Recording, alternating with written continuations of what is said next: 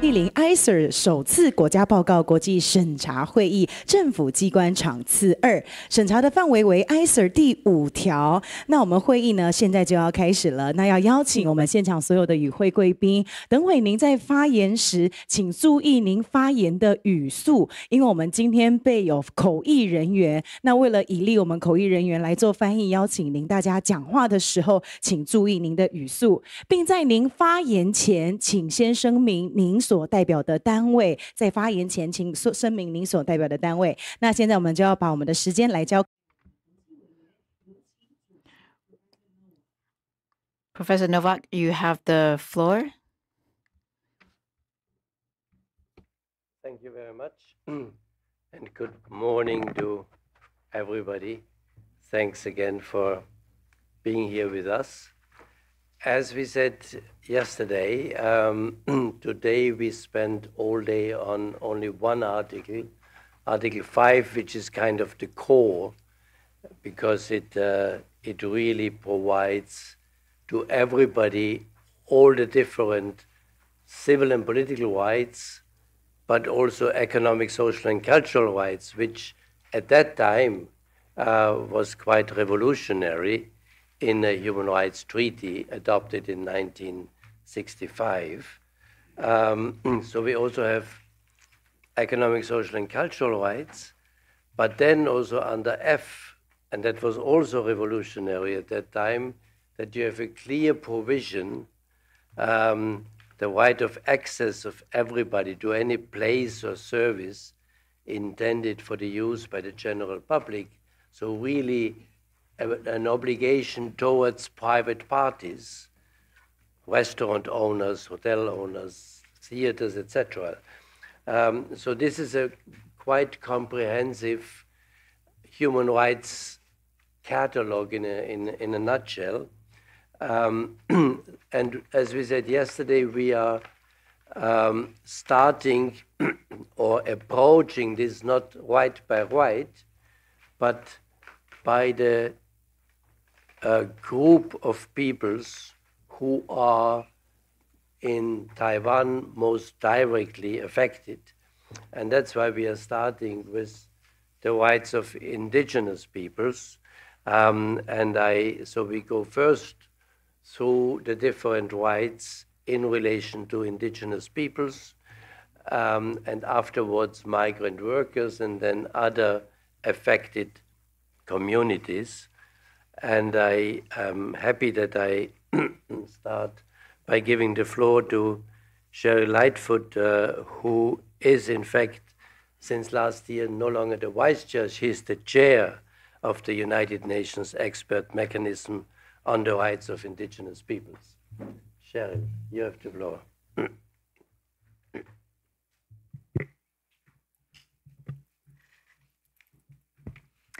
Thank you very much, and thank you, Professor Nowak, for the introduction to Article 5's discussion for today. Appreciate that. I would like to begin this morning, and I want to thank everyone for the conversation, the dialogue yesterday. I'd like to begin this morning with the issue areas 13 and 14 concerning self-determination and political rights. And my question concerns the ruling in the Constitutional Court 2022, particularly about the Status Act that the court ordered amended by March 31, 2024. I want to make sure I understand correctly the government's report that that work has been completed. That's the first question.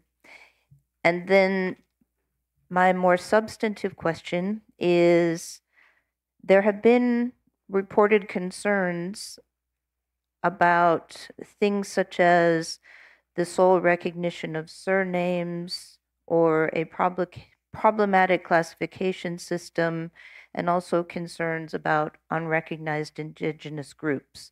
So I would like to hear from government how those reported concerns have been addressed in these amendments to the Status Act.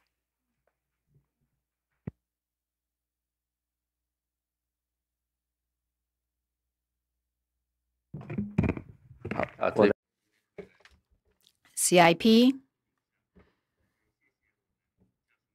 I would like to thank you for your question.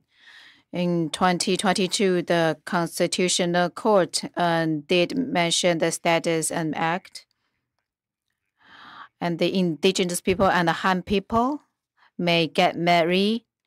So the person who must have the surname of the father or mother, which is an indigenous name, that he or she can be recognized as an indigenous person.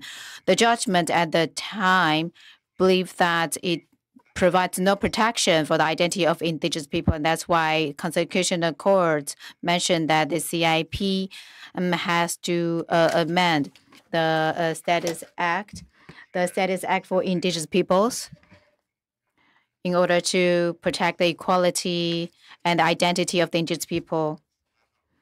And in December 2023, the Legislative Yuan had passed that amendment so that indigenous people do not have to change their surnames. They can use their own indigenous names and identify themselves as indigenous persons. That's my remark. I would like to invite my colleague to supplement. First of all, in the Status Act, indeed, there are still categories of mountainous and plain indigenous peoples. For a very long time, indigenous peoples think that it does not fit the realities of the indigenous peoples and infringe upon their rights. However, it involves amendment of Constitution. So in the additional article of Constitution, in the additional article of 4, there is mentioning of these two categories. So if we want to change that, we need to amend the Constitution, which can be challenging. You also mentioned that some indigenous peoples are not recognized as indigenous peoples in Taiwan. In October 2022, the Constitutional Court made an interpretation.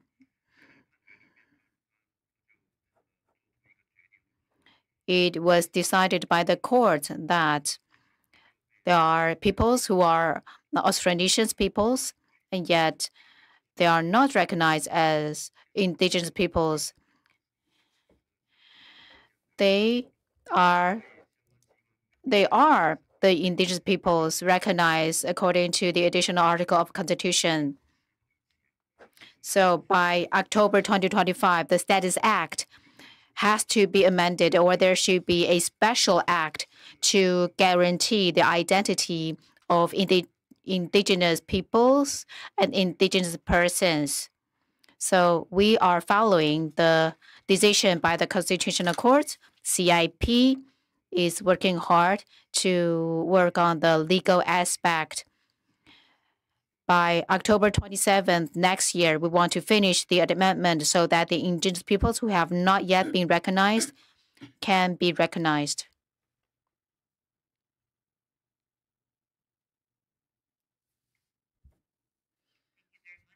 For those clarifications. Could you also tell us, in both the substance of those revisions that have been completed, as well as the process for getting to those revisions, how has Indigenous peoples' self-determination been applied? And I'm thinking here in particular about the UN Declaration's Article 5.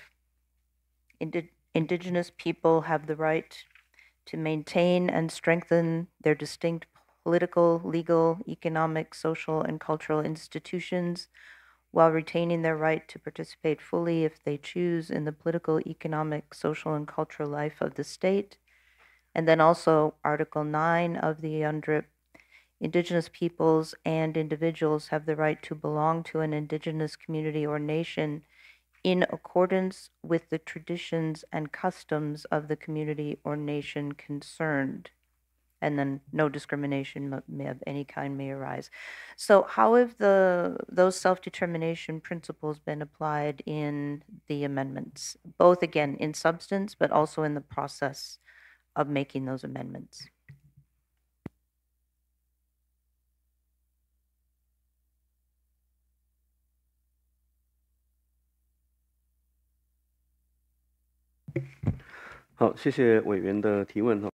Thank you for your questions. So the identity of indigenous individuals and peoples, when in fact in the IPBL, in Article 2, there is mentioning of what indigenous peoples refer to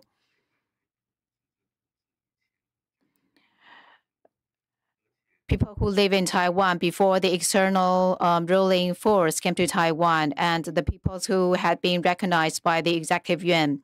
So in recognizing indigenous people's identity, as long as they recognize themselves as indigenous, people can submit application to the CIP to be recognized as indigenous peoples. Then under the same article, it says that indigenous peoples, indigenous individuals are people who belong to the indigenous peoples. And in the Judicial Yuan Interpretation number 17, it restates this opinion. That is to say,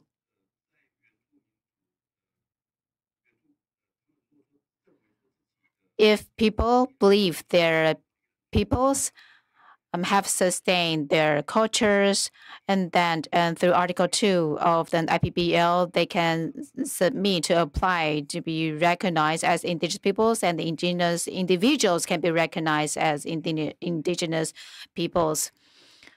Indeed, the government in this process has considerations in order to verify whether the culture is sustained or whether they have their own language or traditional territory. But in the follow-up process, the governments will need to work on the indigenous peoples to verify those things, but these grounds will not serve as a ground to deny indigenous peoples their identity. Thank you so much for that clarification. Could you tell us a bit about when these amendments were being made between 22 and the end of 23? How much participation there has been of Indigenous peoples in this decision making?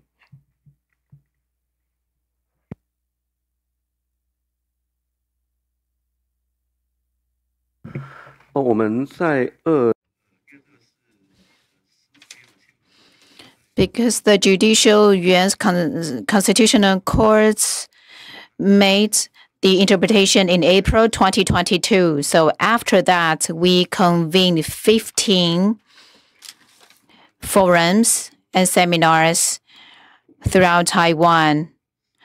About 400 people joined those forums. In the legal process, of course, there are other approaches. For example, we made information public on the internet and seek their opinions. And then it goes to the Executive Yuan and then goes to the Legislative Yuan. And there are 6 indigenous legislators, and they represent their peoples, of course. So they have indigenous voices represented. Thank you so much. I'm wondering if there has been consideration of how to engage Indigenous peoples through their own traditional government systems. I think I have to commend you on the public participation aspect. I think holding that many public forums and reaching that many people in that short a period of time is commendable. I just wonder, and I'm not incredibly familiar with the traditional governance of the indigenous peoples of Taiwan. So this is a knowledge gap for me. So I don't know to what extent that exists and is functional alongside this more formal governance system within Taiwan. So could you tell me what kind of thought process and what kind of engagement there has been with traditional governance and leadership structures?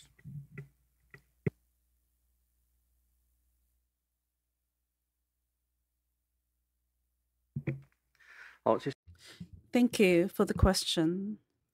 In this regard,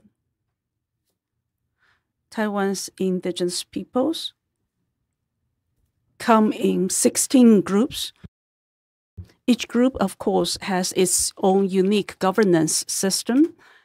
In some groups, even depending on the regions where the members of indigenous peoples are, there may be variance within the group. And of course, for years, their traditional governance system has been suppressed.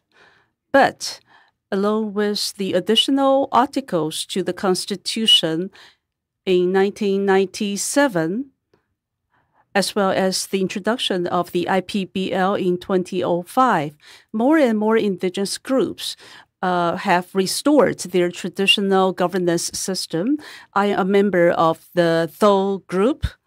We have, for decades, relied on the elders of different clans in our community to make the decisions, the final decisions. And we also have some penalty system within the indigenous groups. However, such mechanisms, of course, do not have legal foundation in modern society. However, as we reflect on self-determination of indigenous peoples, many groups begin to reflect on their traditional self-determination mechanisms. So I think we are still in discussion of enacting relevant laws in promoting self-determination of indigenous peoples. So in the future, we will pay more attention to traditional governance systems of different indigenous groups. Much for that. And I appreciate the complexity of the issue that I'm raising. I would love to say that we have it all figured out. We don't in Canada or any other country. So we're all doing some hard thinking on this together and trying to find innovative solutions to a difficult problem. I sympathize. Thank you for all of those responses. I would also like to move now to the question that was raised in some of the NGO reports about the selections process for the CIP.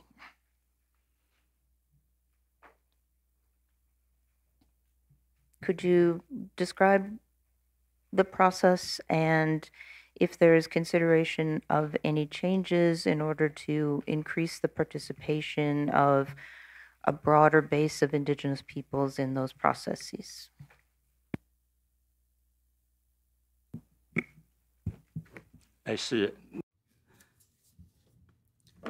Thank you.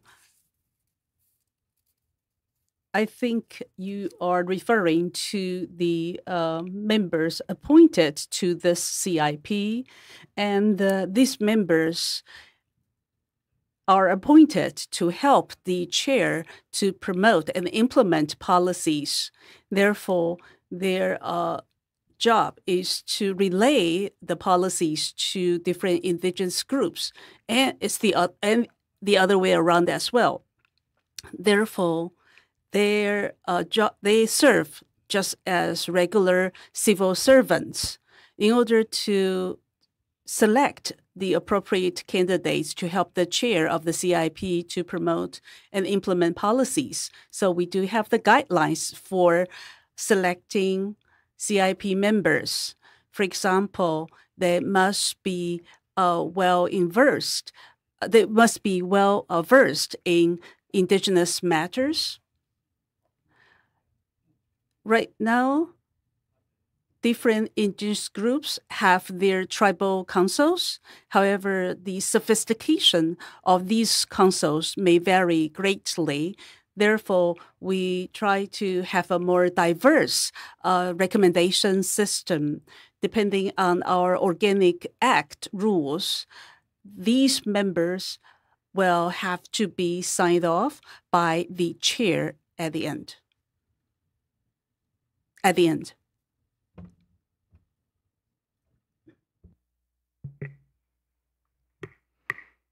Thank you. So could you clarify for me how the tribal councils are involved in the decision making? And this is a challenging question for you next. What sort of knowledge do we have about how the councils are making their decisions informed by their own communities? Are there any requirements on the council to consult? Or is it government is trusting that those councils have consulted adequately with their own representatives?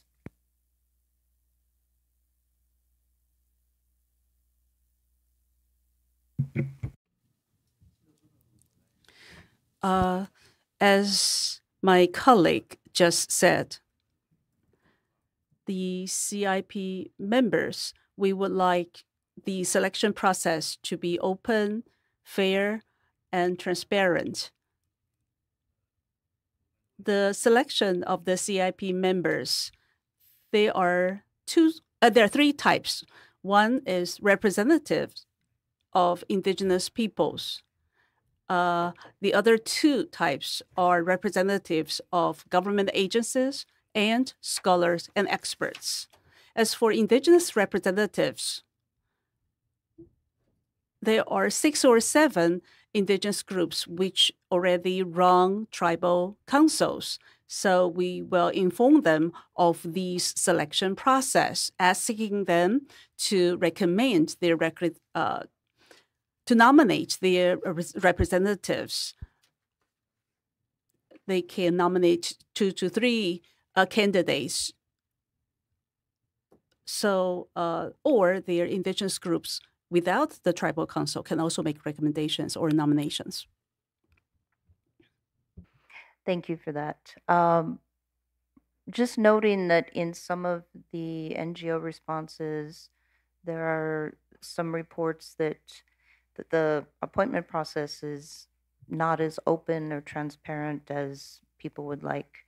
I'm wondering if there's been any wider conversation about reforming that process and what people's ideas would be for how to make it more open, more fair, more transparent.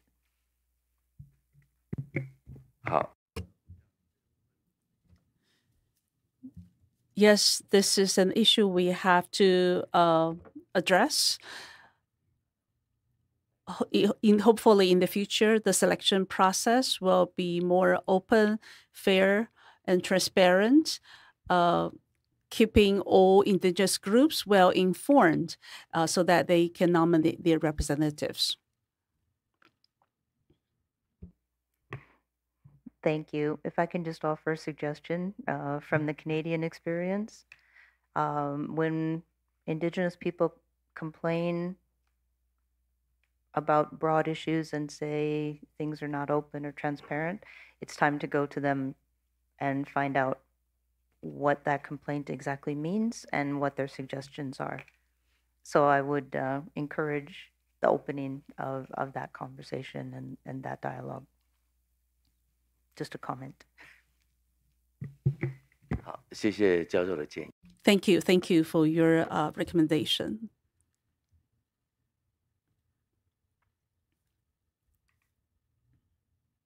I have a couple of questions now concerning Indigenous language.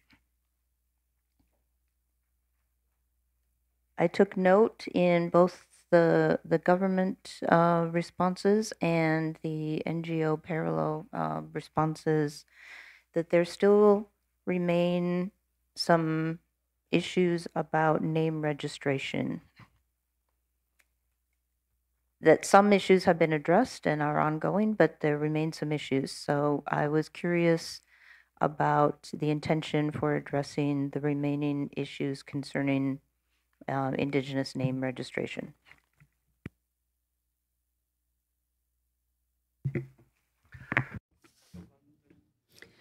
Regarding the right to register their names in indigenous languages, according to our naming statutes, right now they can use romanization to register their names, and such names will be presented on their identification documents.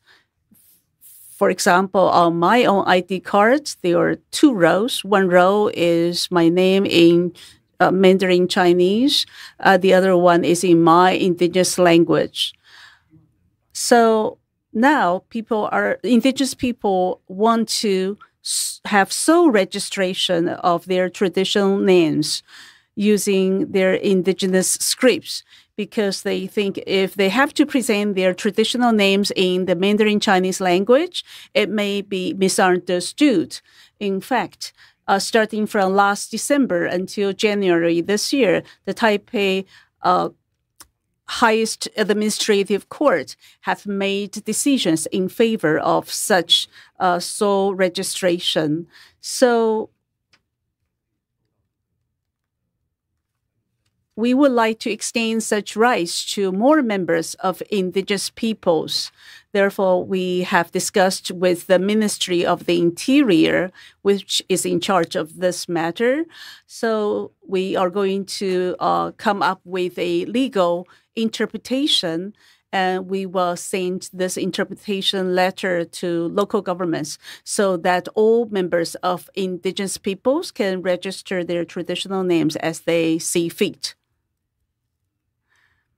Maybe the Department of Household Registration can provide some additional information.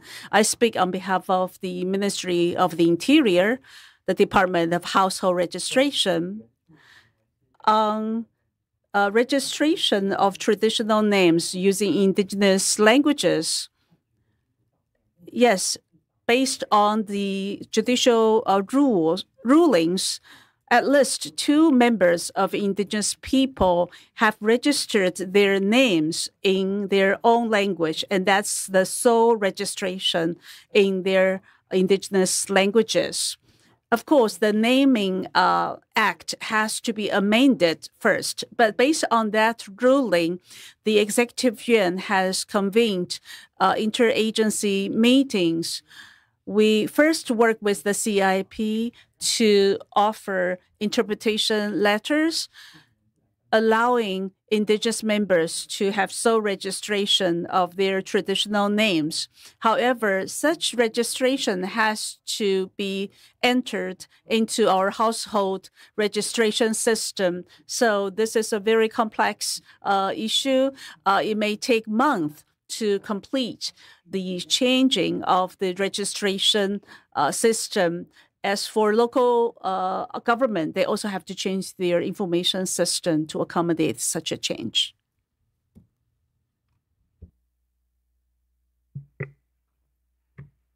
Thank you very much for the clarifications from both of those departments. Also concerning Indigenous languages, we saw reports about the quality and accuracy of Indigenous language interpretation during legal proceedings. And the report is that not all languages are available for interpretation. So I'm hoping to get an update on that from government's perspective, and also hear from you about what your plans are to expand that capacity and that level of access.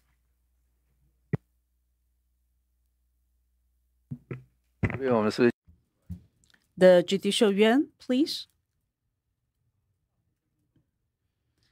I speak on behalf of the Judicial Yuan. We have about interpreters of 11 indigenous languages. We are increasing the number of interpreters. We have a contractual interpreter system in place.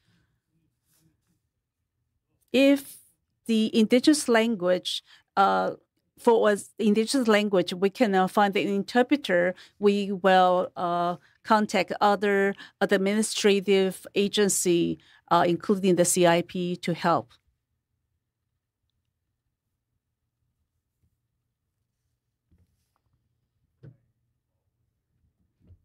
The Ministry of Justice.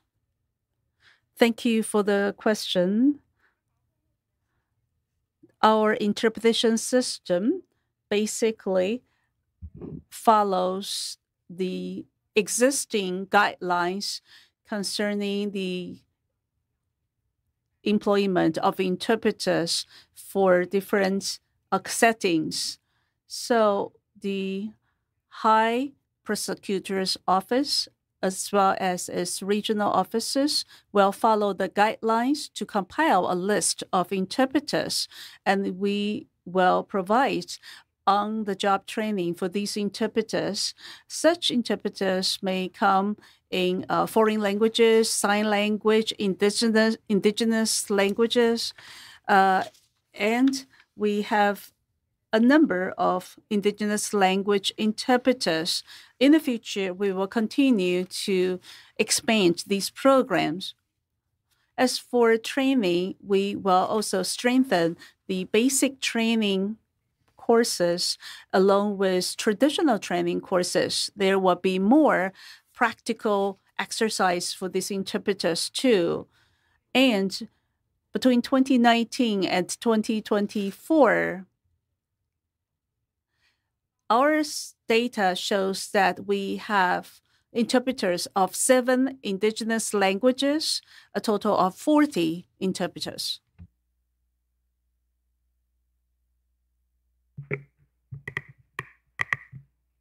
Thank you very much. Could you help me understand why only 7 at this point? Is it a capacity issue? Is it availability of interpreters, a combination?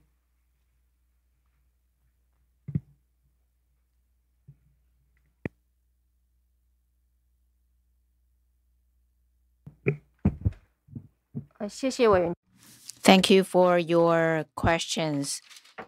As mentioned, MOJ's prosecutorial offices have contracted interpreters, and based on different jurisdictions, some interpreters are hired. In order to improve quality, we do have a selection process for interpreters. The MOJ only has 7, but as the Judicial Yuan said earlier, Judicial Yuan Prosecutor's Office or police and agencies or NIA shared an interpreter database. If we do not have enough interpreters, we'll go back to the database and to find potential interpreters.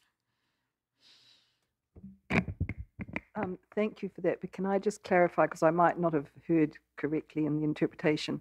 So is it the Judicial Yuan that has 11 indigenous interpreters, interpreters in 11 indigenous languages, and MOJ has interpreters in 7 indigenous languages, but may draw on the interpreters of the Judicial Yuan? Did I understand that correctly, or?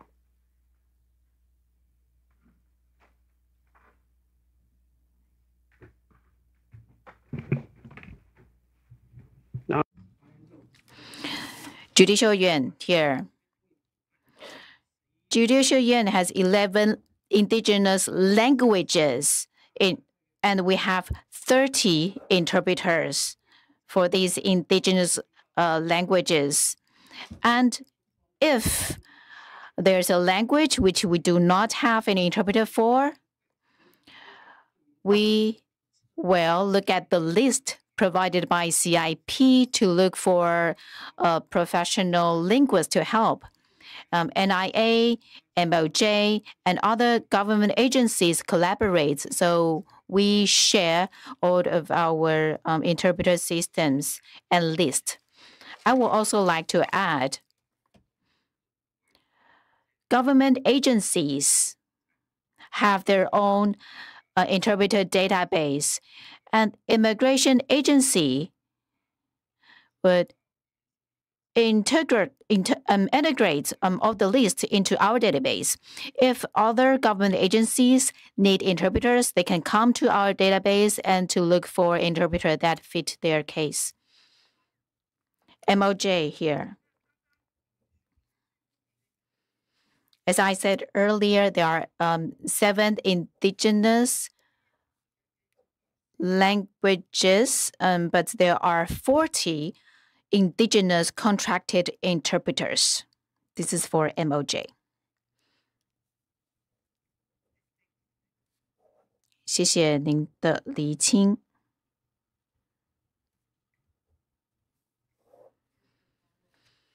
From this side. So if you have someone entering the justice system who speaks only a language not currently covered by interpretation, what is the procedure? What happens to this person? Are you able to cover all languages in all cases, or are there gaps?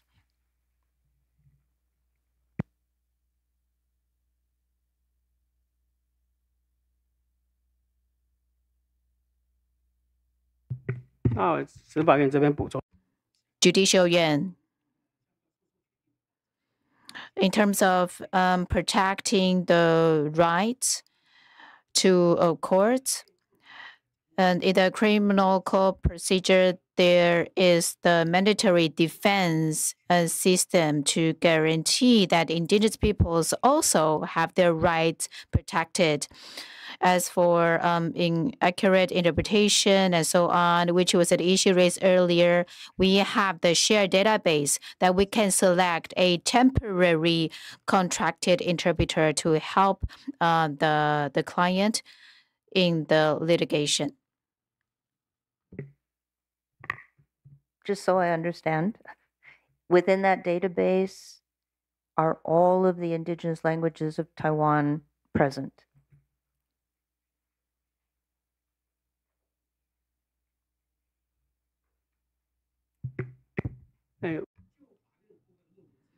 For courts, there are 11 indigenous languages which are supported in MOJ, 7 languages.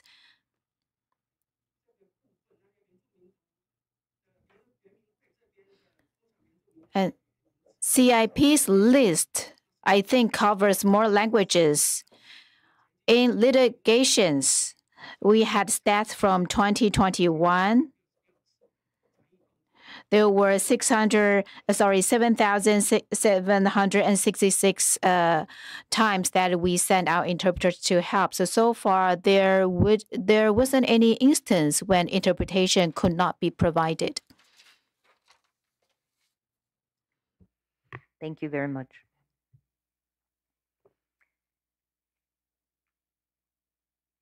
I'd like to switch now from language to land issues, please.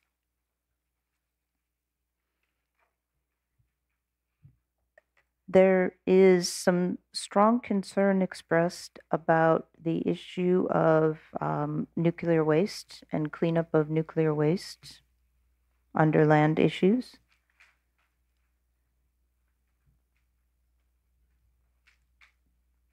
I'm interested in knowing what the latest update is on the nuclear waste issue with the indigenous lands, and very importantly, plans for moving that cleanup process along.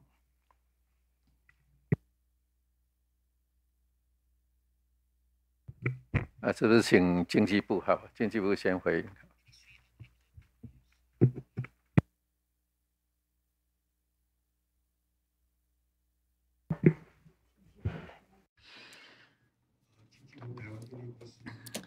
This is Thai Power Company under MOEA. Regarding low-level nuclear waste, which is stored at the land storage sites, we already proposed 3 strategies to nuclear safety councils and NSC. So the first, disposal facility; second, back to the nuclear plant; and the third approach is interim storage facility. Per NSC's instruction, we are sending our proposal to the task force for the promotion of a nuclear-free homeland for discussions. These 3 strategies, back to the 3 nuclear plants is the second option, but local government do not agree. As for the first option, final disposal facility, in 2012, we declared that in Kingman Island and in Taitung, these are 2 potential sites, but the 2 local governments refused to organize referendums on this issue, so it could not move on. So with the task force instruction, we will probably go for option 3, that is to use an interim storage facility. Currently, TPC follows the task force instructions to gather the consensus from the society so that people can agree on such an interim storage facility. That's our current direction. TPC, in order to remove the nuclear waste, has put the waste into a more solid containers. This is the heavy-duty 3-layer containers, and these containers can be used for transportation too. We've also finished the design for shipment ships, so that these ships in the future can be used to transfer the nuclear waste.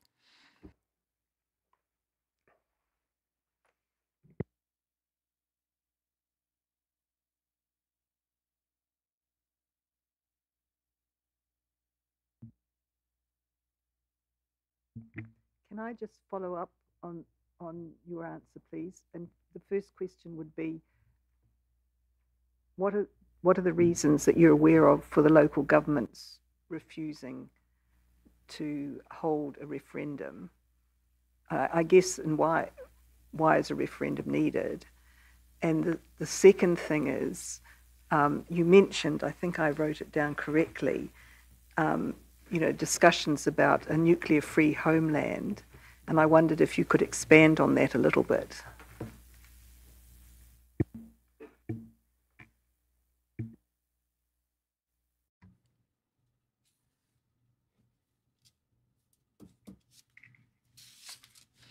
MOEA? Okay.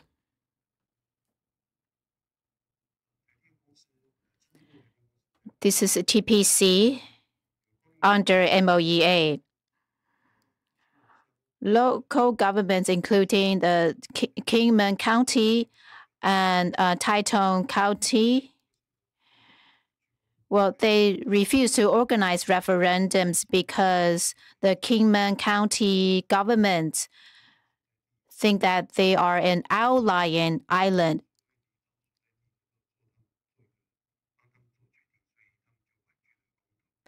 And the Kingman County think that they are not able to make decisions on behalf of other smaller outlying islands, so they refuse the referendum. And the Daren Township in Taitung County think that they don't have the autonomy regulation for referendum either, so they refuse that. So we chose those 2 as potential sites, but both of the local governments refused the referendums, and that's why this option couldn't move along. And the second question on nuclear frame homeland task force. This is a task force which will have more meetings to talk about interim storage facility, which is option 3 in all 3 proposals. Thank you.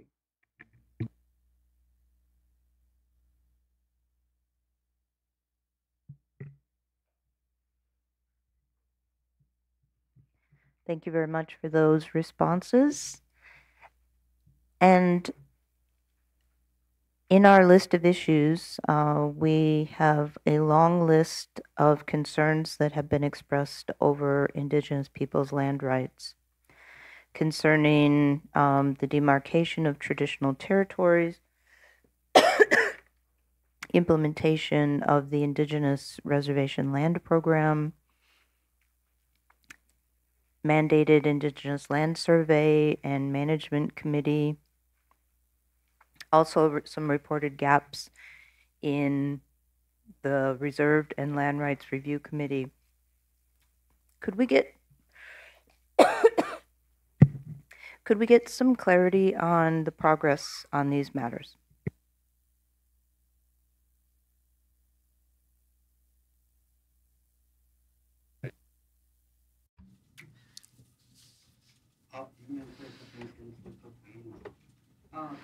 CIP.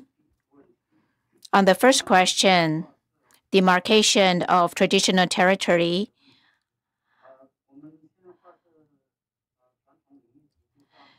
In marking the traditional territory based on the mandate of IPBL, on indigenous land or in the surrounding public land. Well, that's the mandated scope. So this is so the scope for demarcation is limited to public land. And Constitution Article 15 also states that private land and its ownership is protected by Constitution. So if traditional territory demarcation has encroaches upon private land, then it affects the private land's owner's rights in managing their own land. As for the reserve land program, it's about, allocation of land has been pretty slow and delayed, and the land system reform is late. In terms of allocation of the reserved land, the government has allocated the existing land reserves, and for the public land used by the indigenous peoples before 1988, we also have a plan to increase the allocation of land reserves for indigenous peoples. However, the progress, only 9%. Starting from 2014, we began promoting the streamlining of the land allotment or parceling program. We are accelerating the parceling program between 2016 and 2024. The application number, actually, the Executive Yuan has approved 33% of the applications. So it's way higher than the 9%. And for local governments, this application processing is also up to 50%. In terms of the allocation of reserved land for indigenous peoples, in fact, the government has taken into account the land use situation by indigenous peoples and allocated these land to indigenous peoples accordingly. In 2018, we amended the Slope Land Conservation Act, and we have removed the 5-year waiting period for indigenous peoples to have access to the reserved land. So about 150,000 hectares of land has been returned to indigenous peoples. In addition, based on the National Land Planning Act, we respect the indigenous people's traditional practice in using the land. According to Article 23 of the National Land Use Act, we have to respect the indigenous people's traditional practice in their land use when we formulate any laws or guidelines.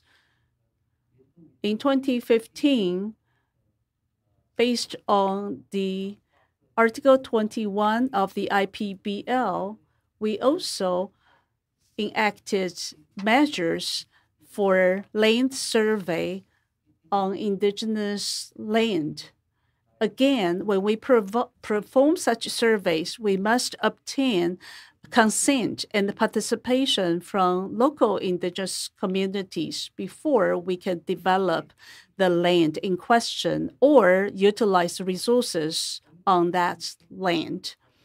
As for the zoning reforms, again, we have to receive nominations from tribal councils before we can appoint the members to the Indigenous Land Zoning Committee. So the indigenous people's will has been taken into account and fully respected. As for the Land Survey Committee, in 2019, we proposed a draft bill to the Legislative Yuan for the Land Survey Committee establishment. However, at that time, based on the consideration of the restructuring of the central government, that bill was not passed. But in the future, we will continue to make more efforts.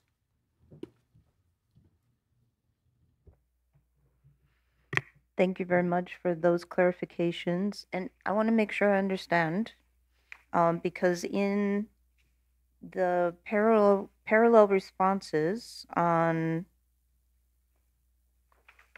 under 24.3 paragraph 82, it says there's been a serious loss of indigenous reservation lands.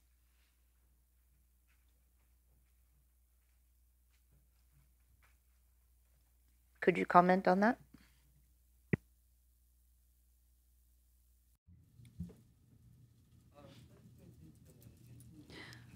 The loss of indigenous reserved land, based on our statistics, I think we are talking about land which has been transferred among indigenous members without official records. About 3% of such reserved land has been transferred illegally. To prevent such problems, in other words, non-indigenous peoples may try to occupy indigenous land through illegal transfer. Therefore, last year, we have come up with the management and the use of land reserved for Indigenous Peoples Act. However, this draft bill has not been passed by the Legislative Yuan. According to that draft bill, we would make it strongly, effectively illegal to transfer land.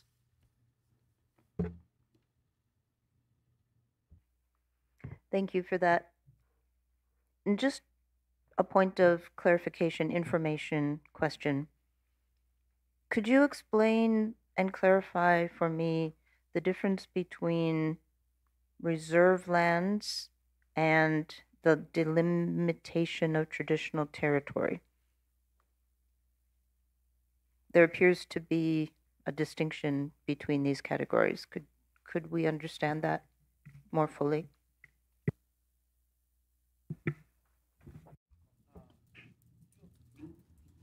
In terms of the specific terms, reserved land refers to the land the government sets aside to preserve the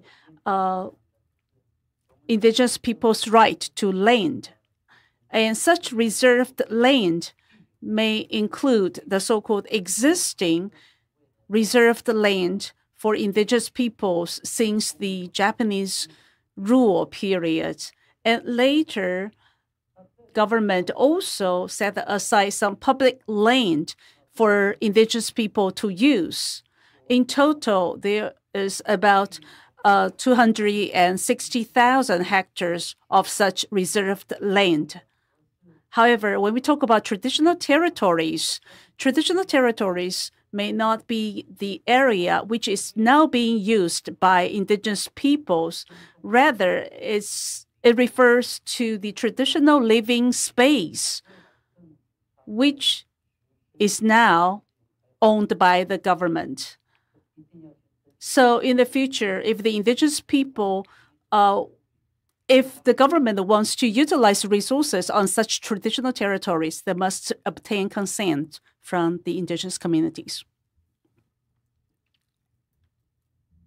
Thank you very much. So the reserved land, what kind of land title is that? Is it government-held land in trust for the indigenous peoples, or is that land title held by indigenous peoples?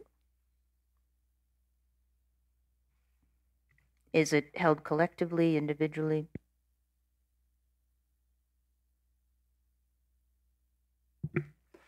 On reserved land, based on the area used by the indigenous peoples, the government will gradually confer them the ownership.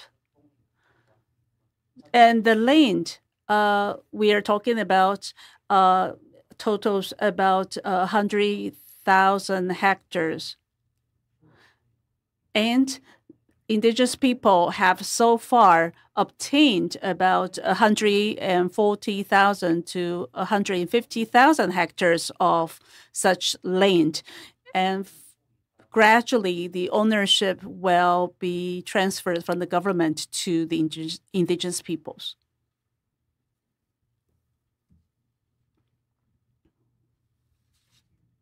For that. When it concerns the delimitation of traditional territory, there seems to be strong government anxiety about doing that over private land.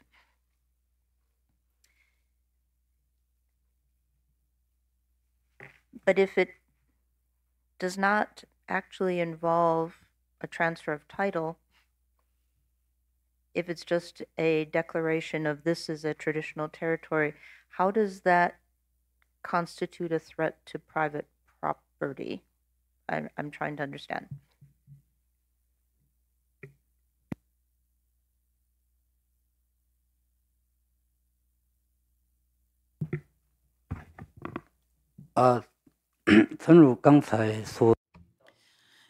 As I just said, private land ownership is protected by the Constitution.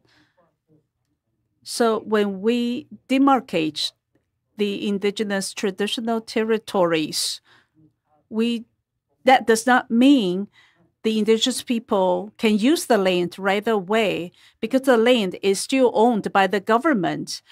It's just that the government would recognize indigenous people's land to their traditional territories. So for such non-privately owned land, or I should say for government-owned land or privately owned public land, for any development projects to take place, or even for ecological protection, academic research, indigenous consent has to be secured first. So there's a distinction between private land and traditional territories. They're different.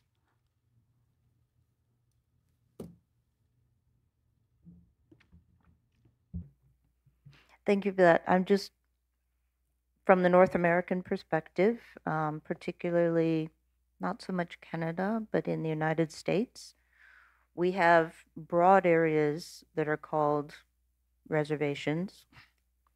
They include public land, private land, land being held in trust, and yet the entire territory is called indigenous land. I'm wondering if this kind of arrangement is being considered or is even possible in Taiwan.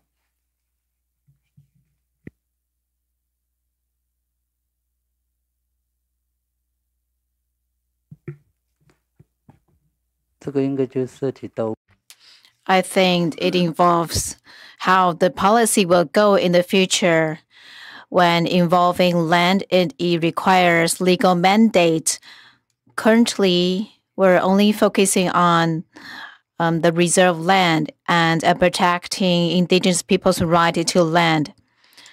So we are trying to protect the current reserve land, and we want to promote a new management act.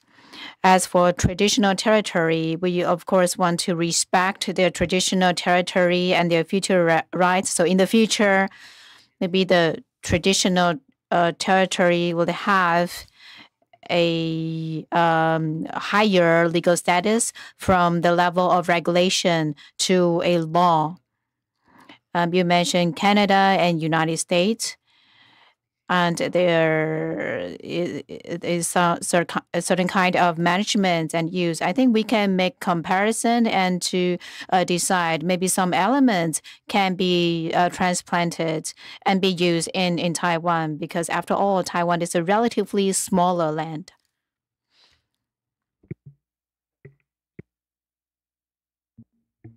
Thank you for that. Helps understand what the arrangements are, and I do want to acknowledge that in a modern state that's been settled by people other than the indigenous people, the issue of land ownership is very complex. And I come from New Zealand, and it's an issue in our context. And so I wanted to ask whether there'd been any consideration, if I could just use New Zealand as an example.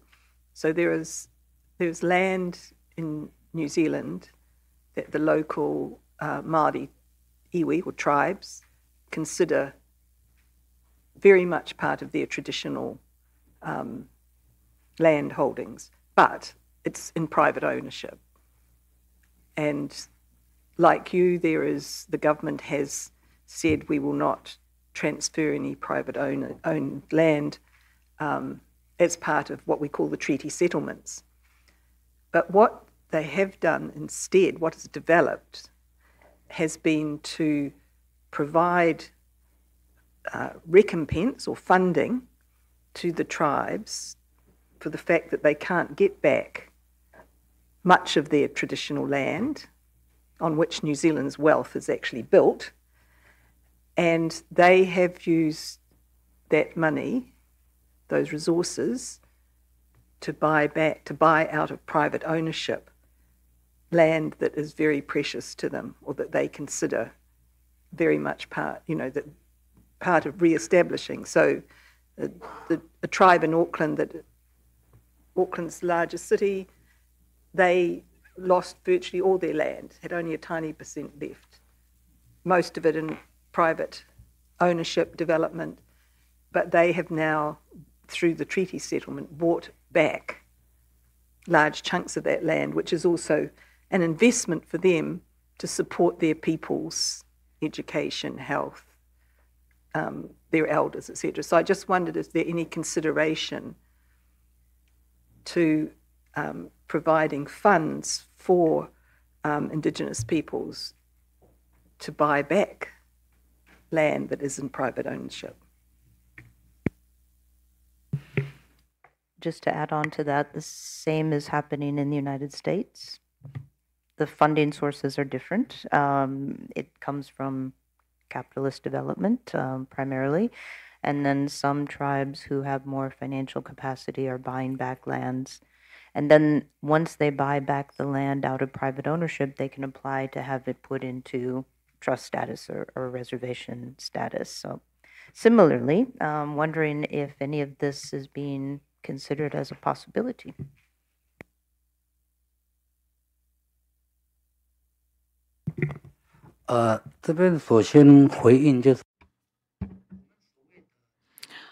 First of all, private ownership here of the reserve land is owned by indigenous peoples. I just want to point out that when the government came to Taiwan, or since the government came to Taiwan, the indigenous land had increased. At the beginning, there was only 246 hectares, but with the land program, we added 28,000 hectares for the reserve land. So there are about 270 or 280,000 hectares reserved for indigenous peoples. As for private ownerships among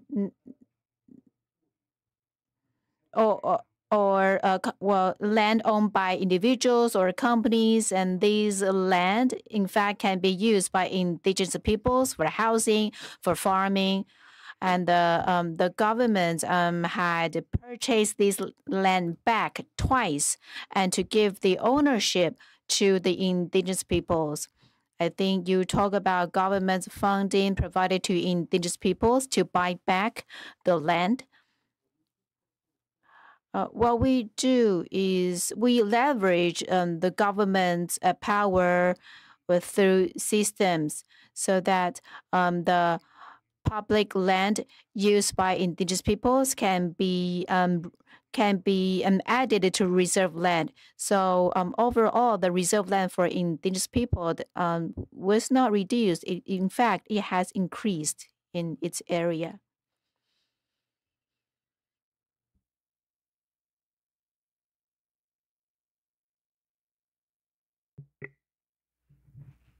Thank you so much for all of those detailed answers. Appreciate that. The last area that I would like to address before turning over to my colleagues, again, is questions over indigenous people's participation in decision-making over matters that impact them. So specifically, development projects.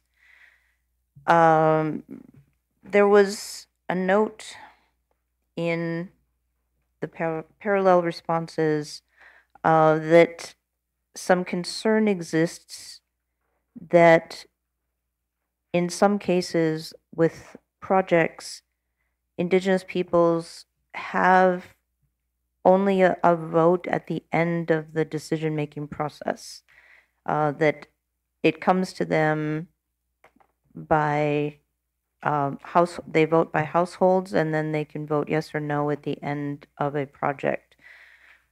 Could we confirm that that's actually the case? And if that's the case, has there been some consideration of how to improve and expand indigenous people's participation in that decision-making throughout the process?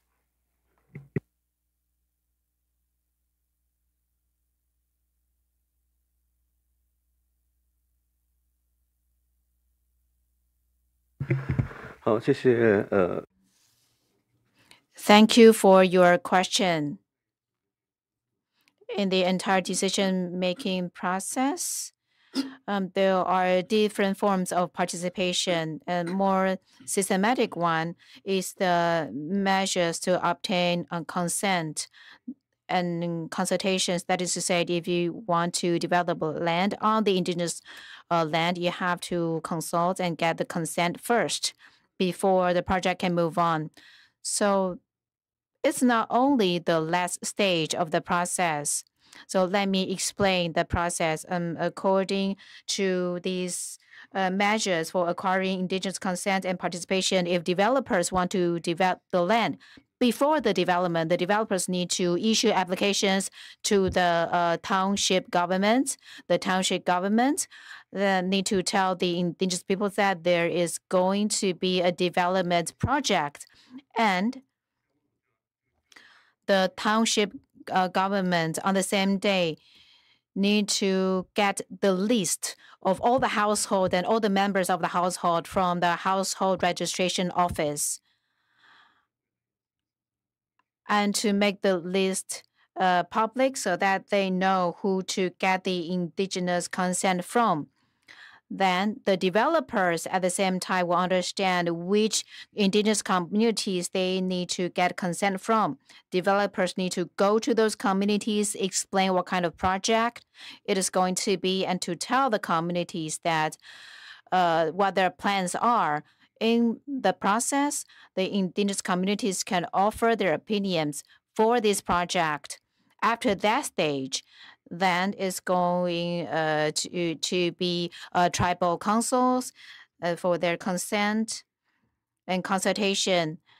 The indigenous communities can discuss compensation with the developers, what kind of compensation or benefits they expect and how they can participate in the project. And after consultations, there are going to be tribal councils. We receive opinions from indigenous peoples saying that currently household is the unit that give consent. More than half of the household members have to agree or disagree. Many tribal communities want to leverage their traditional decision-making model for such consultations. So currently, we are collecting opinions.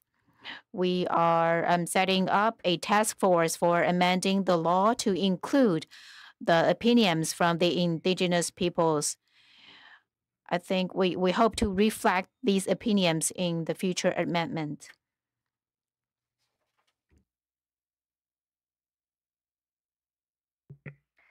Thank you very much for all of those responses. And I just want to recognize how complex these matters are and how difficult it can be to find answers to all of these public policy questions that align with the declaration. And as I mentioned, we're all on this journey, and we all have a lot of complexity to deal with. Various colonial empires all leave their footprint behind.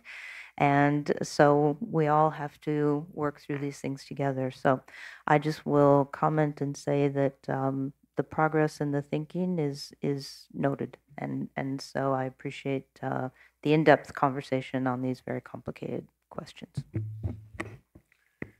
Yeah, I also would like to thank you and all those who responded. I apologize for having to go back to one issue. Perhaps only I didn't understand it. And I really looked now up all our recommendations from the two covenant review committees, and the storage of nuclear waste has been on the very top of our concerns since 2013. And I recognize that much has been done, but I'm still not totally clear so what's the future actually? So when I read the reply of the government to our list of issues, you were outlining 3 different scenarios, and then because of this referenda that have been refused by the local governments, so you say the current consensus is to implement strategy C, and that is sending the waste to an interim storage facility, but also and with reinforced containers. But will that now take place, and what are the kind of obstacles to that? I'm not yet really clear. And the other question is also the compensation to the indigenous communities that were most heavily actually at risk because of the nuclear and waste and other hazardous materials having been stored on their lands. Could you please, in a nutshell, tell me what is it that the government and also the company wishes to do in the next months or years in order to kind of find a final solution to this issue, which is really of a very high concern of our committee, but of course also the covenant review committees.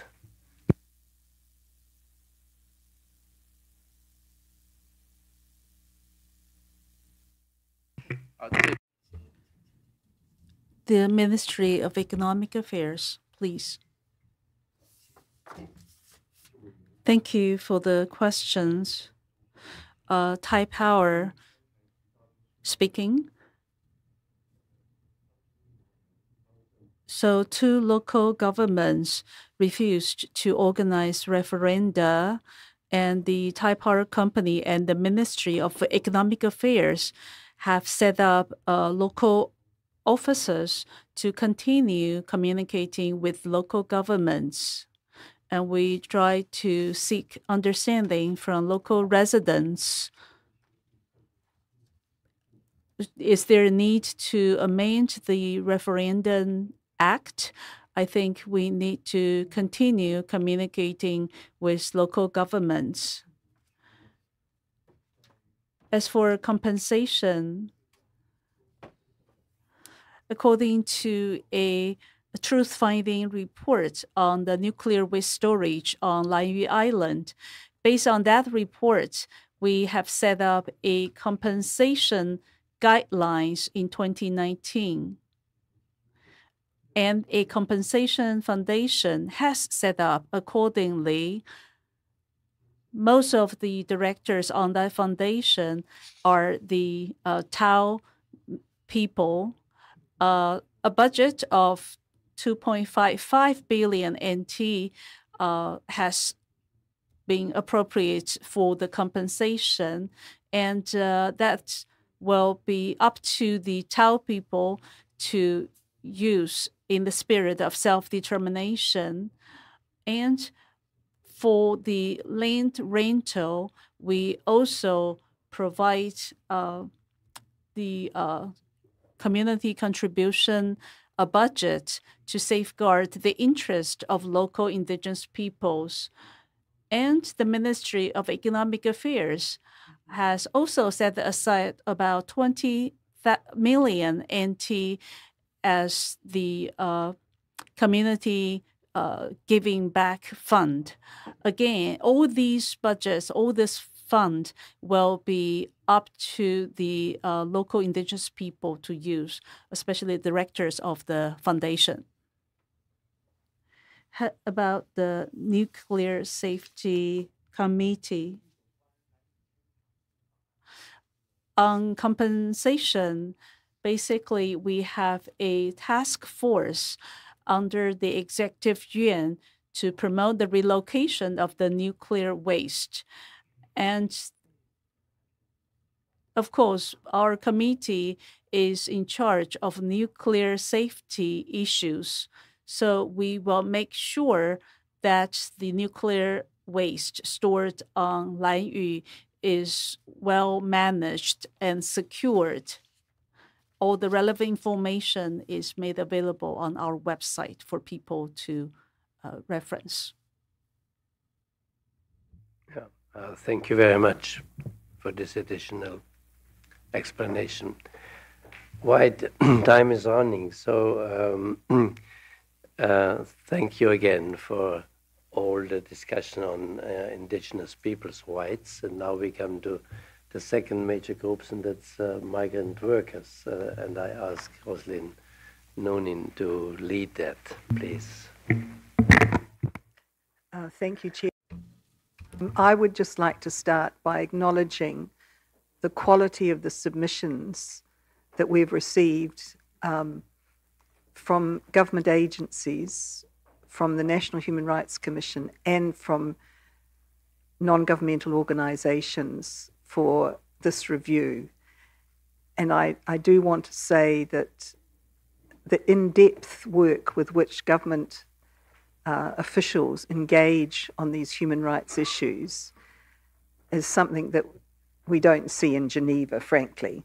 And I really think it speaks incredibly well of Taiwan, and the fact that there's such a wonderfully active civil society that also challenges the government agencies adds to the quality. So I just want to make that clear. And that was very obvious in the reports on Indigenous people's rights, but it's also true in terms of migrant workers. So I just wanted to start, first of all, I guess, with the question of the international treaty, and specifically the Convention on the Protection of the Rights of All Migrant Workers and Members of Their Families. You know, I'm wondering what, in the report that you provided, you say that in May 2023, the Executive Yuan held a meeting to discuss the Ministry of Labour's report. Based on the conclusions of the meeting, the Ministry contacted relevant agencies to confirm the reasons for retaining certain provisions. So this is, I think, paragraph 45, page 110 in the printed list of responses to the list of issues. I just wasn't quite clear what was meant by the reasons for retaining certain provisions in terms of assessing the Migrant Workers Act and whether it should be brought into domestic legislation. So that's the first question. If you could just clarify what that means. And the second thing is, it says that the intention was domestic legalization completed by 2024, and I just wondered if that was still on track. Is that going to happen?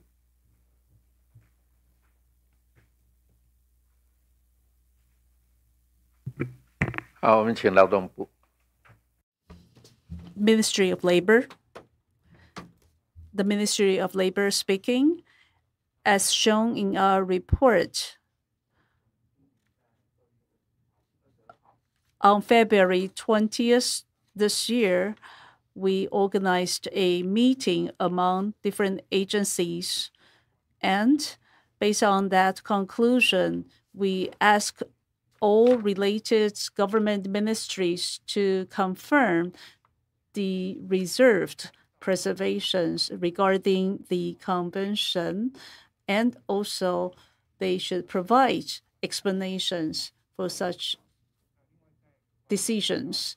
And in March 2024, the replies have been submitted to the Executive Yuan, and according to the National Human Rights Commission's action plan, we are supposed to domesticate this convention in May this year, but we will continue to review to see the progress, and we will get back to you later.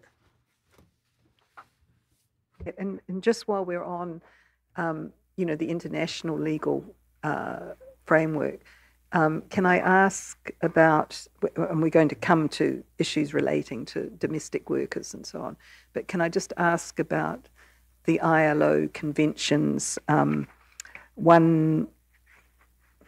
should have them here, I think it's 188 and 189. Yes. 188 and 89 is the one on the first forms of child labor. Yeah, 189 is worst forms of child labour, that's true, but 188 I think is the domestic workers, yeah, thanks. So I just wondered, is there consideration underway about domesticating those into Taiwan's domestic legislation?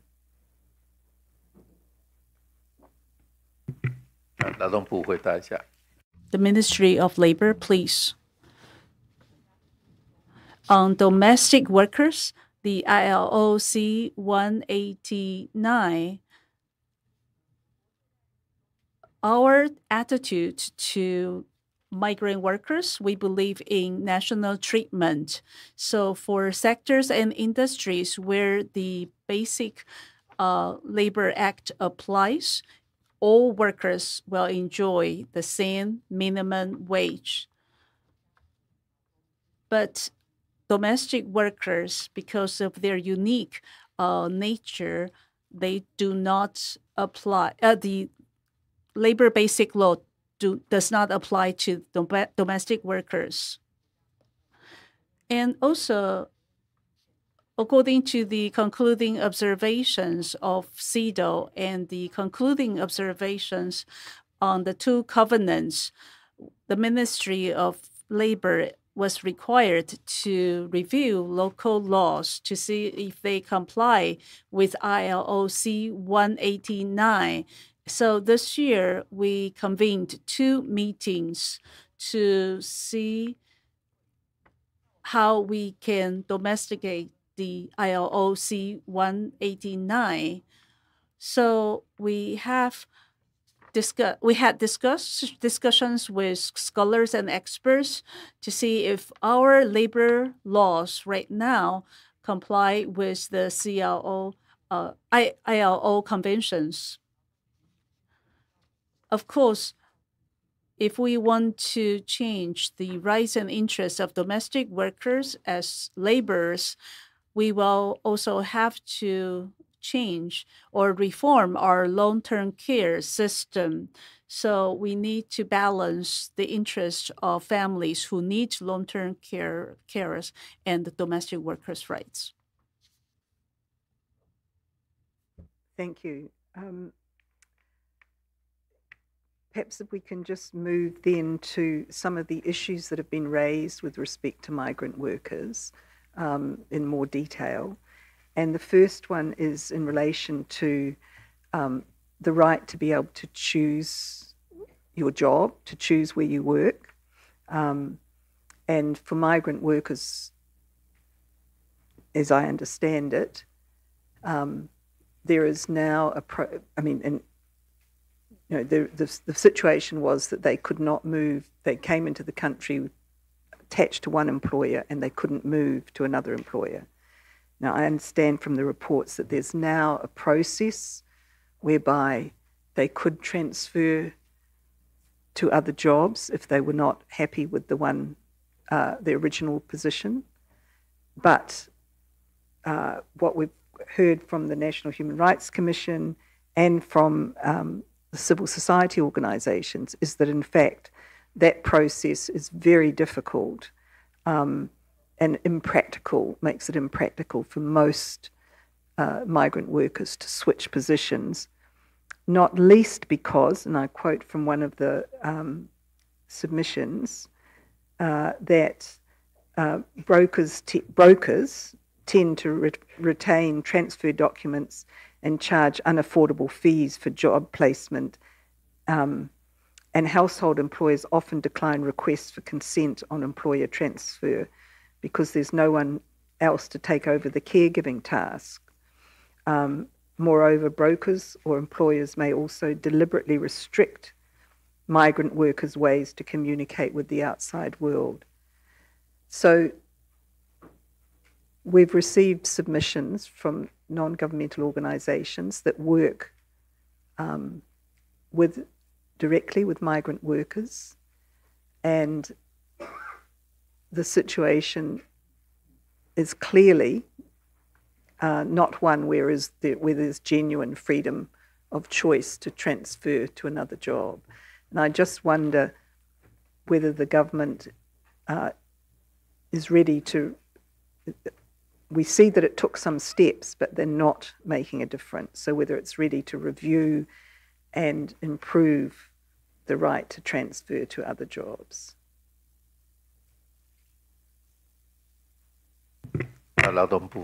Ministry of Labor.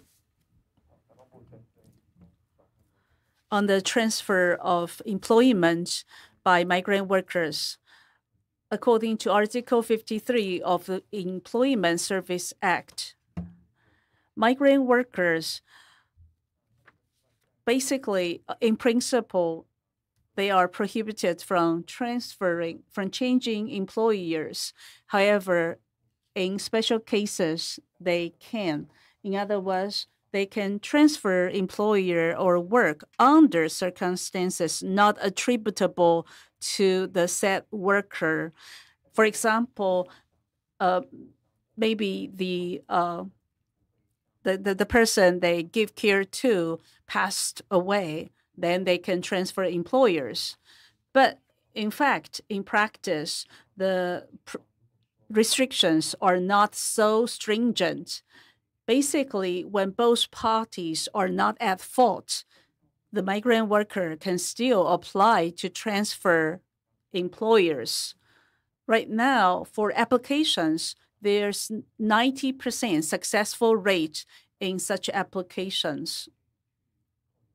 As for brokers retaining documents or charging high fees, in these cases, migrant workers can file complaints via the hotline 1955, and the relevant authorities will take care of such complaints. And we know that 2 years ago, on our website, there's a section providing information for migrant workers to download their employment documents. So that's a way to safeguard their interest.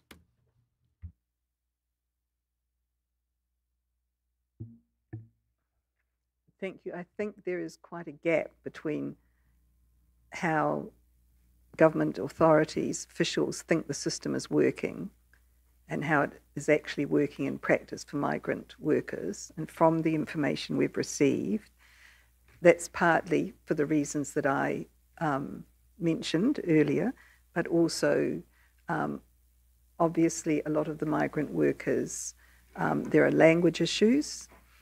So the interpretation questions that we heard in relation to Indigenous peoples apply in terms of access to information by the migrant workers, as well as, in fact, not necessarily having access to the information or people to support them through the process.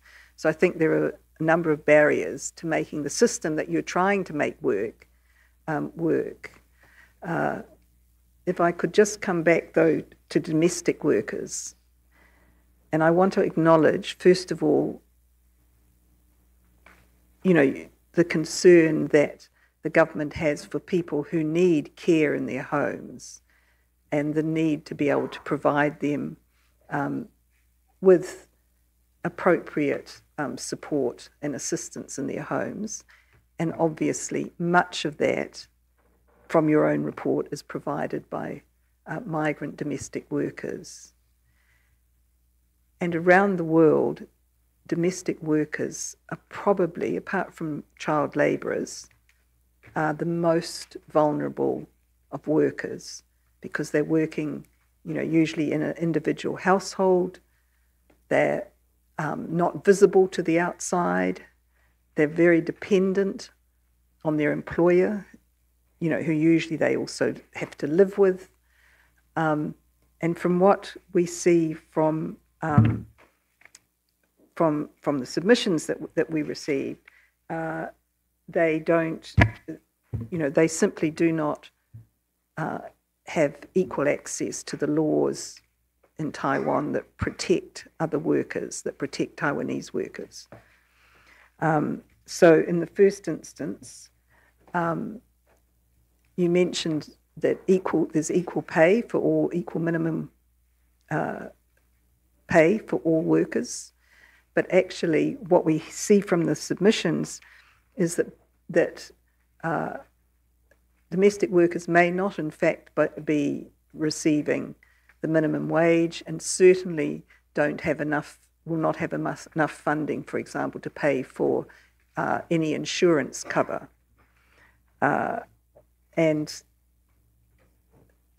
So that's one question. what are the actual minimum conditions that must apply to domestic workers? And secondly, to what extent does the government monitor, and I know it's very hard, but monitor conditions of employment for domestic workers? And thirdly, I see that they are now allowed to join a union, although that seems also to be difficult, but I see that a union of domestic migrant workers has been formed. So I'm looking forward to hearing more about that, perhaps from the NGOs concerned.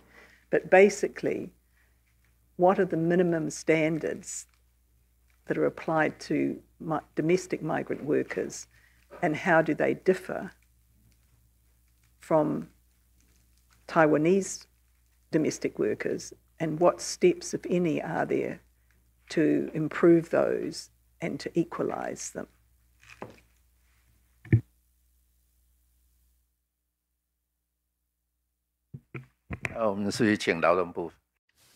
MOL.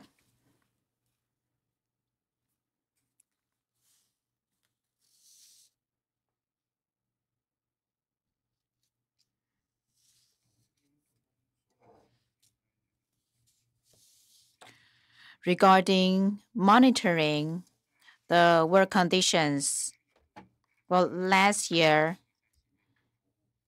we launched a one-stop service. When migrant workers come to Taiwan, they have to receive a 3-day training. We tell them about their rights. At the one-stop center, the migrant workers would provide their contact through apps. So we will always send out notifications to them, helping them understand what their rights are. If they report that their rights are violated by the employers, we will ask 1955 to dispatch caseworkers. Second, within 3 days of their arrival in Taiwan, employers have to report their entry, and within 3 months, local government will make a visit to the migrant worker to understand what their conditions are. And then about the minimum wage for domestic workers, national or foreign domestic workers are not covered by Labor Standard Act.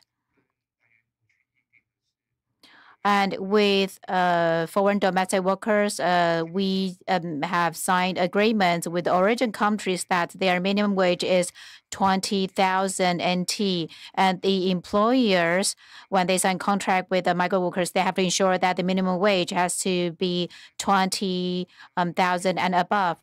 As for occupational hazard insurance, 2 years ago, we passed the Occupational Hazard Insurance Act. All the domestic migrant workers, employers have to insure their workers, and the employers have to pay for the insurance. Also from MOL, on the issue of domestic workers union in Taoyuan City, there is a domestic workers union. It was created in 2016, and all of the members are foreign workers.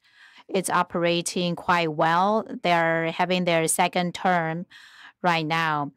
If migrant workers meet the membership requirement of that union, they can join this union. If employers interrupt and stop the migrant workers from joining the union, there are systems in Taiwan to deal with such behaviors. A follow-up to that. So when you have that 3-day induction for migrant workers, including domestic workers, when they come to Taiwan, which I want to acknowledge as an important, very important improvement. Are they told about the fact that they can join a union in that 3-day induction program? And are they encouraged to do so they've got some support?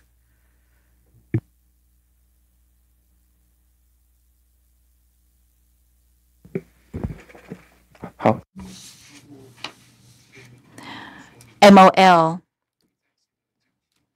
In the one-stop service and training, we explain their rights and their benefits, and occupational safety, health insurance. So on the part of laws, we mentioned that they can join unions. They are encouraged to join unions. Yes, such information is explained in the introduction training for the migrant workers.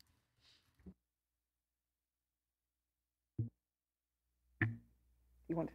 Yes, go. Just follow up, but if this is the case, why is then the Domestic Workers Protection Act not yet enacted? So what are the main obstacles? I mean, we're talking about since 2011 that there has been a first draft, and when will it be enacted, and what are the main obstacles today?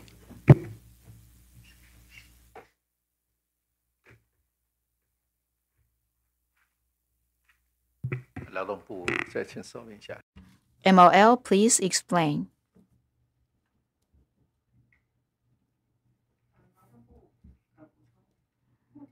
This is MOL. Domestic workers may need to provide continuous service to the persons who they are taking care of. So Labor Standard Act cannot really apply, or to have a special law for that could be problematic, because it's hard to regulate the working hours or vacation rules. And we understand that EU, UK, Belgium, Singapore, Japan, and Korea have not yet included migrant workers or domestic workers in their Labor Standard Act. Currently, the Employment Service Act stipulates that in their contract, the hours of work and vacations have to be clear, and the minimum wage has been raised, and we want to provide protection and guarantee for the domestic workers to enjoy vacations too. And the Occupational Hazard Act include domestic works, and the Gender Equality and Employment Act also include domestic workers. Currently, we are looking at ILO C189. We're reviewing this convention. We hope that in the future, new relevant measures can be launched to better protect the rights of domestic workers.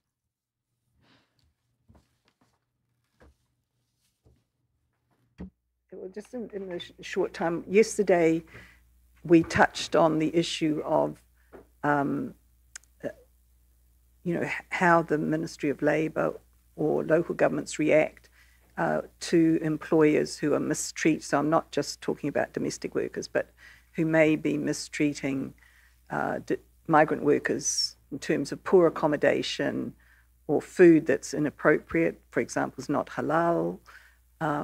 Or there's the issue of, from what I read in your reports, the fact that an acknowledgement that migrant workers are often working in dangerous workplaces in terms of manufacturing, construction, and so on, with chemicals, etc., and that they suffer a significant number of industrial accidents.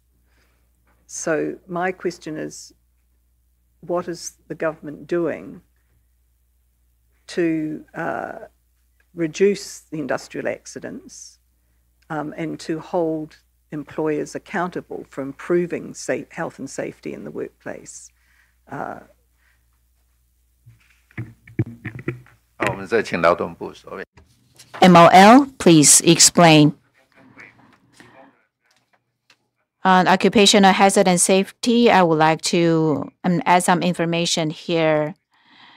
In the Occupational Safety and Health Act, migrant workers are workers who are protected by this act. They suffer more industrial accidents because they work in high-risk environment. So in our stats, there are 80% of occupational hazards happen in the manufacturing industry.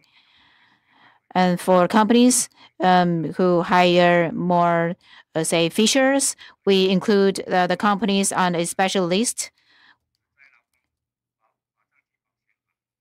And the Occupational Hazard Protection and Insurance Act also covers migrant workers. As long as there's occupational incidents, these migrant workers will receive their benefits under this act. I suppose my question relates to what measures are taken with employers to reduce. Of course, there are hazardous workplaces. Taiwan is, a high-income country. So what measures, and often migrant workers are people who don't have the capacity to object or complain about working in unsafe conditions.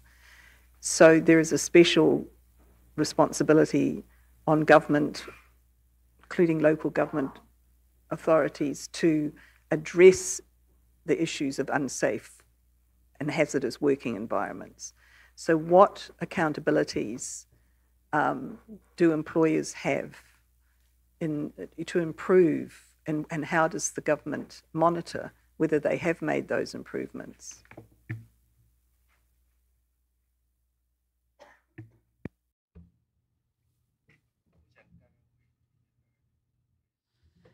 I think the question is about the employers' improper conduct and what government can do to prevent such mistreatment. Ministry of Labor speaking. Well, I think OSH and the OSH Act actually applies here, and it is applicable to to local as well as migrant workers. Therefore, when it comes to OSH inspections, and if we find any shortcomings, we will make sure the employer will be subject to administrative sanctions. And if there's any death in the wake of occupational injury, the employer will face the legal consequences too. So right now, the procedures taken by the government is we would perform more inspections on large employers, hiring more migrant workers. We will increase the frequency of such inspections. And for SMEs, small and medium-sized enterprises, we also have inspectors performing site visits to monitor the working conditions. So if the employer fails in fulfilling the OSH requirements, we have laws to punish these employers. MOL speaking. Aside from labor inspection, we also have a hotline 1955 if the employer fails to ensure OSH requirements. The worker can dial the 1955 hotline to report on the employer, or if there's severe occupational injury or accident, we may terminate the employer's right to hire migrant workers. So there will be relevant provisions in the Employment Service Act to punish the employer. Thank you. Just in the very short time before our break, I'd like to go back to migrant domestic workers and the fact that the number of, or the percentage of migrant workers who are deemed to go missing, in terms of your own report, are predominantly domestic workers of Philippines and Indonesian origin. And I just wondered whether, given their numbers, that any work, any research has been done on the reasons for them leaving their jobs, obviously not being able to transfer to another job and stay legal. And also, of course, related to that, although we might need to come back to it this afternoon, the whole issue of what happens to children who are born to migrant workers who've gone missing. But the first question is in relation to the reasons for such a significant percentage going missing, and whether that causes any alarm about the conditions under which they're working as domestic workers, and whether it also highlights the fact that actually the ability to transfer to another job is obviously not working for them, and whether there's been any research to really try to understand what's happening and what can be done to correct the situation.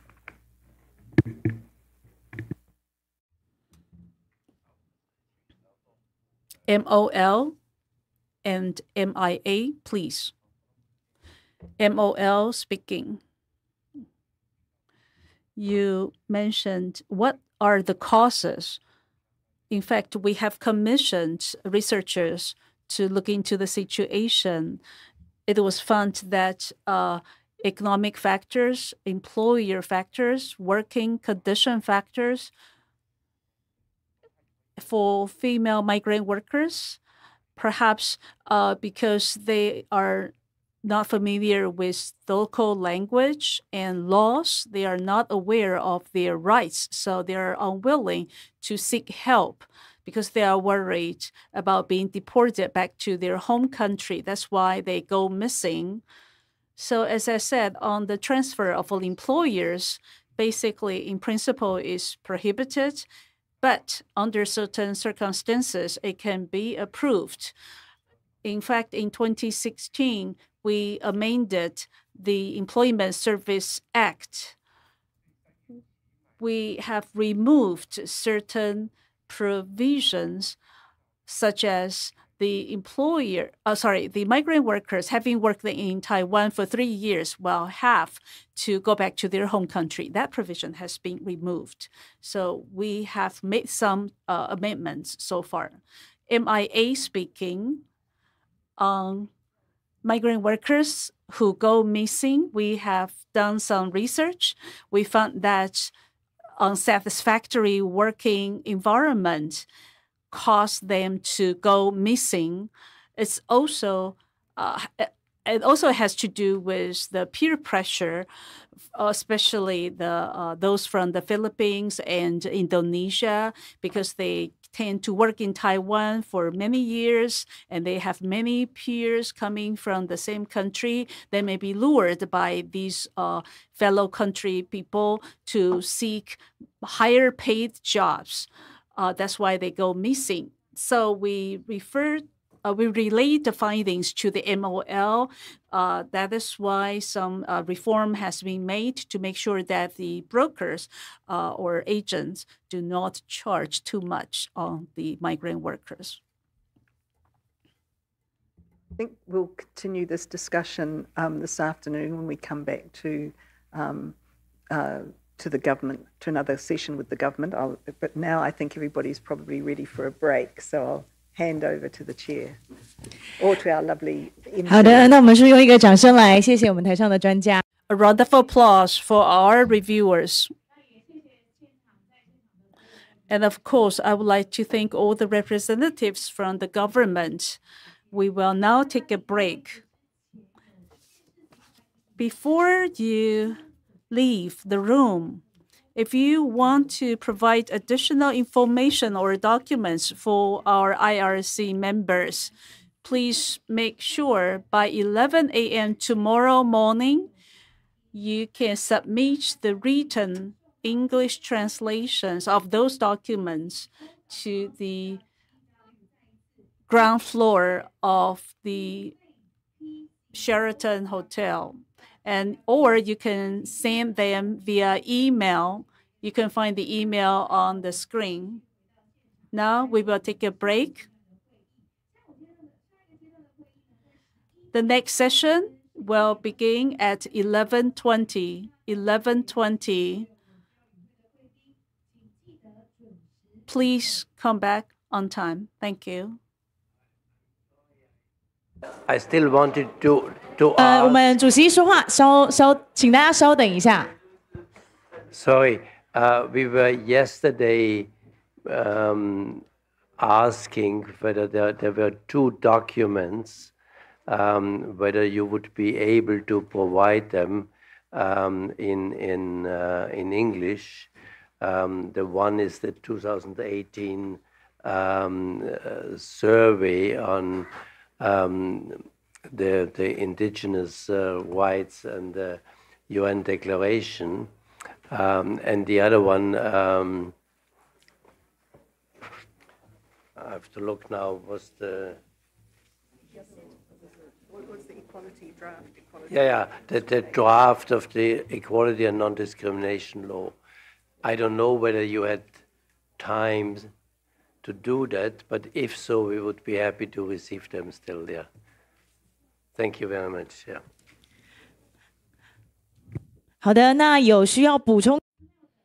So, again, if you need to submit additional documents and information, please come forward and provide them for our reviewers. As for the documents requested today, please hand them in by 11 a.m. tomorrow morning.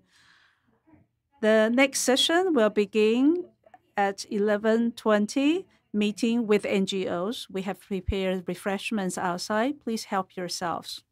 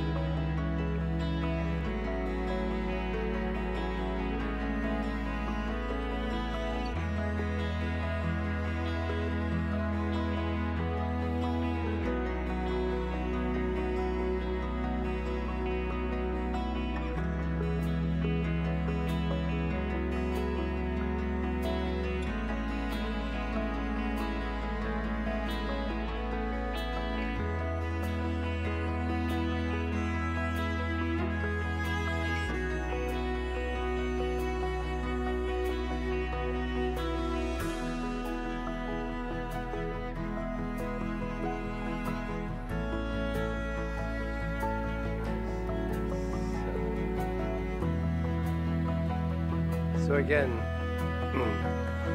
welcome.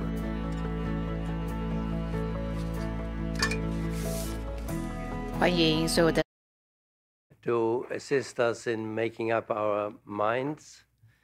I guess that you have followed a bit of discussion we had this morning with the government. We so far dealt, so it's only Article 5, all the different rights.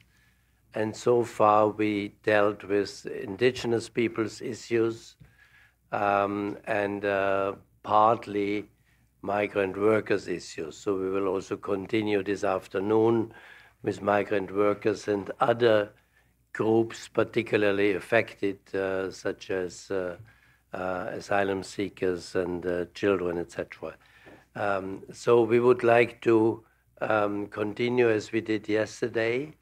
And I would like to ask Cheryl to first will put the questions where we are still a little bit unclear in relation to indigenous people's rights and non-discrimination or discrimination of indigenous peoples.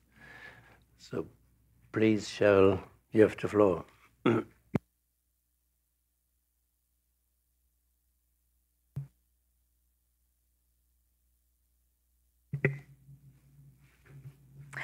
Thank you very much. And for those of you who were here for the first session, we ran through 18 questions about Indigenous people's rights, approximately.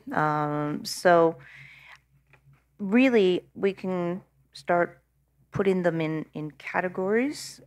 So I asked questions about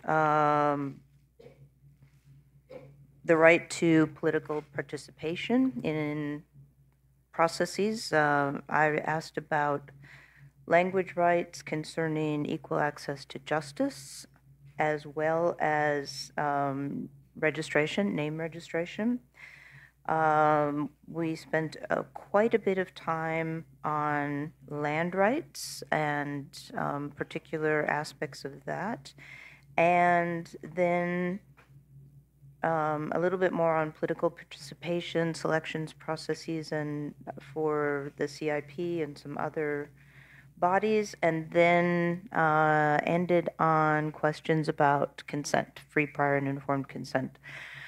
So I'm particularly interested in NGO reactions to the government answers, for one, but what I'm really interested in is suggestions for how to improve from some of the concerns that remain unaddressed, that especially were in the parallel responses. And so I would like to open the floor and hear responses.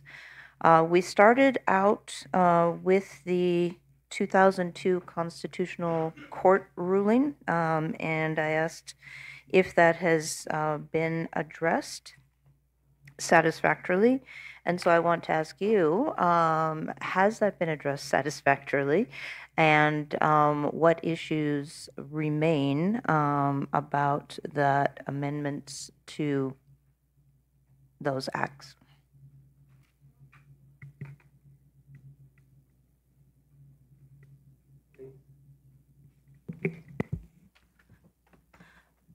In 2022, there were two constitutional court verdicts, and one is about indigenous people getting married with non-indigenous and their children's rights. The second is indigenous peoples which have not yet been recognized by the government and their rights. So I think this morning the focus was on the second question, the Pingpu people who have not yet been recognized for a very long time. Well, from the 2013 review on the two covenants, the indigenous groups have a consensus. The Pingpu people at the time, due to historical context, was not registered due to the neglect of the government, and not because the people did not want to recognize themselves as indigenous. So if they had registered, they are now recognized as indigenous people. And the government saw that since you didn't register, you are not indigenous peoples right now, this is ridiculous. So our claim is that Pingpu people is indigenous people. It doesn't require another category for them to stipulate their rights and benefits. But I have to be honest with you. Under the historical context, many indigenous peoples or indigenous individuals, they are indigenous peoples recognized by law, and they may not be happy to see another people added to the categories. And they're worried about resources being diluted. They are not really worried about indigenous identity. So this is my added remark. And in previous reviews, we also said that the Pingpu people has to be registered. And with this opportunity, we also need to review whether or not it's reasonable to categorize indigenous people as mountainous people and plains people. If you need further information, we're willing to provide more submissions to you on this issue. Appreciate that. And I did read in the responses that the classifications remained an issue, mountain versus plain. What would you like to see in terms of revision process for that? Should there be a wide consultation about the classification system? What steps should be taken to address that?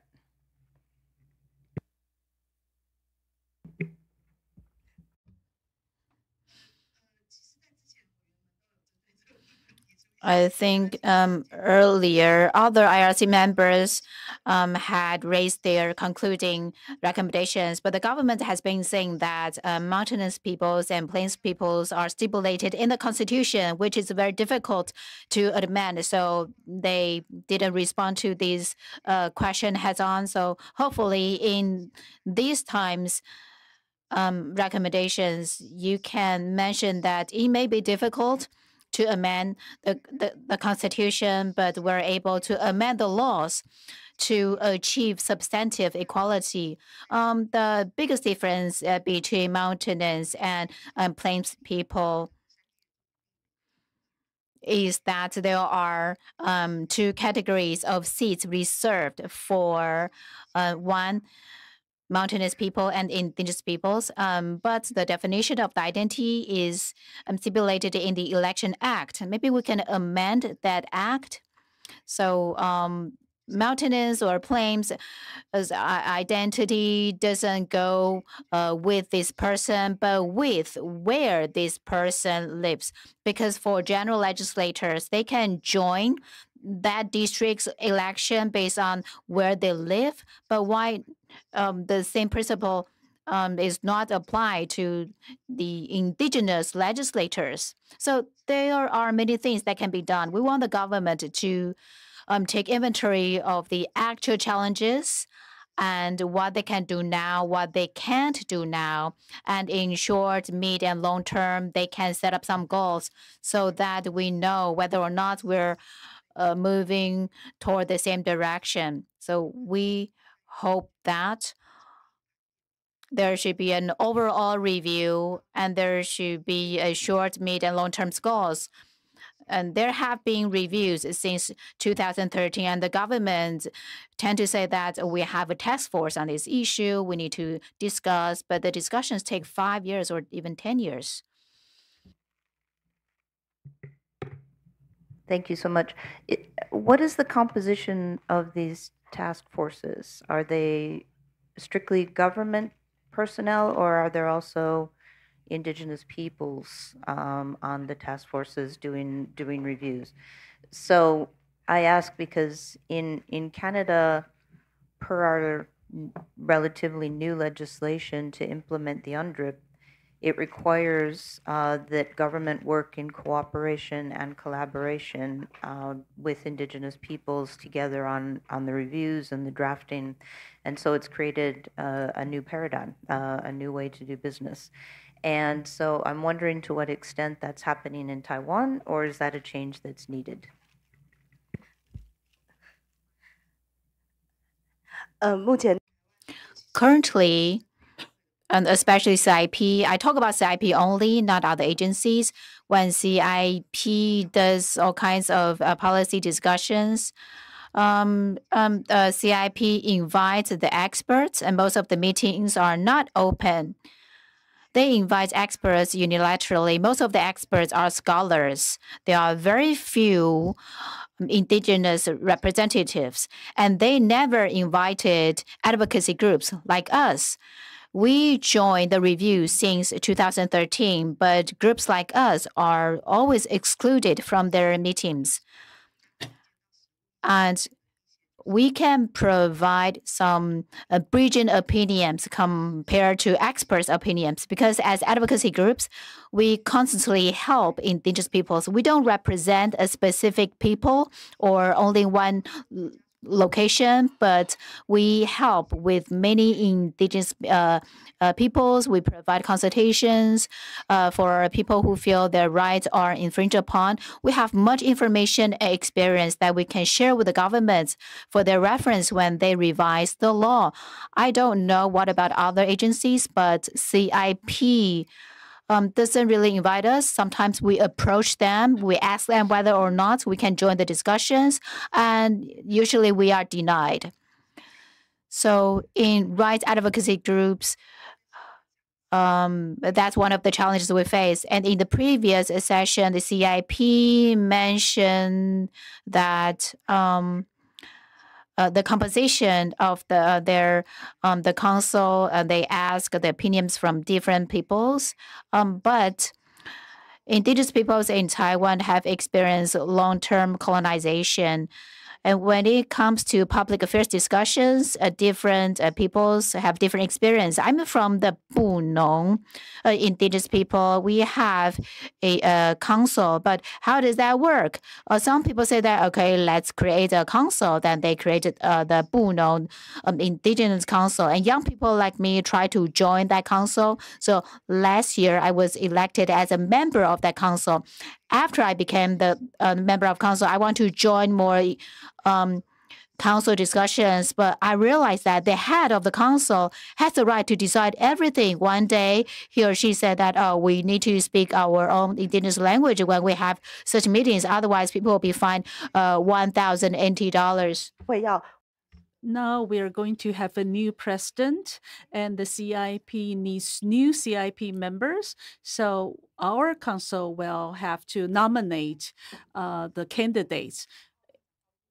And I asked the head of the council who determines the name or the list of the candidates. And the councillor said, well, it will be up to the councillors to nominate the candidates. But I don't know who the other councillors are. I don't know where they live. I don't know how we can engage in discussions to nominate the candidates.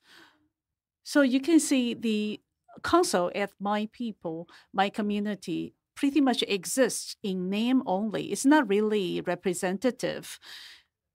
Therefore, when government wants to have dialogue with indigenous peoples, they tend to choose the easy way. They would find someone who is so-called representative of one indigenous people and talks with that person.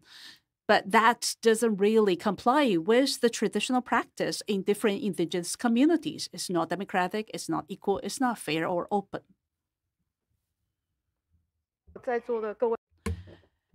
Good morning. On this issue, I would like to provide additional information. In Taiwan, I think we have regular elections every few years.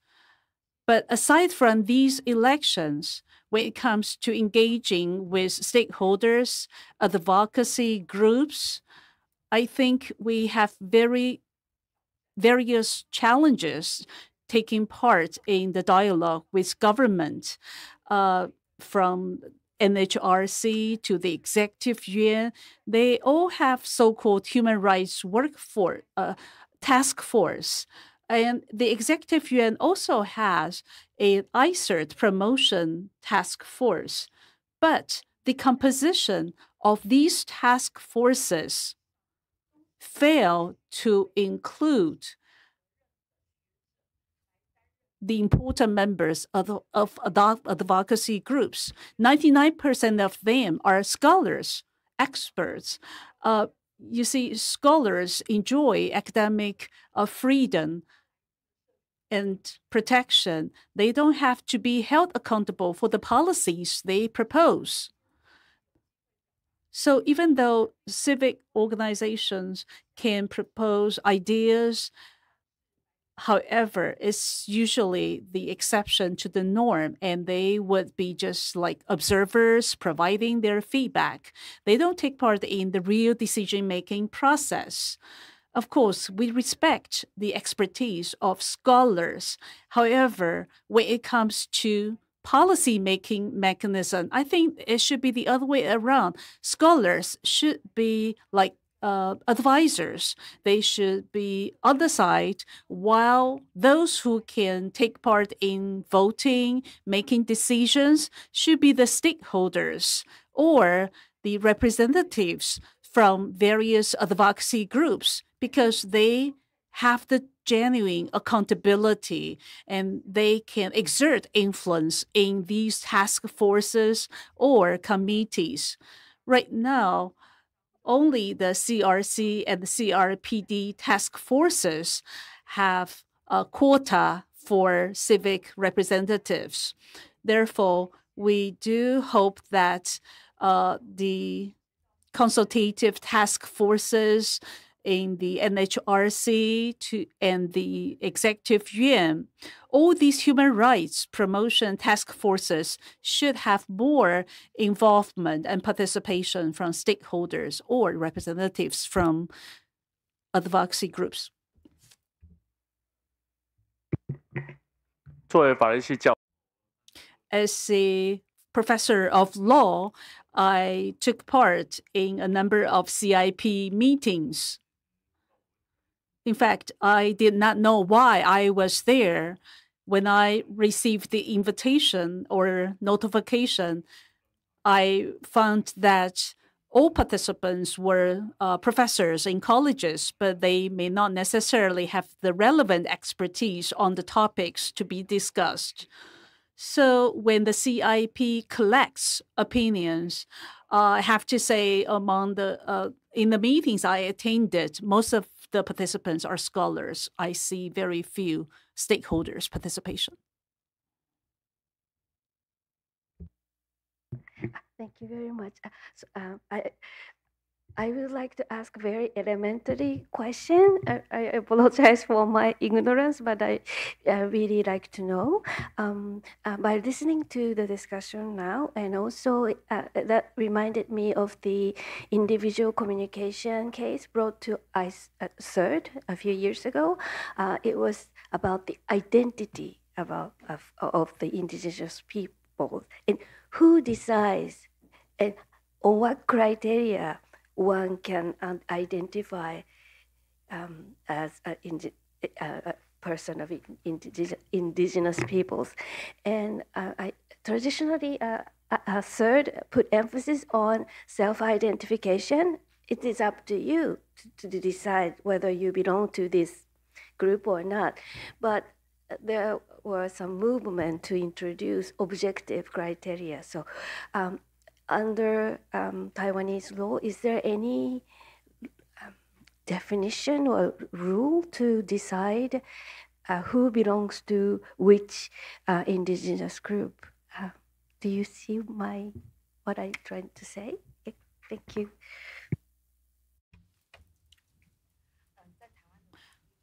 In Taiwanese law, basically, it's up to the government to identify who is a member of the indigenous peoples. And there are two levels. The first one is, since the Japanese rule period, there were some household registration data.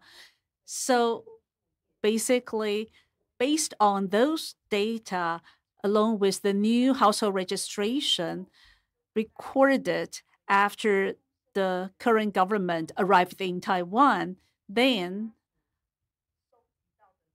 the government will identify if you are a descent from the so-called indigenous peoples. And if you are a mixed blood between Han and indigenous people, in the Constitutional Court rulings, it has to do with that group, because government used to use your last name to determine whether you are a member of indigenous people.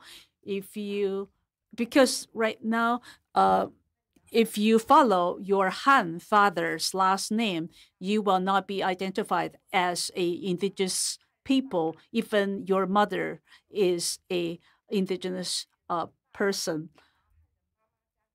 So you can see that only 60% of such families' children have acquired the indigenous status. So there were some litigations up to the Constitutional Court.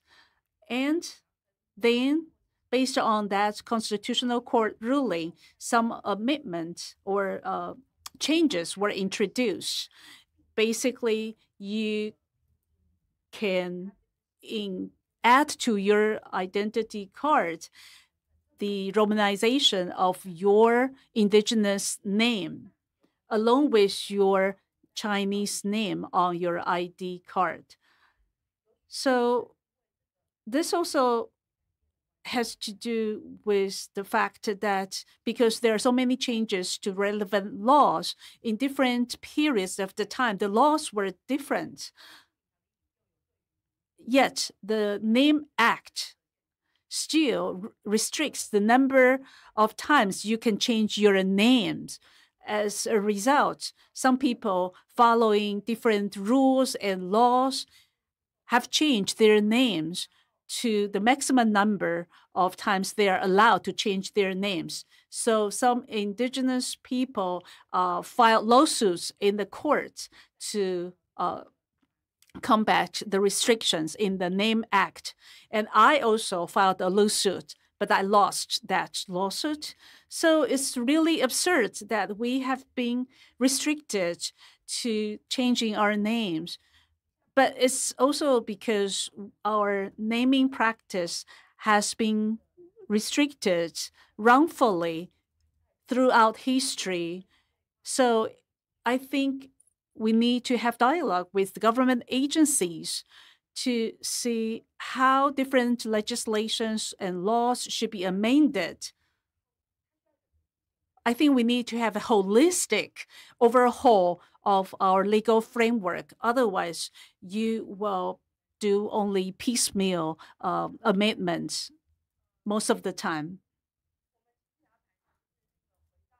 Now, back to the identification criteria, I think there are many risks and difficulties. It's because we indigenous peoples have been integrated into the modern state. We also hope some human rights standards can be accepted by our indigenous communities. So I think this is an intersectionality issue.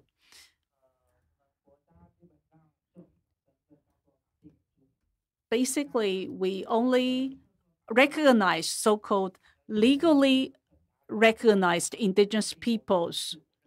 We also have a very unique law, which is the Hakka Basic Law, which allows people to self-identify as members of the Hakka community, but that's an exception. So for indigenous peoples, basically you need to have the blood relations to be able to to be able to be recognized as an indigenous people, or the identification of different indigenous communities, for example, Turku, Amis, Puyoma. These are different indigenous peoples. Each person can be identified as one member of of indigenous communities. He cannot be identified as more than two indigenous groups. Thank you.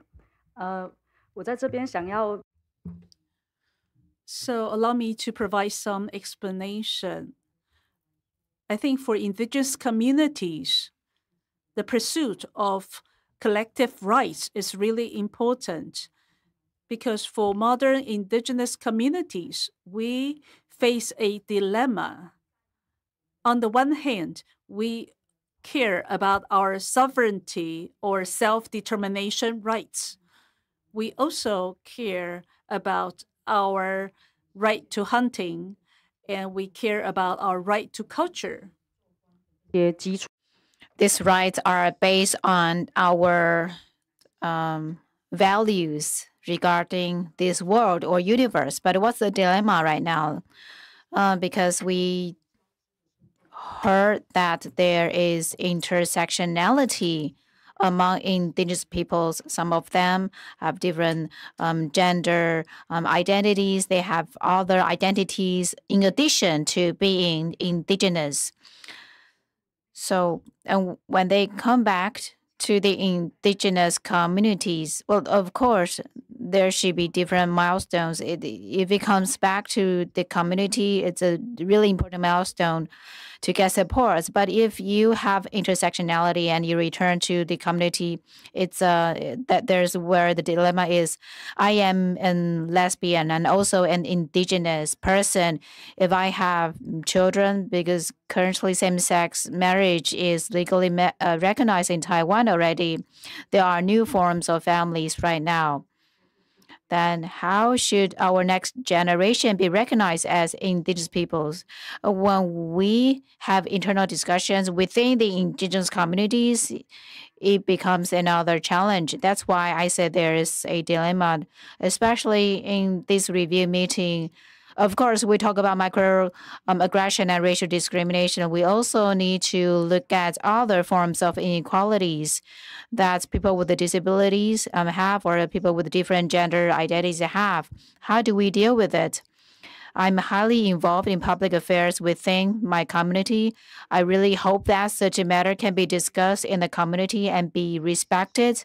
However, in reality, just like what previous speakers said, due to the long term of colonialism in Taiwan, the indigenous peoples right now internalize many mainstream concepts, and therefore to have such discussions within is difficult. We don't give up. We always return to our communities to try to raise these matters up. But I just want to point this out in a public sphere like this one. Of course, there are internal recognitions, but in addition to internal recognitions, should there be other spaces allowed for such recognition? Cheryl, please.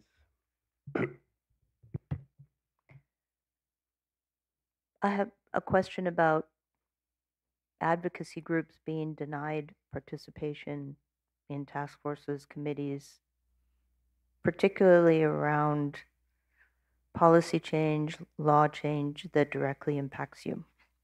On what basis are you denied? Is there a rule that denies you, or is it a norm? Why is this happening?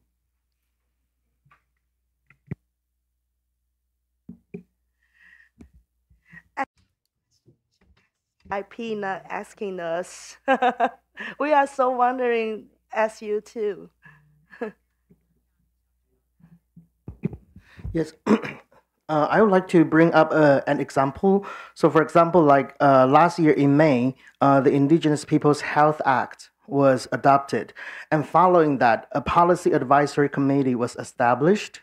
But then, because all of the committee members were invited by the government itself, so which means most of the advocacy groups and organizations who were in the process of calling for the law were not invited. So it was very physician-centered. So most of the members invited to the committee are medical doctors and without other professionals from other health-related fields. So for example, during the advocacy process, there were a lot of long-term care professionals or care for disability persons. But then in the end, when the law was passed, the committee members did not include any of them. And the whole process, including the invitation until now, in terms of the agenda setting, it was not very transparent. So a lot of advocacy group members, even they want to know the information about the meetings, were not included as well. So I think this is one of the very notable examples that can highlight the intersection of the professional-centered, the professionalism, and also other fields of rights. Thank you very much. 补充一下，政府 I also want to add, the government has this logic. In meetings, they want to listen to an NGOs and, for example, public hearing. So it's only in a very late stage. But expert meetings and earlier meetings exclude advocacy groups. So I think earlier, one of you mentions that indigenous people can or should join in earlier stages. But the government tend to say that we have public opinions. We always hear indigenous people's voices, but I think it's not enough to follow that. In the morning, the government says that they have public hearings and seminars or forums. But advocacy groups or indigenous peoples are not invited. Even though we can sit in, we can only observe. We cannot speak up. Maybe we really want to show them that we want to say something. They would just they would just conclude the meetings. There was no chances for us to say anything from the perspective of advocacy groups. This is the Taiwan Buddhism Association. Thank you for raising the fact that some issues haven't been mentioned. And I want to mention that ICERD Article 5 guarantee the protection of all kinds of rights. And one of the rights is the protection for conscience and religious freedom. A religion cannot be told by ethnicity or skin color, but it should be protected under the convention. So my question for the 4 IRC members is that how many reports have you received from religious groups, or how many reports have you received that talk about religious freedoms? If you have, please help us monitor the government and please listen to the voices from the religions, and not only to listen to, but to take actions, because we're using a public space today for the meeting. We're using taxpayers' money, so we have the obligations to urge the government to do more. And I would like to cite American scholars Cordo's sentence. That is, the government tend to have inadvertent insensitivity, and this is a very important feature between the states and the religions in Taiwan. This is not about one or nothing. It's about different grades of everything. And the administrative agencies and judicial agencies in Taiwan are less sensitive to religions. It's not that they intend to do so, but it is just that officials are not able to make clear distinctions in the modern context.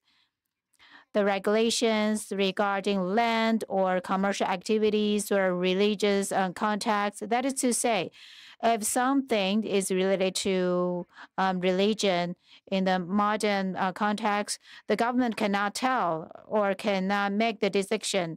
But in whichever context, the authorities use the same regulations. When the laws or regulations were created, they were not anti-religions, but the government was just we are now really on indigenous peoples. So if we go now around every topic, then we are not able to actually comply with our time. Is this still on indigenous?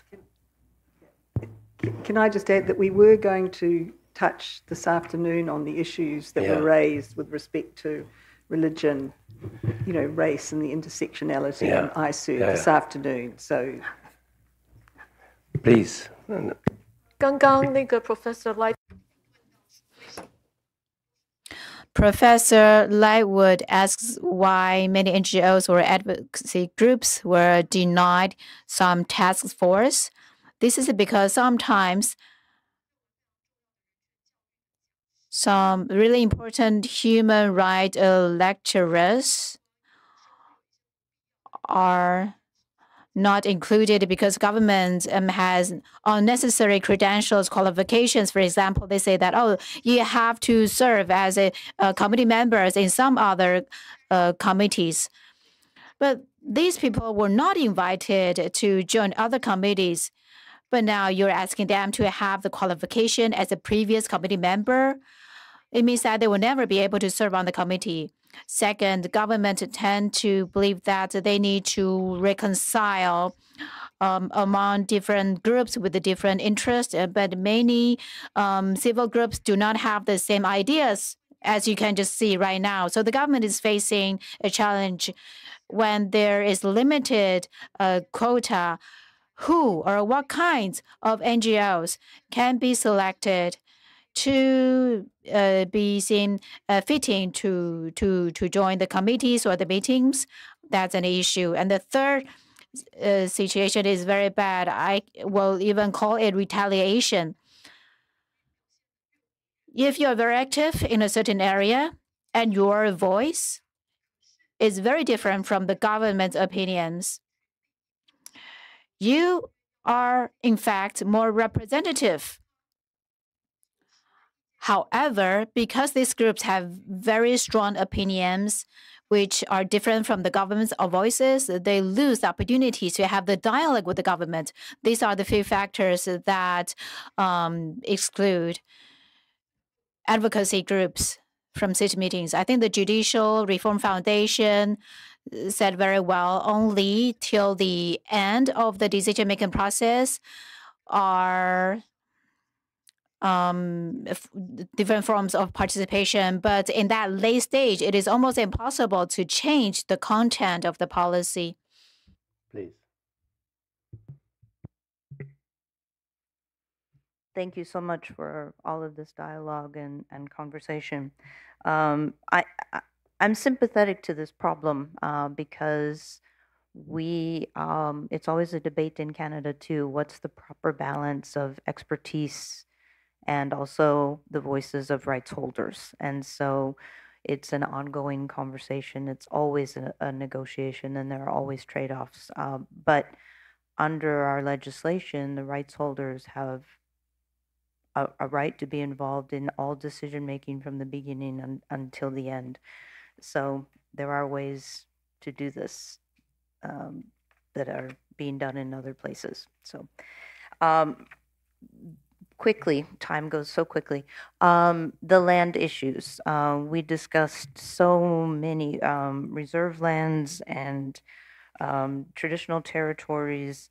Could I get responses from you in terms of the government answers? And again, proposed solutions I'm very interested in.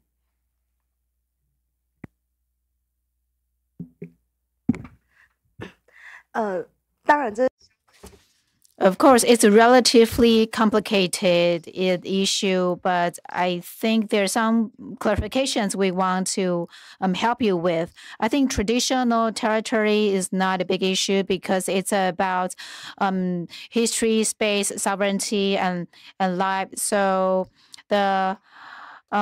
in a traditional territory, if exclude private land, it's not reasonable at all. And many of the landowners of the private land are Han people, commerce people, not, of course, some of them are indigenous peoples. And let me talk about the reserve land. There is a public reserve land and private public land. And I was very surprised to hear that we have 100,000 hectares of public reserve land because the public reserve land is under the charge of the local government, not the community. And the private land is private property. It can be sold and among individuals. It has nothing to do with the collective rights of the community. So the public reserve land usually is leased to Han people for a long term, and they renew the lease. And the indigenous people may say that, okay, we need this piece of land for public use, but the township government will think that, okay, renewal of the lease prevails the need of the indigenous people's need of using the land. It happens in many communities. I think this is complicated because adding the demarcation was also talked about. That is to say that based on the principle of reserve land, some land is used by the indigenous people, but it was not considered to be reserve land. So there's addition, but there's very little of this kind of land. We will provide written information after this, so don't worry about it. And then allocation of public reserve land means that allocate the public reserve land among indigenous peoples as private land. If we take Nantou County, for example, there's a high percentage that these land is owned by a very small numbers of indigenous peoples. They wanted the land not because for their personal use. Well, it's for their personal use or need, but it's for a benefit. It's not for the benefits of the culture or reserve the land. It's for their personal benefit. There are many cases like this and very complicated forms of those cases. In conclusion, public reserve land has nothing to do with the community. Communities are not able to claim the land, and we are not able to affect how the governments allocate the land. And many of this land is leased out to the Han people, and as much as 100,000 hectares of the land, and it's like that. And for the rest of the 140,000 hectares of the land, it's bought and sold using indigenous people's names on the surface, meaning other people using indigenous people's names to buy and sell. So this is a private transaction. The governments are not able to investigate. So what the government said was only a tip of the iceberg. And that's why we mentioned there's a huge loss of reserve land. It's not a loss of ownership, but the loss of allocation and the usage. We will submit written information after this session. Thank you. Can I just ask a question of clarification? The reserve lands that are leased out, to members of the Han community, do those lease monies come to the local indigenous peoples? They don't. And the local government is not indigenous?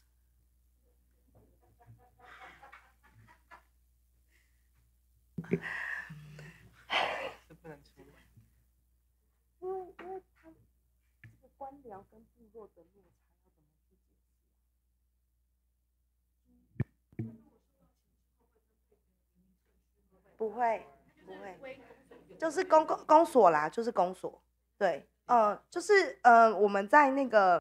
So, according to our local governance system, the lowest level of government is the township government or district government. And in indigenous communities, the head of such township office or district office, they should be indigenous members. However, in the example I gave you, because the local residents, only less than half of them, I should say half of them are not indigenous peoples, but the head of the township office must be indigenous people. Therefore, the candidate needs to secure votes from indigenous people as well as non-indigenous people. Therefore, even we are talking about an indigenous community where residents may be non-indigenous. If there are more non-indigenous people, then when it comes to election of the head of the township office, maybe the non-indigenous people's interests have to be considered too. The township office will manage the public reserved land. It's not the community, the council or the indigenous organization that runs or manages the land. The proceeds doesn't go to the communities either.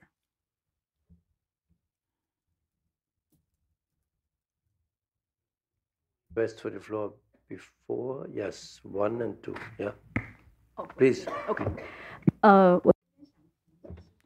would like to make a point. I think even on public land, we need to think about, even we have the public reserved land, do we have the right to use it as we see fit? For example, I speak for the Churuku Autonomy Association, and for many years, we fight for autonomy. And when for our people, we have the traditional territory where non-indigenous people also live. So when we talk about autonomy or self-determination, most members of Taiwan society can be rather anxious. Therefore, we want to focus our efforts in this stage in the R.O.C National Park, which falls into our traditional territory. But it is public land, so we still encounter challenges because national parks are managed by the Ministry of the Interior and relevant government agency, even though they say they respect indigenous people's right to manage jointly the national park. But this has never been materialized. Very often, if we are invited to attend the meeting, we are there to provide our advice. We don't have the decision-making right. We cannot even decide when the meeting is convened. But why do we say we need to start our autonomy effort on this on this national park? It's because we have the expertise and knowledge about hunting, about preserving the ecology, and we would like to pass that knowledge to our next generation. However, even in a national park, if we want to promote indigenous autonomy, we face challenges, we face restrictions because the CIP faces its restrictions. The Ministry of Culture also will have to step in. So there are many issues that cannot be resolved unless there is interagency discussions. As a result, we, the Churuku people, can never realize autonomy as we wish. Now, we want to exercise our right to hunting in the international park. in the national park. But without amendment to the National Park Act, we will be punished. We will be criminalized because we hunt in the national park. Therefore, when we talk about the land issue, it has to do with autonomy. It has to do with the right to hunting. But now there's the absence, a shortage of interagency discussions and consultation. So it's difficult to rely on the CIP to solve all the problems.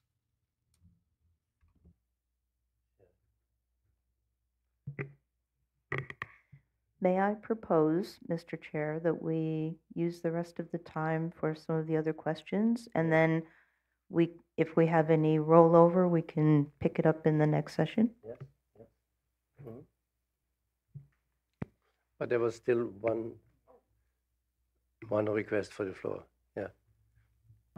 OK，我再补充。Well, I think there's another important issue that is the homeland planning project that Taiwan is undertaking. It will determine how the land in our country will be zoned and managed. But in the process, there may be some public hearings, but the time for these public hearings does not allow indigenous people to attend. It's basically time that is very convenient for civil servants to attend the meetings, but not convenient for indigenous members.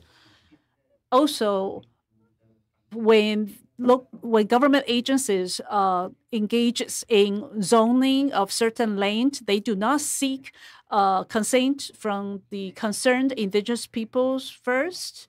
Basically, it's up to the homeland administration to determine how to demarcate certain areas. So it's not up to the indigenous people to decide how the traditional territory can be used or demarcated.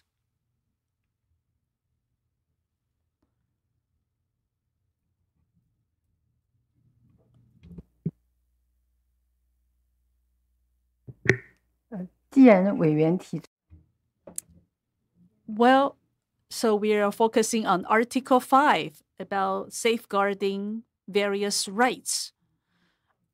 I would like to talk about the right to education and public health by indigenous peoples and new immigrants, especially for for twins.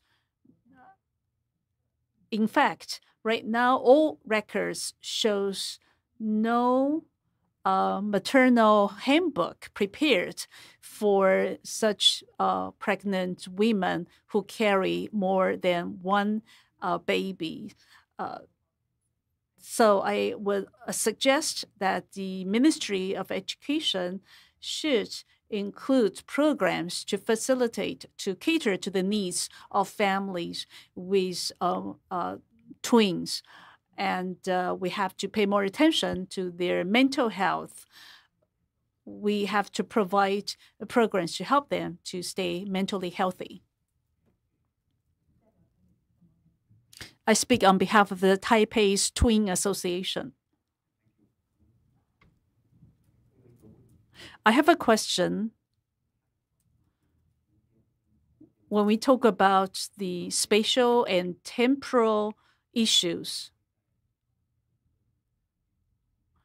we know that different groups would try to fight for their best interest, whether or not they are indigenous peoples. However, when it comes to either case law or civil law system, balance or balanced protection is the key objective. When we fight for a right within a specific spatial or temporal framework, we have to remind ourselves we should not easily spill out of the framework at the risk of infringing on other people's rights, so that we can provide balanced protection for all members of our society while preventing conflict. We cannot prevent earthquakes, unfortunately. However, we can prevent conflicts of other kinds. We have to avoid spillover. So you can protect, defend your own rights, but try to prevent spillovers.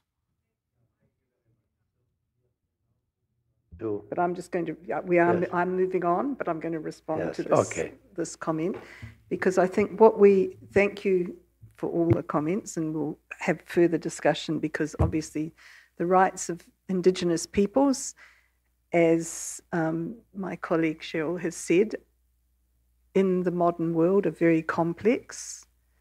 Those rights have been denied over many centuries, over usually very destructive colonization. And then when Indigenous peoples start to claim their rights, to assert their right to be Indigenous, to assert their right to traditional lands, language, customs, culture, as well as their right to participate in modern society, I'll talk of my own country, but I know Australia really well, I know other places, we see a backlash. And we see that people like me, who have been immensely privileged through colonization, I mean, I go back, I don't know, 4 generations or something in New Zealand. That's not long in European terms, but it's long in our terms, because we're a young nation. But I'm privileged because of the colour of my skin and who I am. And it's often very difficult for my fellow Pākehā, which is what people like me are called in New Zealand, to see that actually Indigenous rights are human rights, and nothing's taken away from us by restoring the rights that have been taken from Indigenous peoples. And human rights are not a zero-sum game. There's not only so many human rights to go round, because actually through our own history in New Zealand, we know, women didn't have rights, didn't have the right to vote, didn't have the right to own property. I mean, when in 1893 we led the world for Pākehā women like me, but also for Māori women, for all women. And that didn't take any rights away from any men. They just had to share the decision-making processes. And you could say the same for disabled people, who've been marginalised on the fringes, and the fact that we need to accommodate disabled people, that feels like they're getting some extra rights. But no, we're creating an environment where they can participate equally. And Indigenous people's rights add, when they're respected, when Indigenous people are able to flourish, the evidence is that those of us in those countries, the rest of us flourish too. And what's good for Indigenous people is usually good. What's good for Indigenous children is usually good for all children. So I just want to make that point really clearly, because I think everywhere, it's not just here, but everywhere there's this perception by privileged people like me that somehow respecting Indigenous people's rights is going to take something away from me. And nothing could be further from the truth. So there we go. So that's just my sermon for the day. And now if we could go to, I know what I wanted to do. Well, the first thing I wanted to do was ask, do we have a representative here from the Domestic Caretakers Union, Taiyuan? Is there anybody here?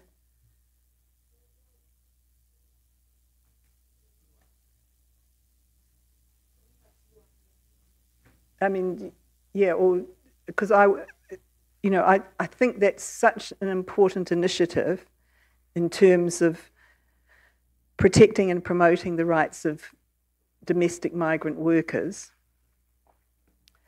that it would be really good, just again, those with lived experience, you know, they're the ones who are really the experts. I have to say, I could do another lecture about whether academics and scholars are the experts.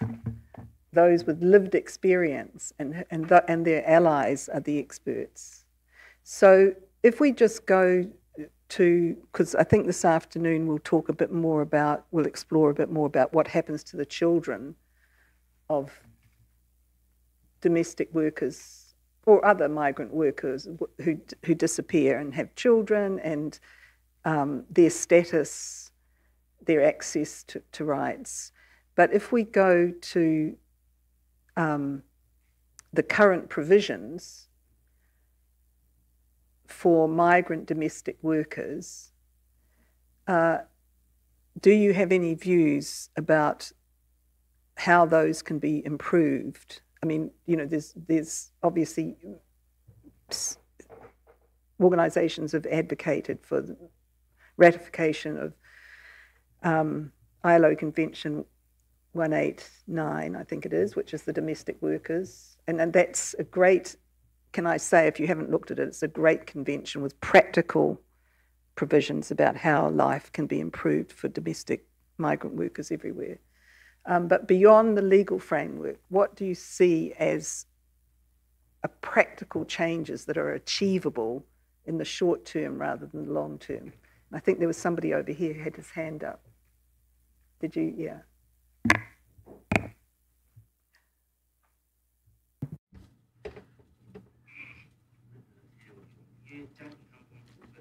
As for domestic workers, I want to explain this way. And as you said, almost non-domestic workers are included under the protection of the law. The most serious issue is that the MOL, or the government in Taiwan says that we are going to raise minimum wage of domestic workers, even though it's not up to the par of normal wage, but that's what they said. But at the same time, domestic workers or domestic caretakers have to be discussed within the context of the long-term care policy in Taiwan. In Taiwan, we do not have enough staff or money for long-term care, but the root cause goes to the fact that the foreign caregivers is too cheap to hire. Since it is cheap, so most of the employers do not have the incentive to hire from the public resources or to use public resources. And since there's this lack of the incentive, the government will not allocate more public funding to long-term care. That's a vicious cycle. We understand that many employers of domestic caretakers require 24 hours of care without public resources. They can only resort to migrant domestic caretakers, but given this vicious cycle, the government is not willing to take actions because many employers thought that if you provide better care to foreign domestic workers, and then if you raise the salary for migrant workers in the home, that the families have to pay more. There is more financial burden on the families.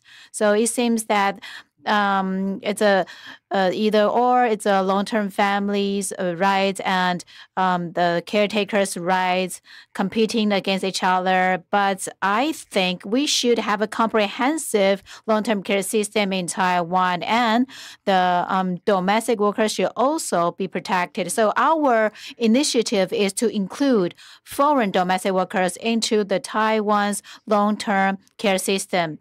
Taiwan needs to invest enough money and people, and there is a huge number of foreign domestic workers, but they're not included in the system of long-term care. So that's our request. With this in place, that in the long-term care system, there will be sufficient workforce, and the families can make sure that they have sufficient care. This is what we are recommending to the government. And if you have interest in other topics, I can talk about them too, in addition to this one. Thank you.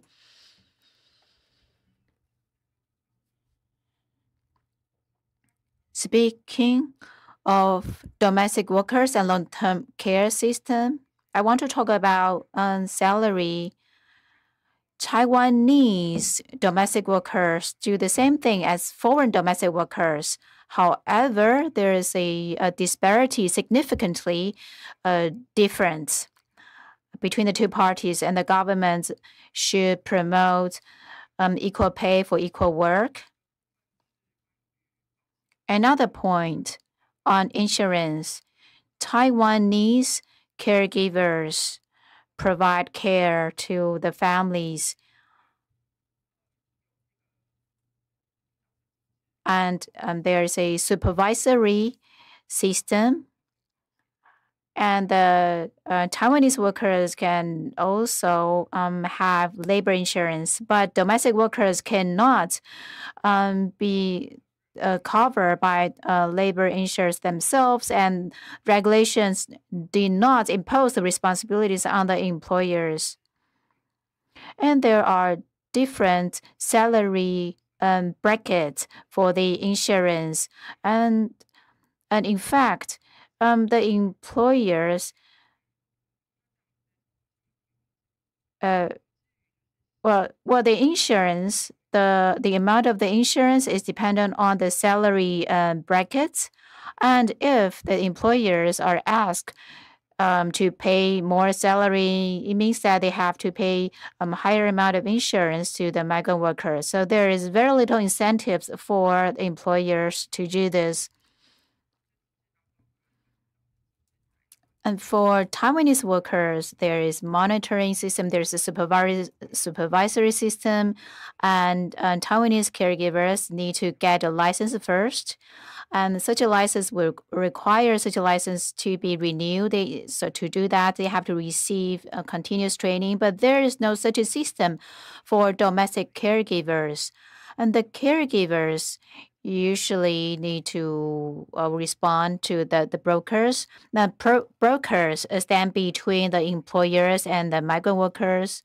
The brokers usually have the same nationality with the employers, and considering their own interest, they don't side with the migrant workers to protect their right to their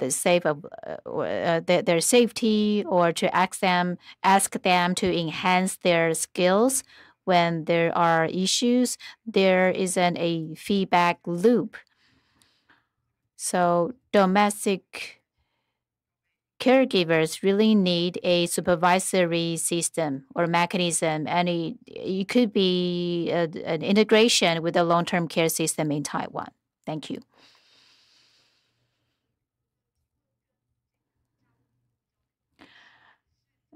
My comment is not very relevant to domestic workers, but hopefully in the afternoon you can clarify this with the government, because currently there are unregistered newborns in the national reports, in the state reports. It is said that only 10 or so, the government is only aware of 10 or so unregistered newborns. But a few days ago, Covenant Watch received some information, and many farms in the mountains hire undocumented migrant workers. In one of the communities, there are dozens of newborns.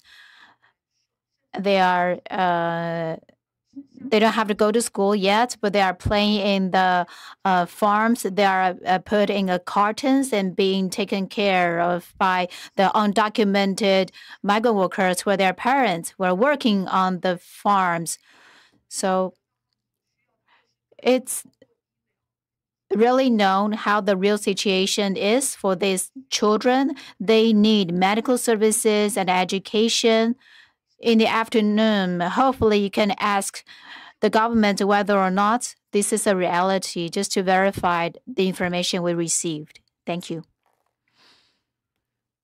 Principle, the time is over, but we can go a little bit more, if that is fine with you.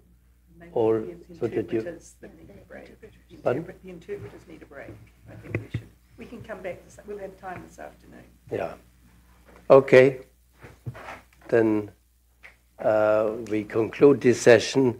I know that we are really out of short of time, but perhaps we take up in the afternoon, both first with the government, still remaining issues on migrant workers and other groups that have not yet been discussed at all, new immigrants, for instance, and then the same with you. Perhaps we could arrange with the interpreters the possibility so that we can go on a little bit longer in the afternoon session of the NGOs, because the NGO session is always shorter than the one that we have with governments. These are for us very important additional information. So whoever is in charge to discuss this with our interpreters, and I'm extremely grateful for the excellent interpretation that we are receiving in all these sessions. But if we could ask them that we could continue perhaps 15 minutes more, so from 17:30 to 17:45, if that is possible, I would be extremely grateful. But for now, we are finishing this session and go for lunch, and then we continue again at 2 p.m. With the remaining issues on Article 5, and then Article 6 and 7 we also have to deal with. There are still remedies and other important issues left. Thank you. Thank you. 谢谢我们谢谢所有。Thank you very much. Thank you all the R.O.C members, and we thank all the NGO representatives. This is the end of the session. Lunch boxes are ready. Please get a lunch box for yourselves from the corridor. We will start at 2 p.m. Also, to remind you that if you have additional submissions you want to make, please make them before noon.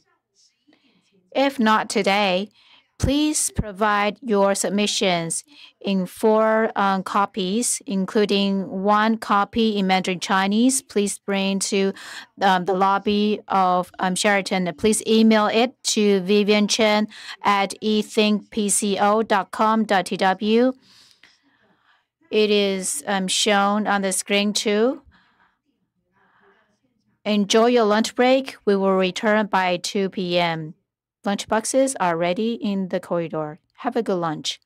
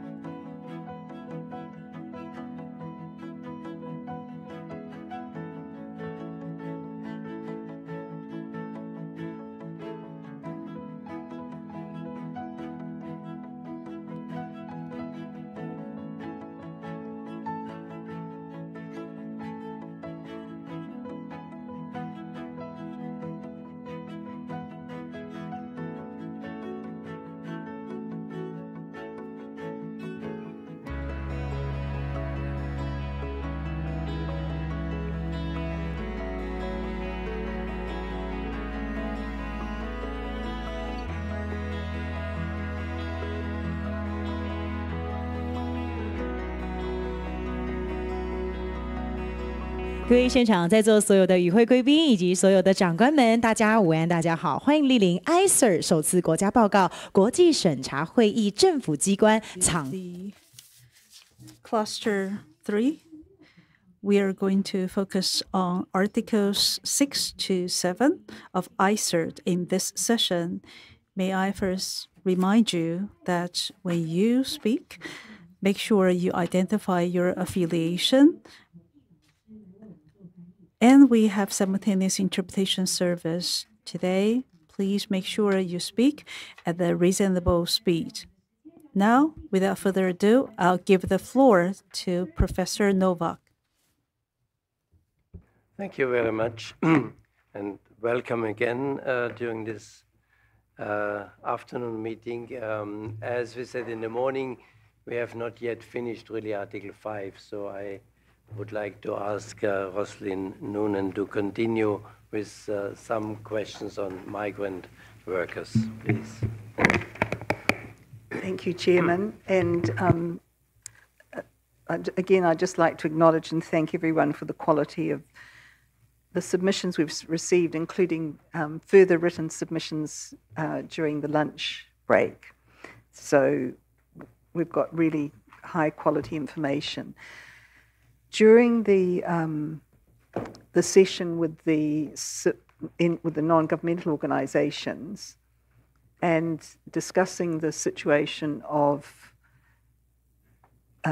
foreign domestic workers, foreign domestic care workers, and the sort of inequalities that exist between Taiwanese and migrant domestic care workers. One of the points that was made was that actually, given that the cost of long-term care for individual families is significant, there is a real tension for the government between treating migrant care workers equally with local care workers and ensuring that there is assistance for those who require long-term care, assistance at a level that the families can afford.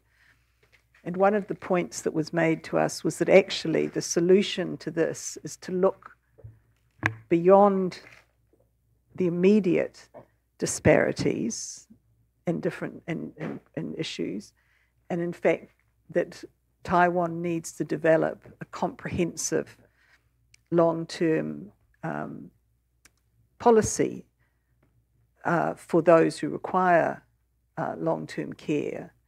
And of course, with an aging population, as everywhere, there's going to be more of those people that are going to require it over the years. In the very near future, that number is increasing everywhere. So my question is, are there any plans at the moment to develop a comprehensive care for people, a comprehensive policy,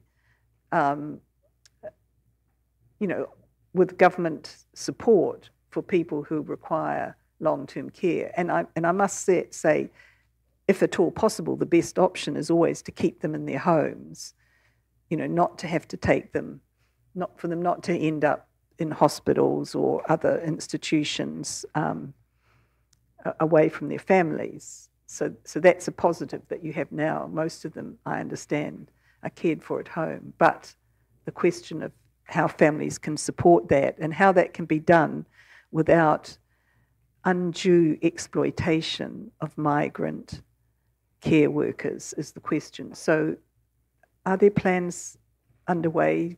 Is there thinking underway about how to provide for the population of those who will require care as it grows over the next period of time?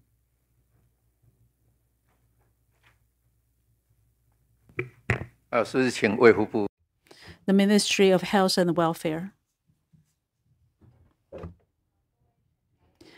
Distinguished reviewers, good afternoon. regarding taking care of individuals who require long-term care, we have been promoting the Long-Term Care 2.0 program, which is a 10-year program starting from 2017 to 2025.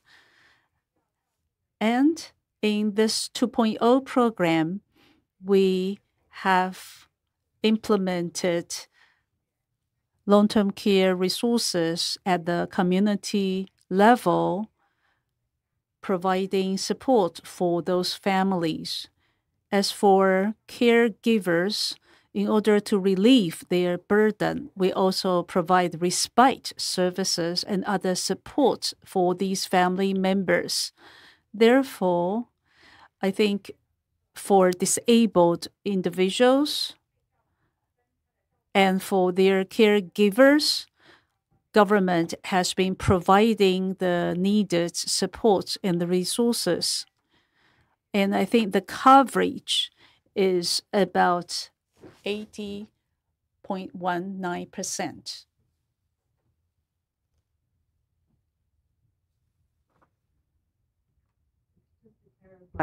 So does the government subsidize the cost of either local or migrant care workers for families who need them in the home? Or do the families have to pay the full cost themselves?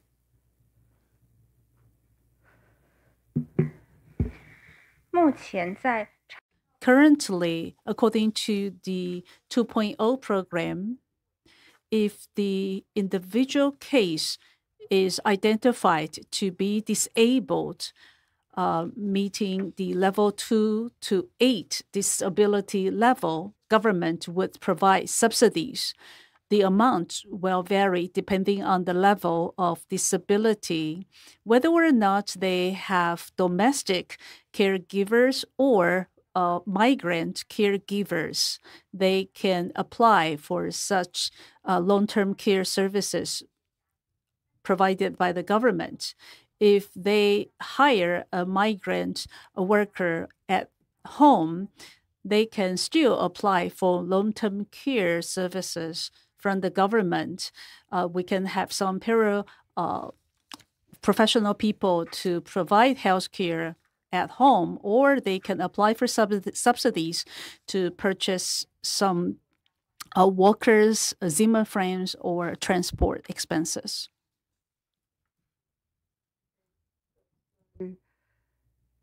I mean, I'm just trying to reconcile the fact that we heard from a government spokesperson early this morning that the government has to balance the needs of the families of people who require long-term care. They've got to be able to afford to be able to employ that long-term care, and sometimes it's like 24-hour care, with the levels of payment, terms and conditions of employment of the domestic worker, of the care workers, particularly, and that's particularly why they bring in migrant care workers, because they're cheaper. So I'm just trying to reconcile that with what you've just said, which is that there are apparently all these supports. So do you not agree that there are families for whom it's an expense, and that this justifies bringing in cheaper migrant workers?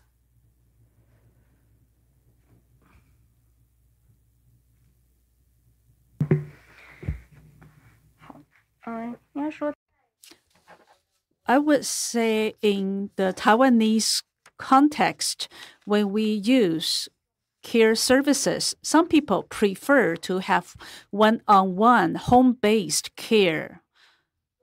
If that is the case, migrant caregivers may be chosen by these families because such migrant domestic workers can provide 24/7 care. But according to the government's long-term care 2.0 program, we provide different services based on their needs, or they can come to our daycare center in the daytime to receive care, and in the evening they return to their homes. So it depends on people's choices. They have different expenses to pay for. If people choose to hire migrant caregivers, yes, they have to bear the full costs. However, if they choose to use the long-term care we provide, or they come to our daycare centers, then 84% of the expenses will be borne by the government. Only 16% will be paid by the people from their own pocket. So the expense burden will vary depending on their need for the level of services and the type of services they would like to have. That's much clearer now. Thank you for that.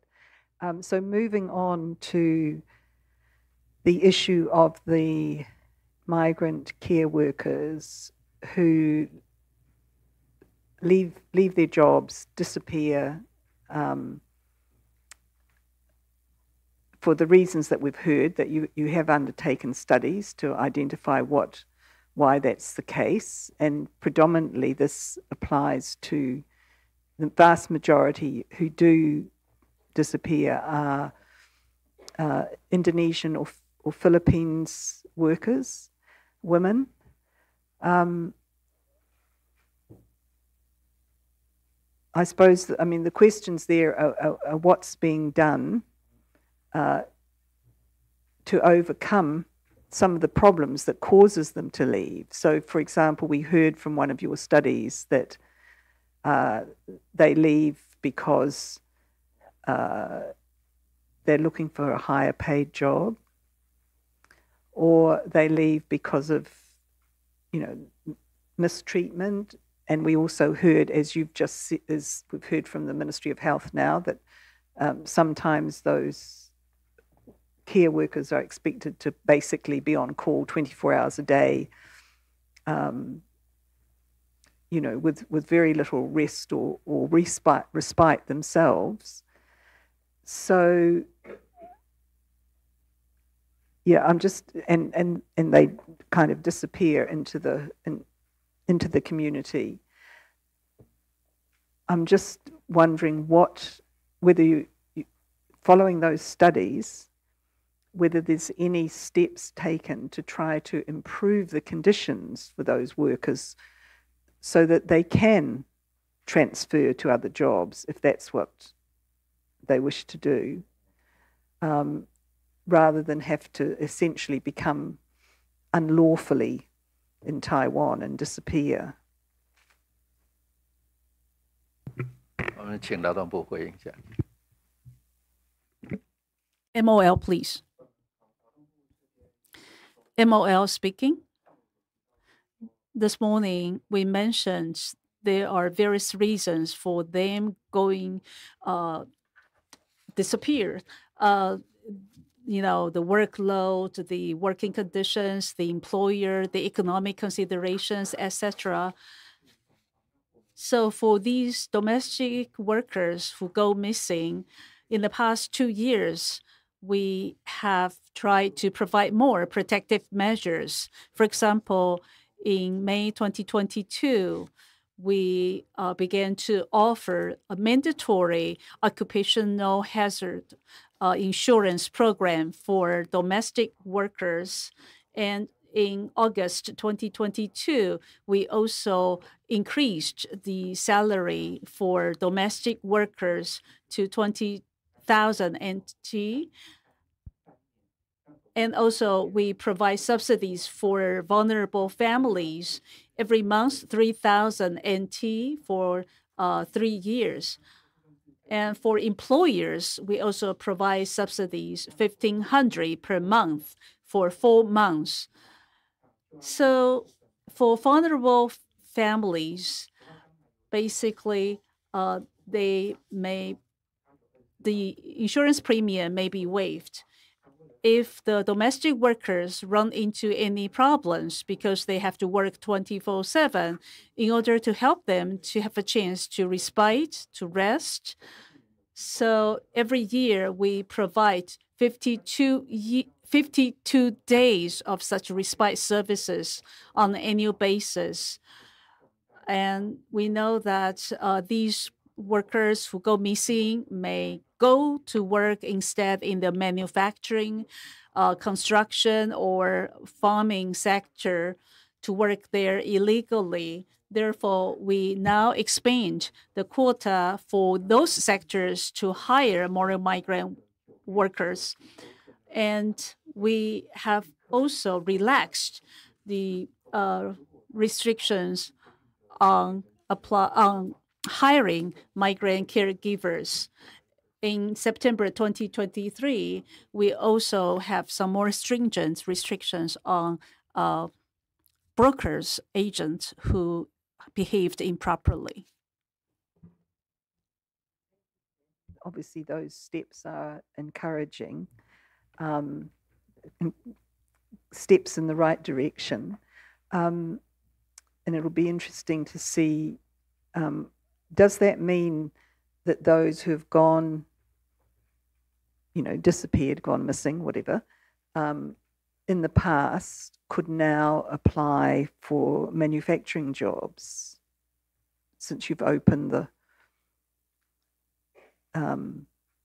opened the quota for them? Could they regularize their situation by coming forward without fear of deportation and apply for manufacturing jobs?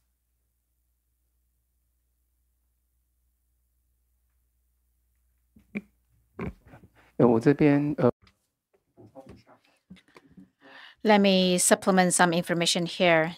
As said earlier, some migrant workers go missing because of financial reasons, or other industries are in need of more migrant workers. When they go missing or go undocumented, some of them may go to industries which are not open yet for migrant workers, or industries which have lower quotas, such as the farming industry or the construction industries. So these two industries now can enjoy a higher quota for the employers to hire migrant workers. So this policy is not for migrant workers who have gone missing. It's not particularly designed for them. It's for the industries.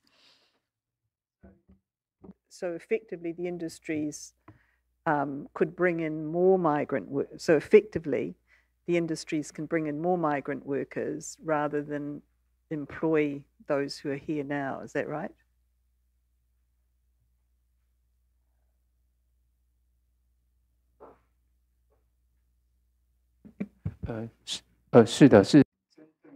Yes, for certain industries, as I said, construction and farming, because in the past, many missing workers go to work on the farms, and some NGO groups or some other groups says that they need some quota in the farming industry, and that's why we open the quota up. These industries now can apply for introducing migrant workers.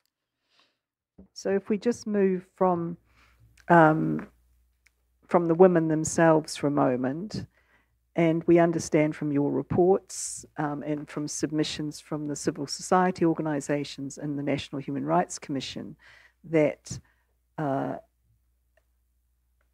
number of these women who go missing some of them are pregnant when they go missing, or they become pregnant and they have children.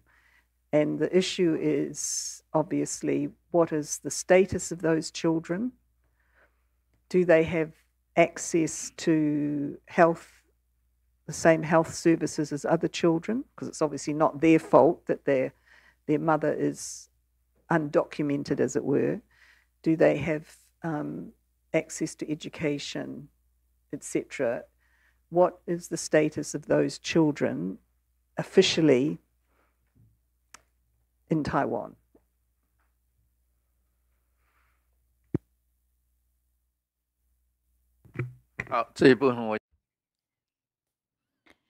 NIA and MOHW as well as MOE. Please respond to this question one by one. This is NIA.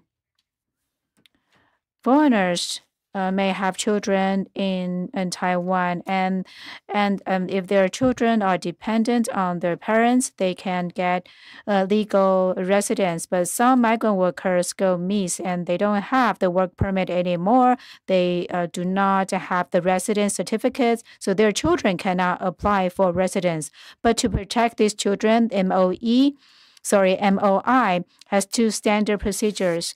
And if the father is unknown and the mother is a foreigner, but whereabout is unknown, and the local social agencies can apply to NIA, can apply for residence on behalf of the children. NIA will give a residence permit to the children based on the nationality of the mother. And we will help look for the assistance from the mother country of the children through Ministry of Foreign Affairs, and the National Police Agency will also help look for the parents. And then if in half an year the parents are still unknown, and the NIA will change this residence a certificate to stateless. Why change that to stateless? Because based on our law, children with nationality cannot be put up for adoption. And when the children are adopted, they can change their nationality or they can apply to be naturalized. So when they grow up, they have the residence. And in the end, they can get the nationality. Their right to health, to education can be protected. And with a birth notification, the NIA has an official stats of 3,900 people. Well, by the end of this January, 2,000 of them have returned to their home countries, and among them, 107 has received the residence certificate. They live in Taiwan, and 19 of them have obtained Taiwan's national IDs. So we will look at different cases and help children to get residence certificates or to get nationalities. Thank you. MOHW.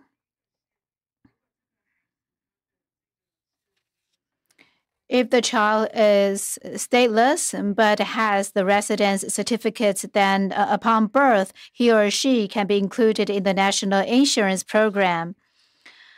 If he or she doesn't have the residence certificate, then MOHW has a program for vulnerable children and youth. This is a subsidies program. Subsidies can be provided for their health.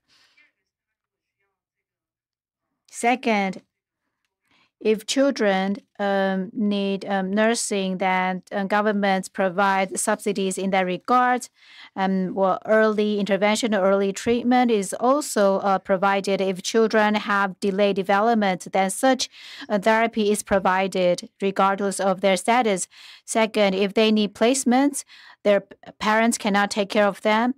We will send the children to foster homes or institutions for placement or shelters. Okay, MOE.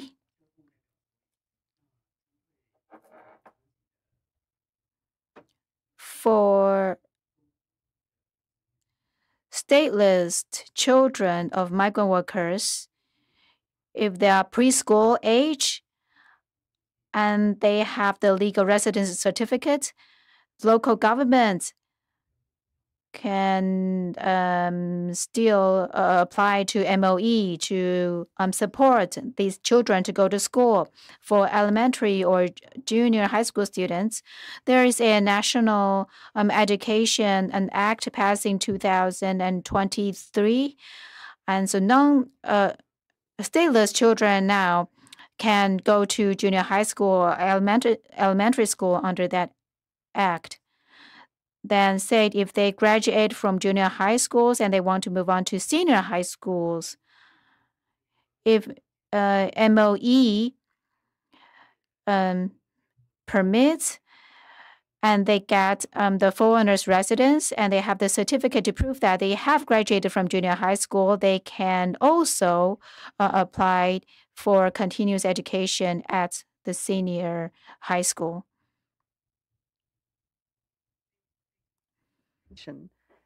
Just so I'm clear, perhaps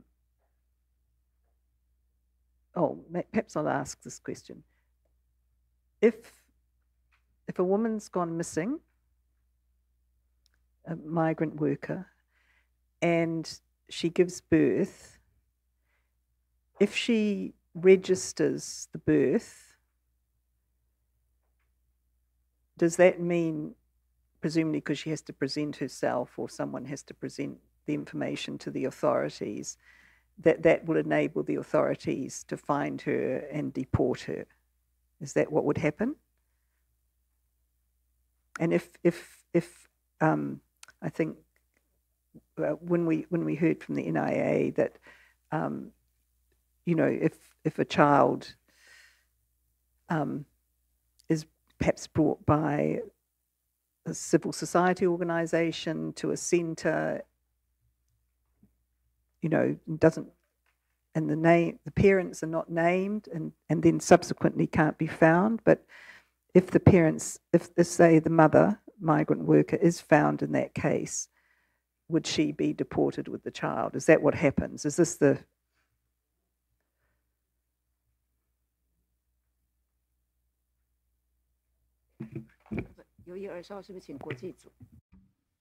International section.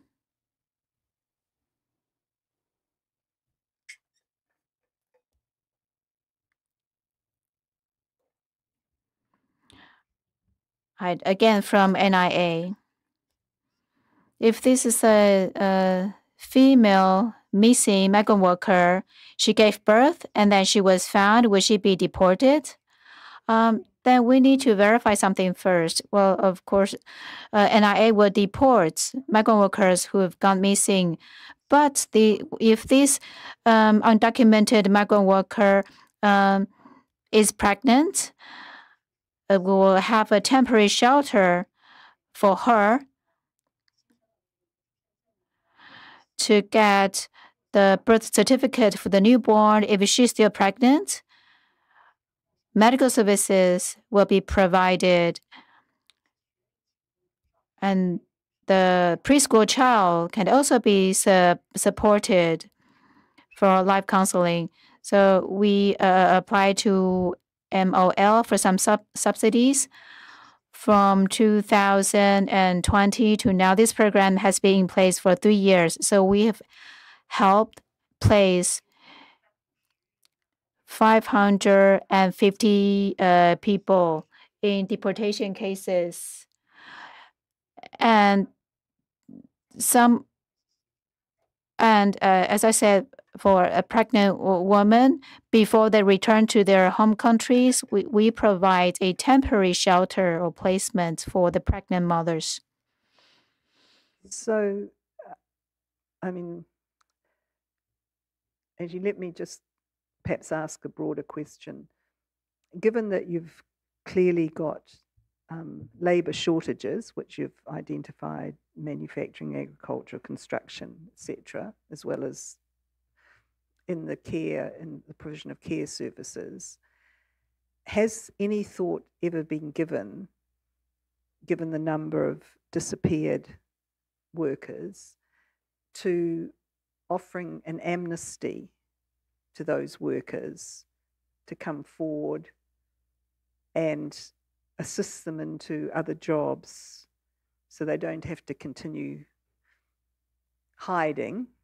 I mean, I understand some of them are in other jobs at any rate, but to give them, to regularize their status so they can continue working in Taiwan and bringing up their children so their children can be properly recognized and accepted. Has there ever been any thought given to what we would call an amnesty, but you might call it a regularization, subject to certain conditions?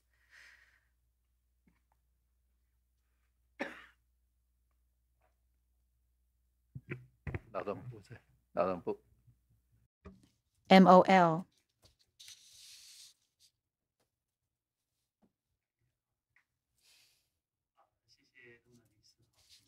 Thank you, Ms. Noonan, for the question. The government agencies have been discussing this issue ourselves.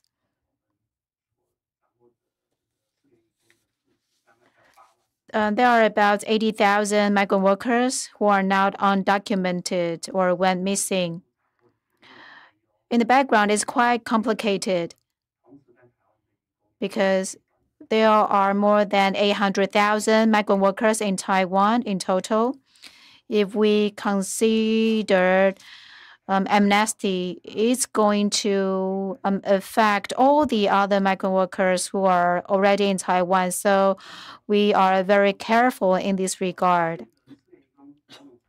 To some extent, migrant workers who have gone missing have violated Taiwanese regulations because before they come to Taiwan, they sign a contract stating what work they are going to do. But it's possible that sometimes due to personal reasons, they leave their jobs and it becomes a problem for the management units or their employers. So in the future, when we want to introduce new migrant workers, it can be very problematic. And that's why the government agency is very careful in dealing with migrant workers who have gone missing,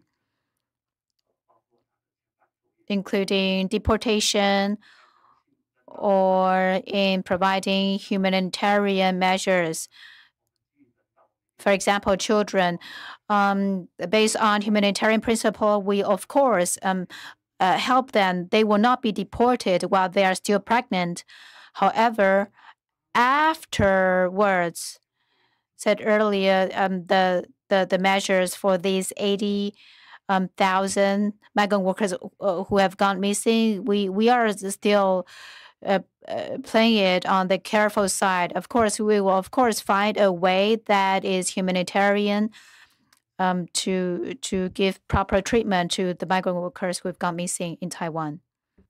Yeah, and I do want to acknowledge that it is, it is a complex question about where the cutoff line is. But I think there is quite a strong case for regularization after a period of time, particularly when you have such a group and particularly when children are involved. Can I have a follow-up? Yes, sure.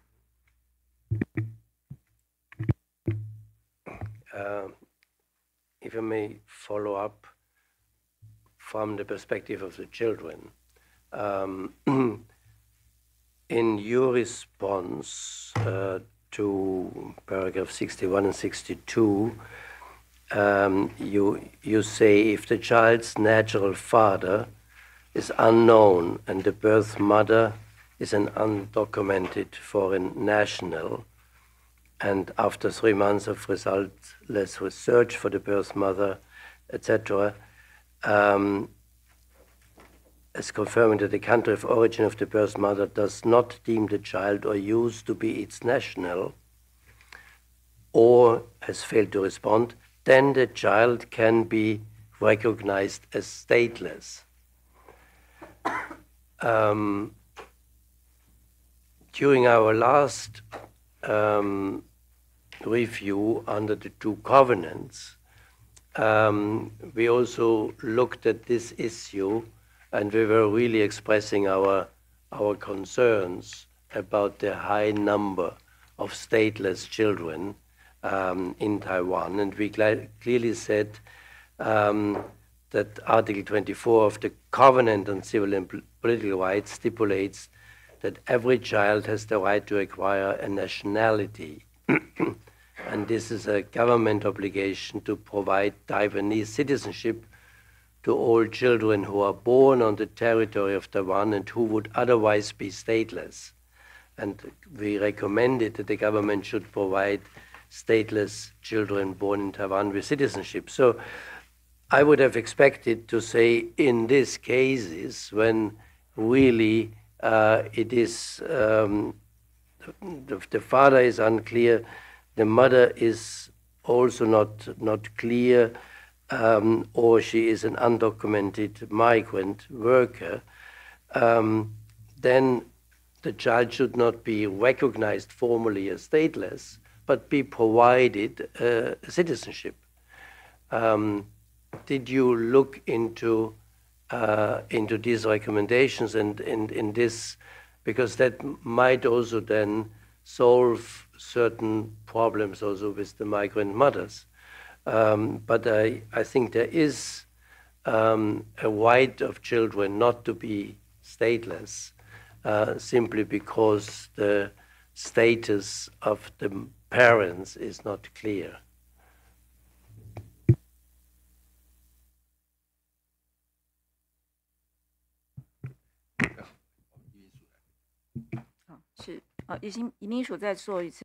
MIA speaking. In principle, the unknown father, the mother is out of contact. When we find such cases, the social welfare system will apply for a foreign residency certificate on behalf of the child from the NIA, and this certificate will ensure the child has access to health and education. And if the mother is of Indonesian nationality, then the child's nationality will be marked as Indonesian first. At the same time, we will look for the child's mother at home and abroad through the Ministry of Foreign Affairs and the National Police Administration. If after 6 months we still cannot locate the mother or father, then the child will be recognized as stateless. Because if this child is recognized as Indonesian, we cannot locate his guardians, then he will not be eligible for adoption. That will impact the child's interest. Of course, we cannot keep the child stateless forever. That's why, according to our law, the institution or the placement institution that receives the child can help apply for citizenship on behalf of the child. So eventually the child will either get a Taiwanese nationality or he will be adopted by foreign nationals in other countries. So the residence certificate and the stateless residence certificate is just temporary.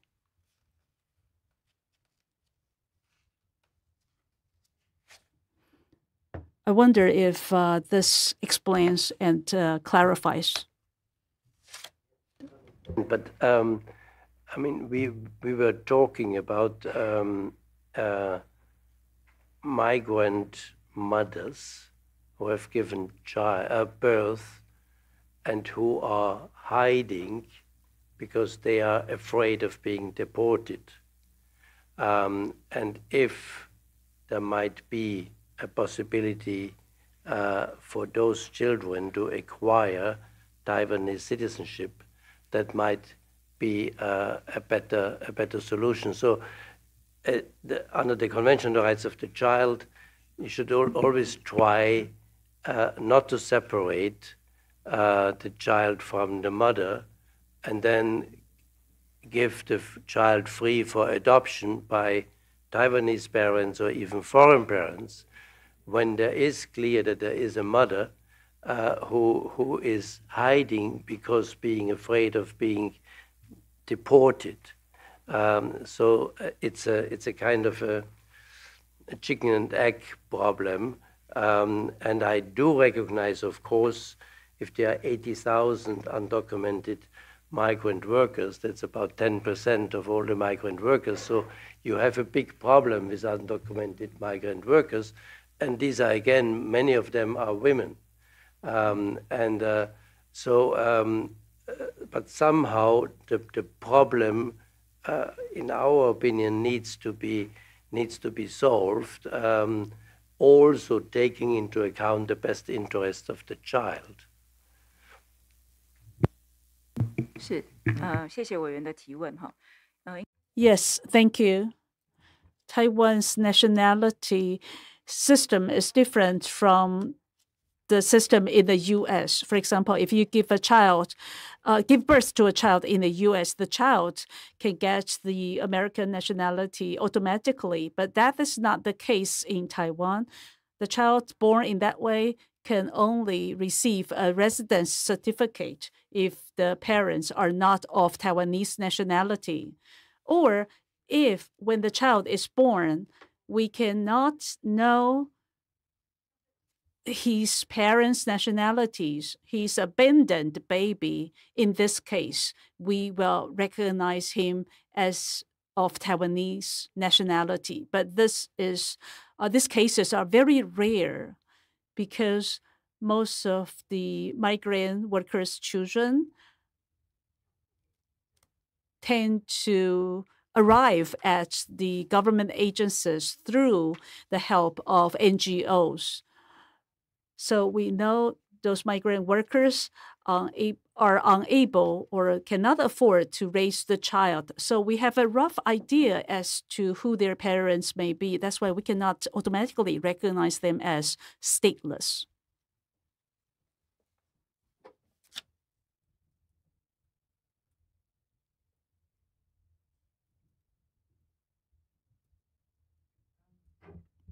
Yeah, so can we, I think we'll move on, but can I just say that I think in relation to the issues that have emerged around domestic migrant care workers, let's say, that I think the panel will agree that in terms of the legal framework, the most positive thing you could do is to adopt ILO Convention 189. And so if we leave migrant domestic workers to one side now and move to the fishers, which has also been an issue that's arisen in past years. And I was very pleased to see that apparently the Executive Yuan has been promoting incorporation of ILO Convention number 188 on working and fishing into the National Human Rights Action Plan. And it's recommend, but beyond that, I mean, I think that's, it needs to be adopted and fully domesticated, because that would remove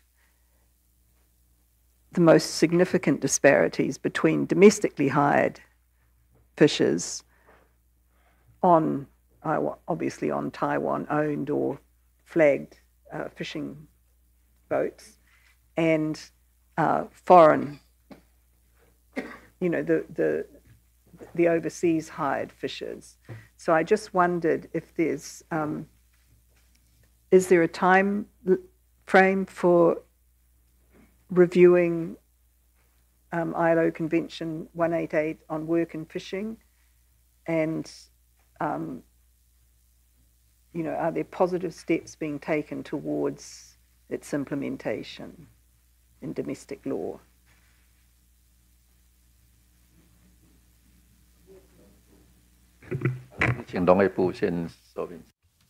Ministry of Agriculture. The Fishery Agency on R.O.C. 188. The Executive Yuan has decided that the Ministry of Agriculture will be the competent authority to incorporate that into our law. We will have an implementation act. It's expected that this year we are going to present the Implementation Act draft bill to the Executive Yuan and then submit that to the Legislative Yuan. But it's difficult to tell the timeline in the Legislative Yuan. At the same time, all the relevant ministries need to review their related laws and regulation to see if they are aligned with the R.O.C. 188. That progress is underway. And I guess I can only add that given what we know about the really problematic conditions on many, not just Taiwanese ships, but other fishing global fishing ships, that a sense of urgency would be good in moving forward on adopting ILO Convention 188. Just a final, before I hand back to the chair to pick up some other issues. The other issues that were raised as concerns by NGOs, particularly, related to the lack of legal aid or the difficulties with legal aid for migrant workers who find themselves charged with crimes in Taiwan, and various and obviously issues relating to interpretation before the courts for migrant workers for whom who don't have Mandarin Chinese, and so issues relating to access to justice. Migrant workers generally were seen to be at a disadvantage in dealing with the courts, and I just wondered if you have comments about that, or if there are some developments in that area to improve access to justice, regardless of what the issues are for the migrant worker.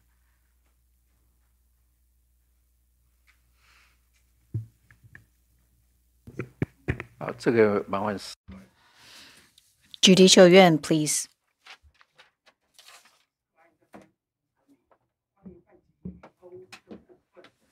Speaking of access to justice for, say, migrant fishers, in terms of interpreters, as we said in the morning, we have 21 foreign languages supported through the interpretation system, and 11 of them are indigenous languages.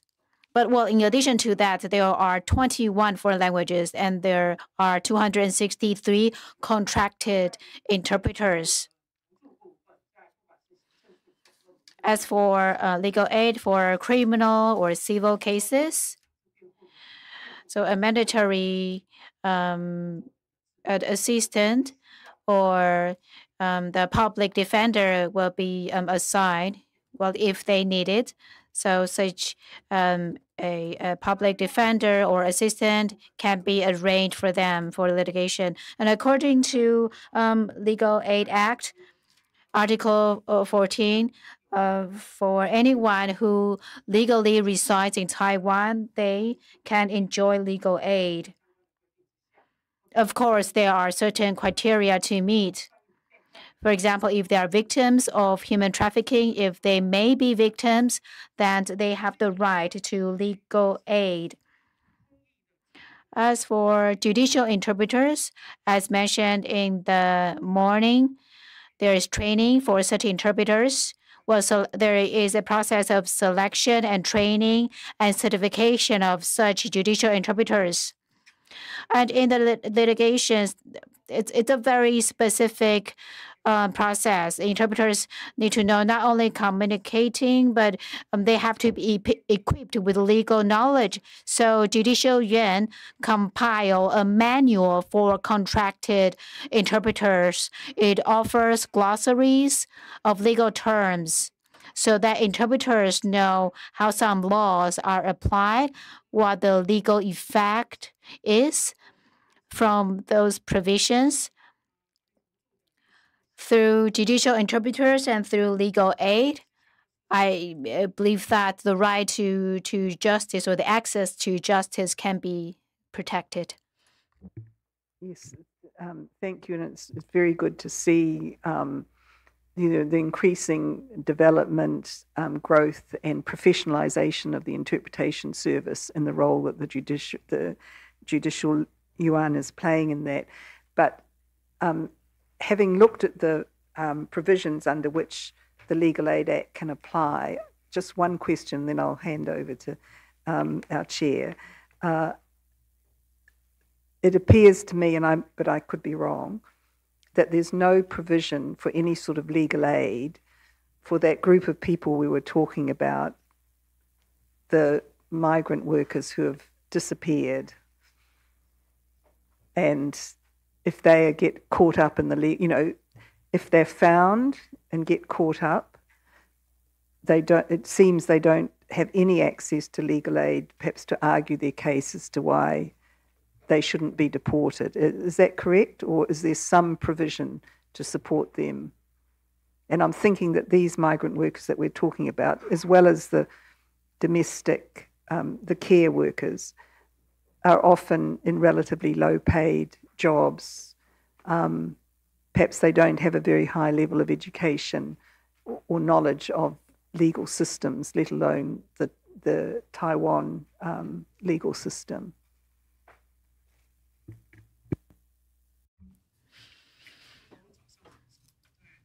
As I said earlier, MOL, before introducing migrant workers, need to provide the one-stop introduction to the migrant workers.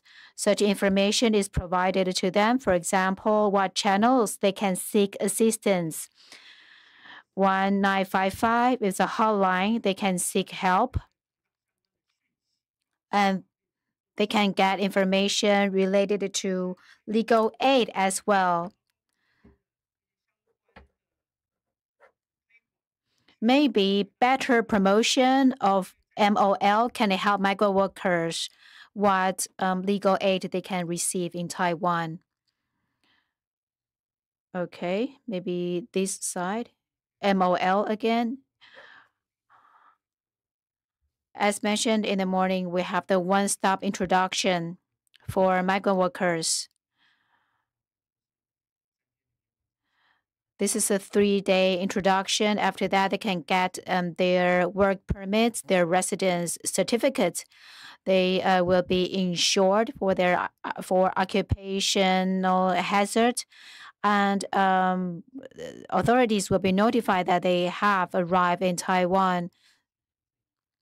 As for the introduction or orientation, we try to tell them all the rights and benefits they have in Taiwan. For example, legal aid.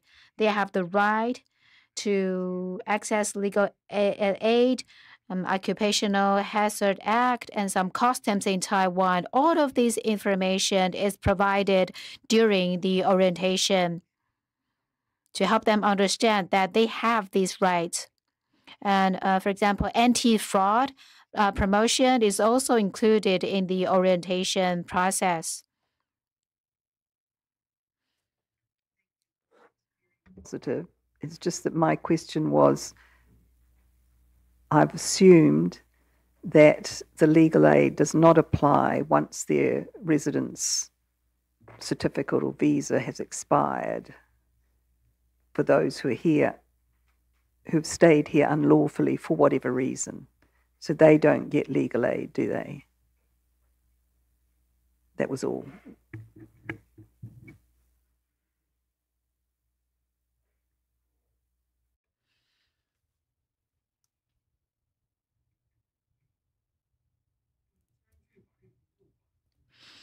Based on Legal Aid Act, well, this is Judicial Yuan. According to Legal Aid Act, if non-citizens lose their residence for reasons which are not attributable to them, they can access legal aid. So even migrant workers who have gone missing, it is possible that they can get legal aid as long as they can provide some document to show that they go missing because of factors that are not attributable to them.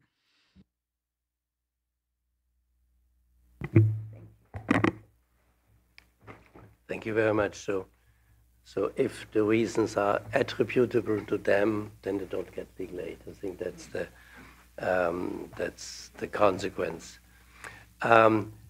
Since the time is running, and I would like then to give the floor to Keiko also for Article 6 and 7, just a few of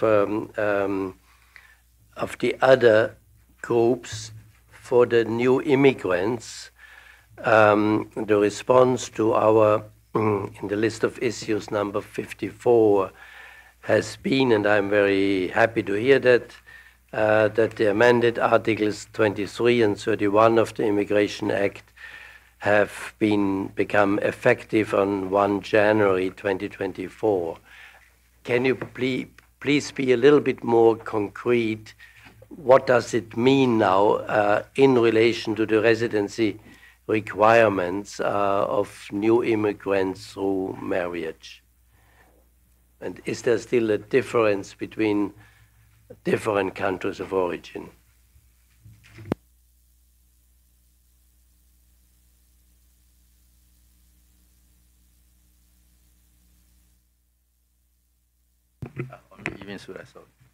NIA.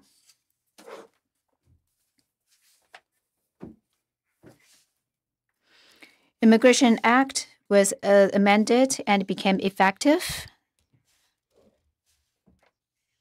So foreign spouses, if they are still nurturing their children and they are divorced or they lose their spouses, they can apply for an extension of their residence. If they are divorced without children, if they are divorced because of domestic violence, regardless whether or not they have the children, they can still apply for the legal residence. So we covered the need or the right to family reunion to protect their rights. So these provisions become effective on January 1st this year.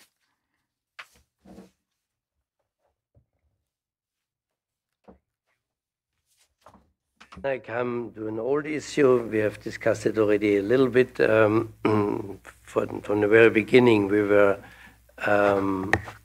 asking that the Refugee Act should actually be adopted. Just two short questions. The response to 57 says the executive branches of Taiwan government will continue to collect legislative models, etc., from various countries to redraft the bill. Has the bill now been again introduced to the newly elected legislative yuan, or does it take a longer period of time in order to find out what the situation is in other countries? And if so, when do you think that it can be introduced?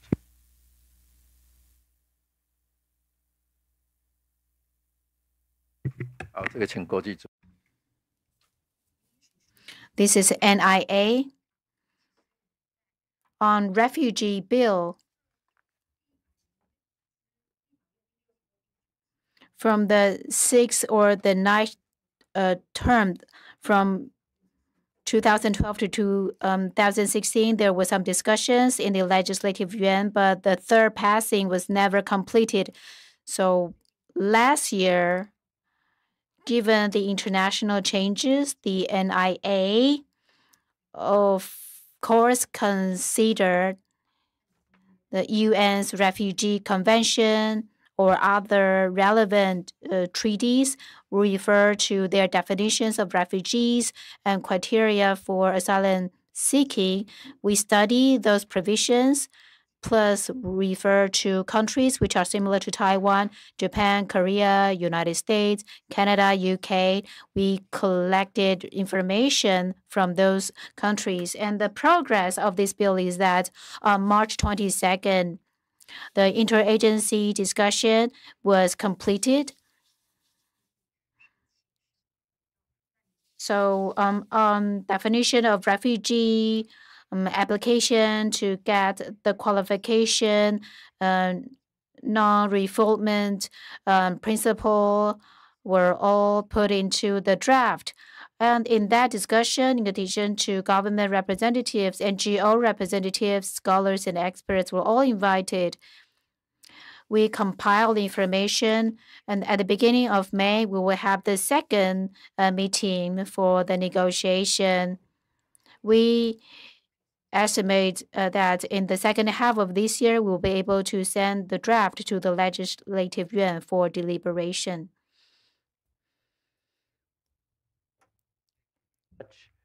Just to be sure, does it also mean that you are considering to ratify the United Nations Refugee Convention of 1951, or only taking some aspects like the definition out in order for your own refugee law?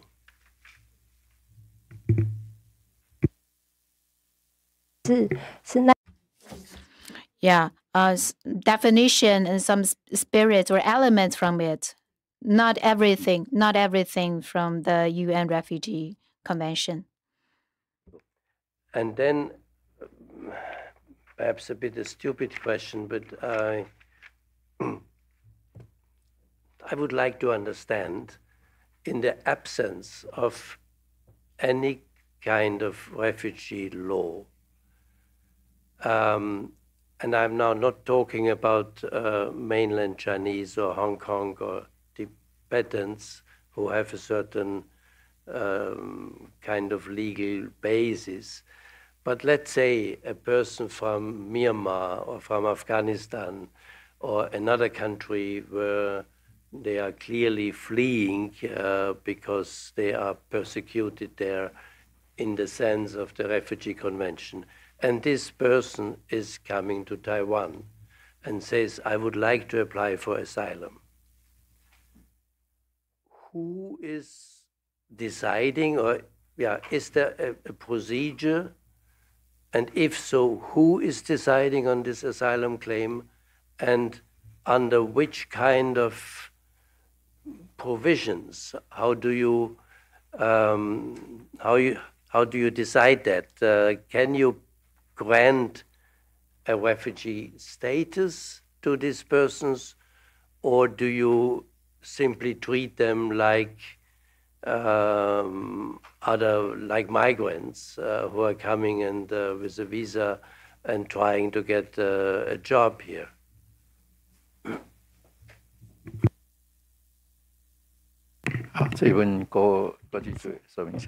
The international section of NIA. So, in response to your question, we don't have refugee-related regulations, but we have the two covenants in our domestic legal system. Therefore, in 2019, we received one claim seeking help.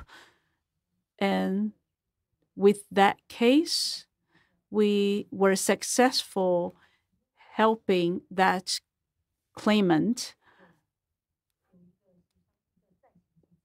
The executive yuan, actually the NIA, will be the contact window to receive such asylum claims. Maybe they want to seek asylum because they want to run away from war or other issues. So we do follow the non-refoulement principle, and we will first check if this person has been to other countries where asylum can be provided, or if this person may want to go to a third country, we will try to collect such information. And while he stays in Taiwan, we work with the MOL, the MOHW, the MOE to make sure that during this waiting period, if he needs help with education, employment, we will give the needed help. And we have help about 16 cases seeking asylum, including those from Myanmar and other countries. So we do perform investigation first based on the case's situation, and we will review the application across agencies.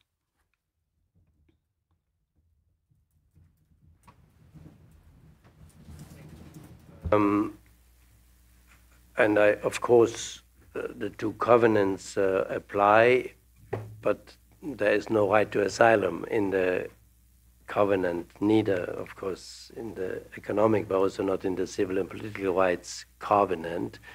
Of course, Article 7, prohibition of torture, is interpreted as a non-refoulement provision. So, what is the kind of the status of these persons? Let's say a person was fleeing from Myanmar and cannot be sent back under the non-refoulement principle to any other country. Is this, first of all, is this person detained or not? And secondly, what is the legal status until a decision has been taken whether or not the person should be deported? Is there a kind of a humanitarian, because under international refugee law, you have on the one hand persons who fulfill the criteria of Article 1 of the Refugee Convention. Then their status will be determined, they are refugees. But secondly, you have people who are not fulfilling this criteria, but who nevertheless cannot be sent back because of the non-refoulement principle.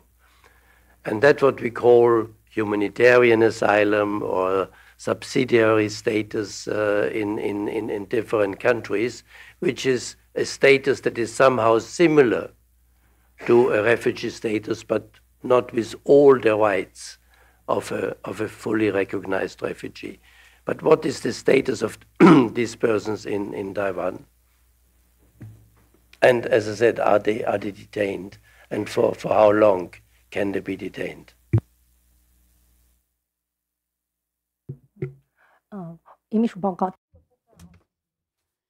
Well, they will not be detained.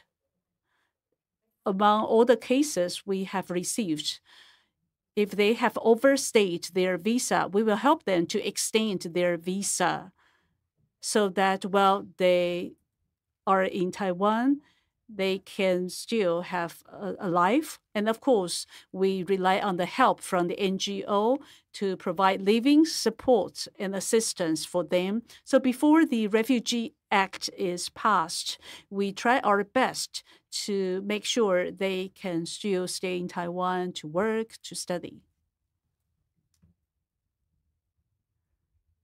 Is the illegal entry into Taiwan a crime under domestic criminal law?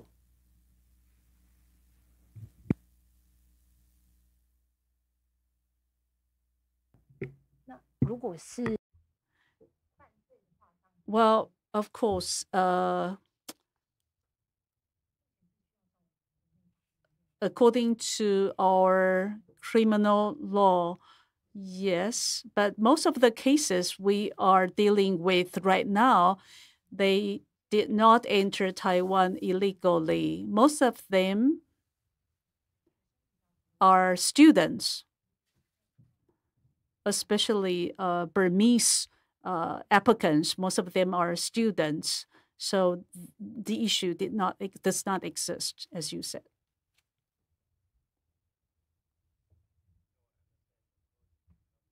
Visa, and then it is expiring and you ask for asylum.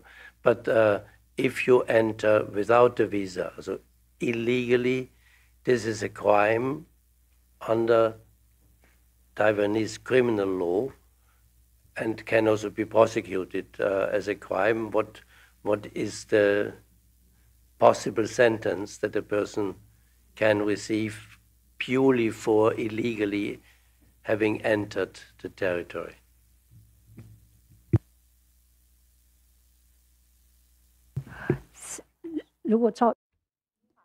According to our Immigration Act, if they enter our country illegally, of course, it's a violation of Article 74 of our criminal code. There will be consequences. So we have to follow the law, abide by the law. However, if he, upon entry into Taiwan, files for asylum, we will see what we can do to help them. And in the draft bill for the Refugee Act, we also incorporate this particular issue you raised. So if they enter our country illegally, we still follow the principle of non-refoulement.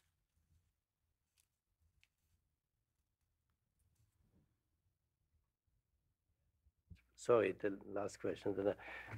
But I was also asking what is the maximum sentence for illegal entry? But under the Refugee Convention, also there's a clear provision that says that the very fact of illegal entry of an asylum seeker should not be criminalized.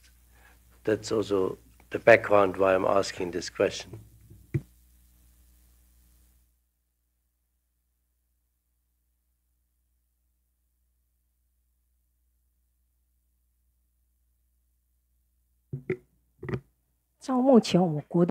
According to our existing law, if you violate Article 74 of the Immigration Act, you may be facing up to 5-year sentence, imprisonment, or you can, in exchange, pay up to 500,000 NT in fines.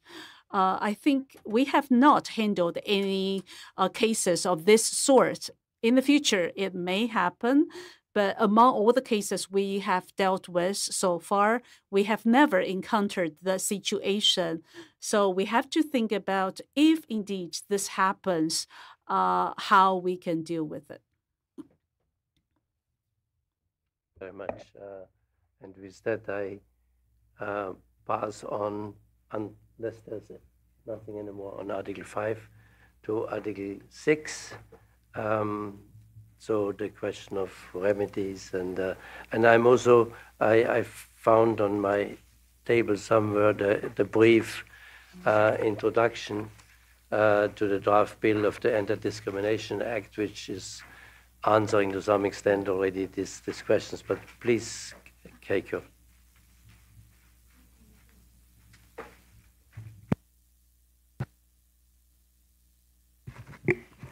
Thank you, Mr. Chair, for giving me the floor. I only have 2 questions. First, regarding Article 6, since we had a dialogue on the legal framework yesterday, I only have just one quick question regarding remedy. During the lunchtime, as we also received NHRC's response regarding its complaint procedure. Thank you very much. So I'm still interested in the complaint mechanism at MOI, which is mentioned in your initial report in paragraph 25. Could we have numbers of complaints submitted to this mechanism especially? That would be very helpful. Thank you. That's my first question.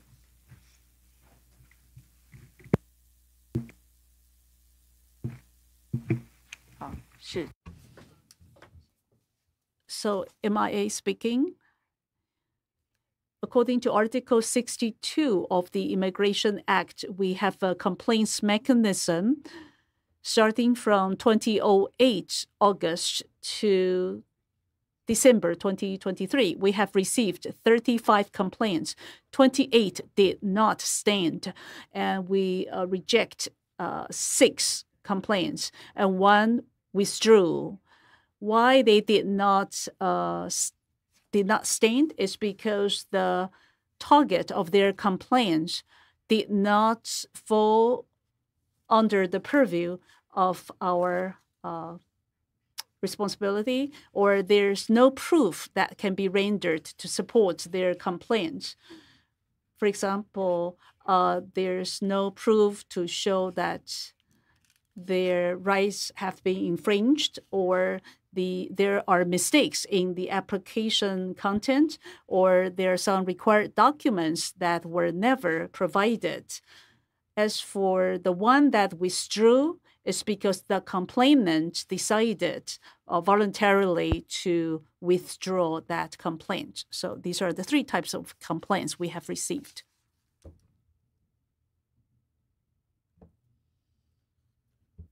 Okay, thank you very much. So I move on to Article 7.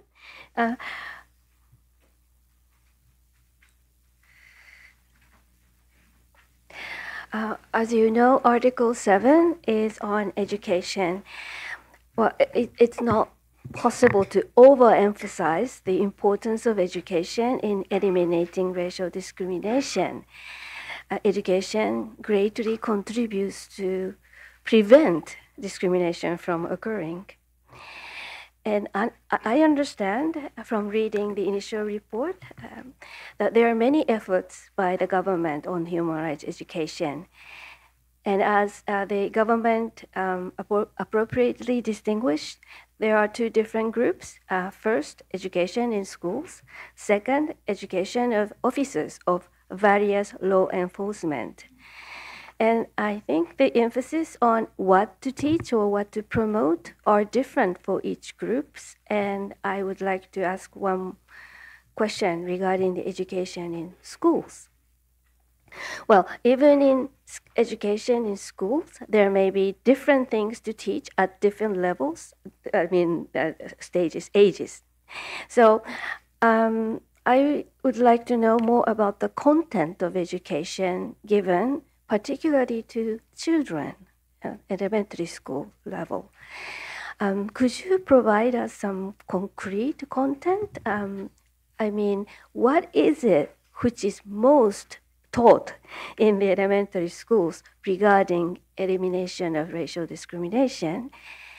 And regarding the teaching materials, in the initial report, in paragraph 260, you workbook for indigenous student resource centers of colleges and universities is mentioned, but how about other teaching materials? Could you give us some content, and if the sample of textbook is available, that would be great. Maybe not today, but what I'm trying to say is that I know education is going on in Taiwan, but we really like to know exactly what is being taught. That's my question. Thank you very much. 好，我们请教育部。Ministry of Education.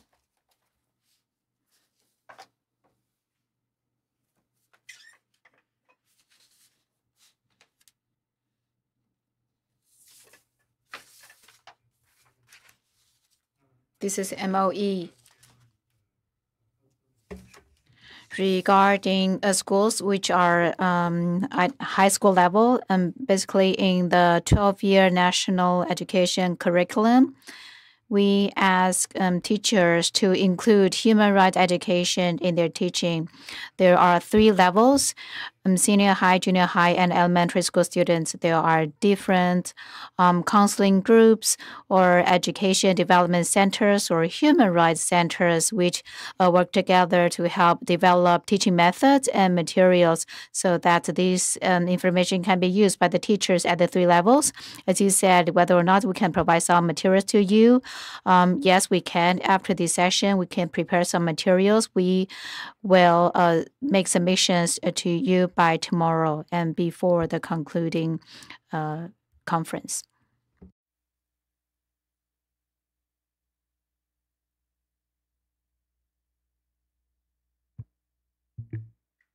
Just a follow-up statement, and thank you very much for offering to provide some material.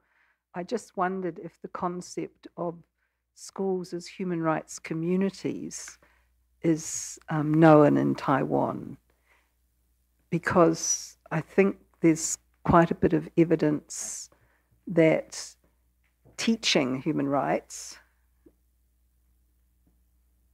can achieve something, but not a lot, but actually ensuring that the schools operate on the basis of human rights principles, and students are supported and encouraged to respect each other, to to identify, if the school models human rights principles, by being open to parents and the community, by being very fair in terms of, the rules and regulations. And in fact, in some I've seen examples of even quite young children in early primary schools developing in their classrooms their own set of rules that they agree to abide by.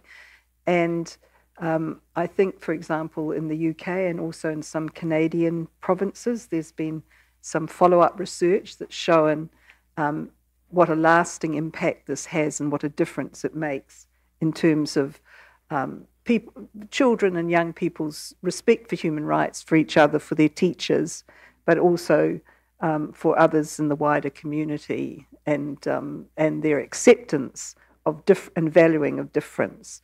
So I just wondered whether that concept has been explored at all in any of the Taiwanese primary or secondary schools.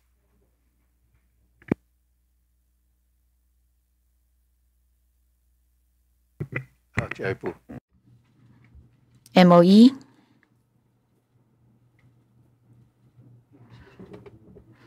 Thank you for your remarks.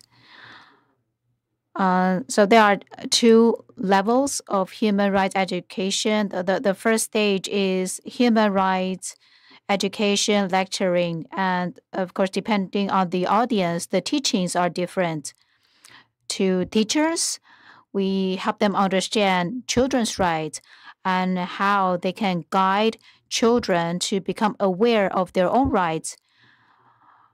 For children, the lecturing adopts another perspective.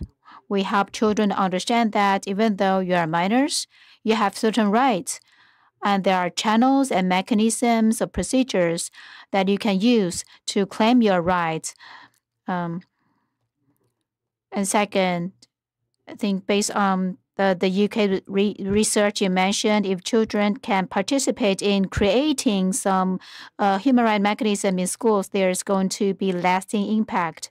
And in the high school Education Act, there are specific articles saying that when it comes to important meetings, student groups should be allowed to participate. That's for high school. And for junior high schools, we have a pilot program right now. Students now can organize student association. We encourage students. And we offer training to empower the children. We also ask the schools to help students create a students association so that they can claim their rights or learn to do so. It's very encouraging. Thank you.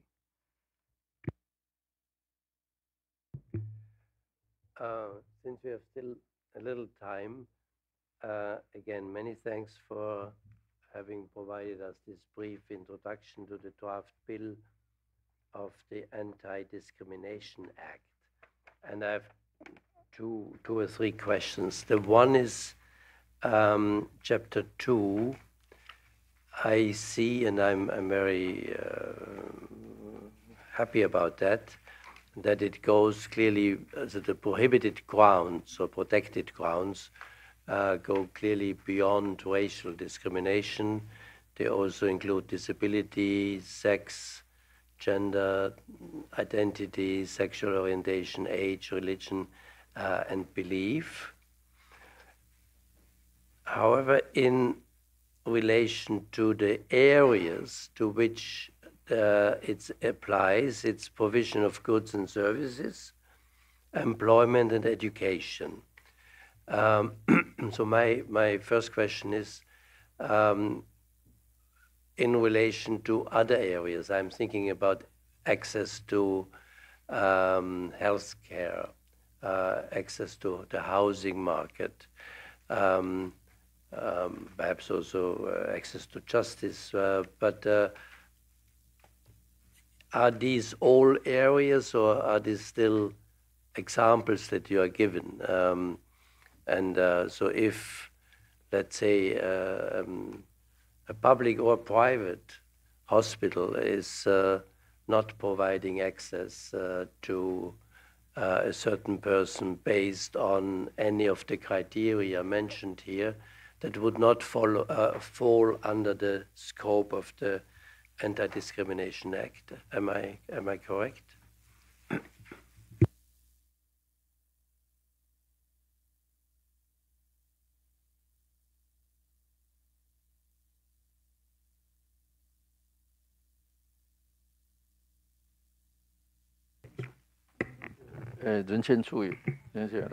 Department of Human Rights.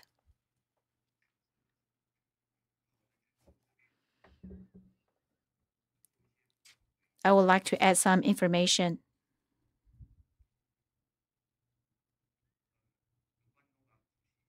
Regarding Professor Novak's questions, in yesterday's discussions, we talk about that in May. We're going to ask for public opinions in May for this draft. We have an initial draft within the agencies. This is a draft only, but for your understanding, we include the most important key points in the draft for your reference. And you said like chapter 2. In chapter 2,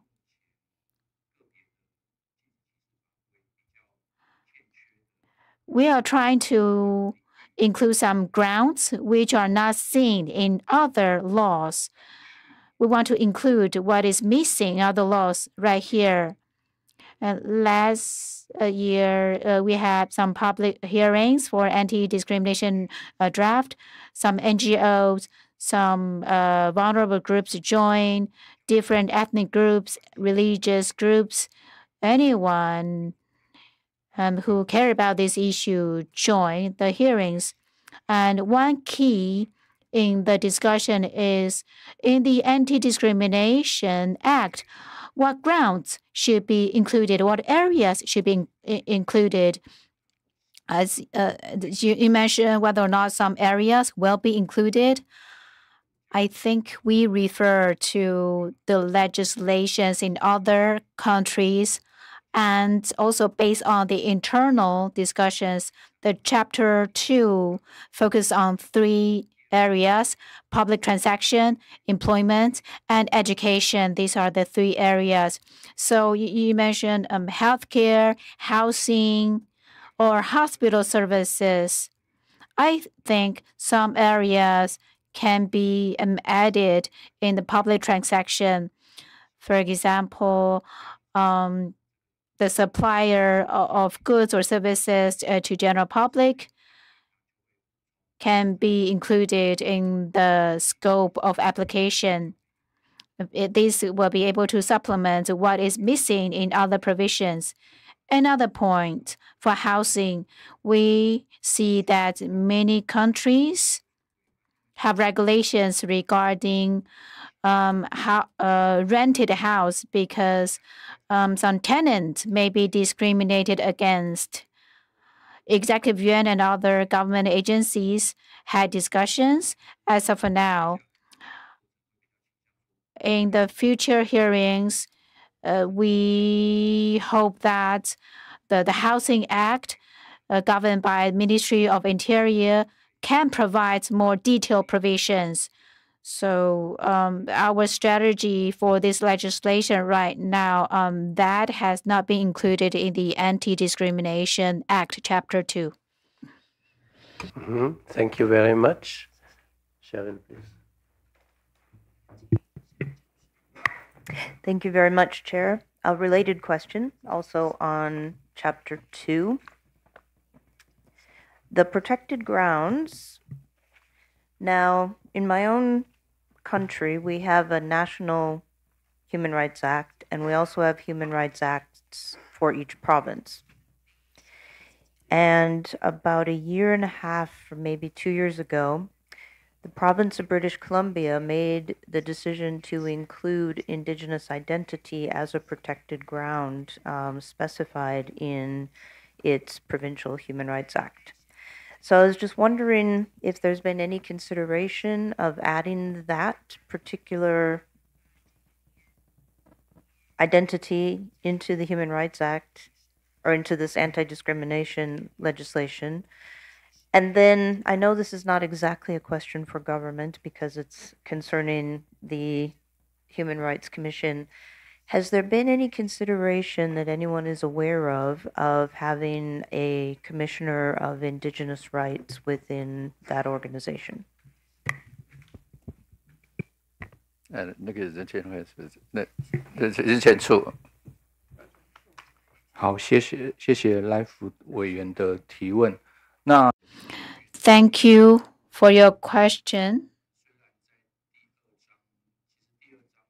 In Chapter 2, there are 3 areas, and there are some of the grounds.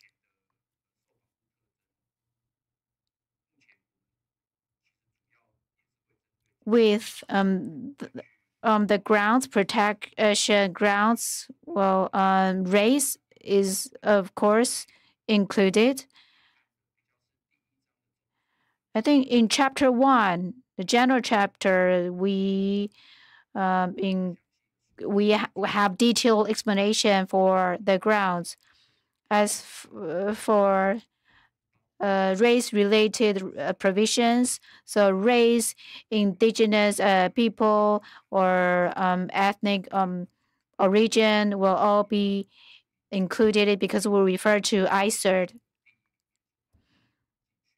And indigenous people is included in race. So I think in actual implementation, the practice will be the same as the Canada Human Rights Act. Also, in terms of education, yesterday we mentioned that discrimination on campus is an issue, and the existing law only focuses on discrimination based on gender. However, discrimination based on Indigenous identity is not addressed in the existing laws. Therefore, in the anti-discrimination law draft, we would like to also include the Indigenous identity into the so-called racial or ethnic characteristics.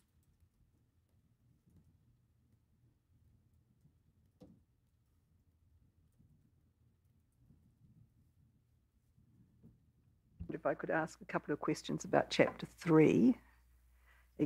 Exceptions from the prohibition of discrimination. The second one that's listed says conducts done in pursuance with laws and regulations.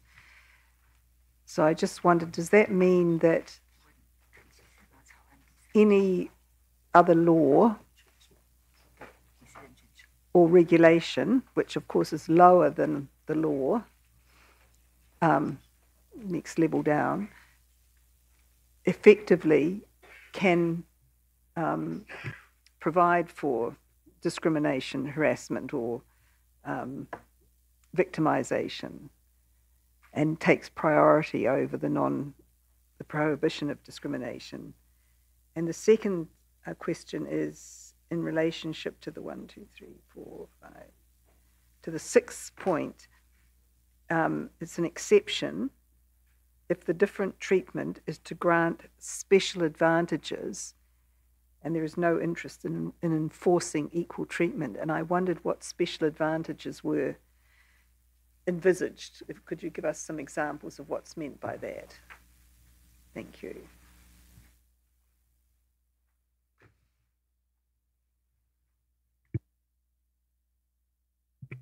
我们再请人权处。Department of Human Rights.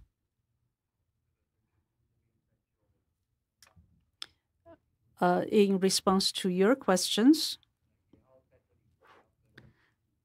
I think I need to speak to the NGOs in attendance too. As I said yesterday, in May, we will have a more complete version of the draft bill for you to review and provide your feedback. So we provided the draft bill in a rush. So it's just a summary of the draft bill.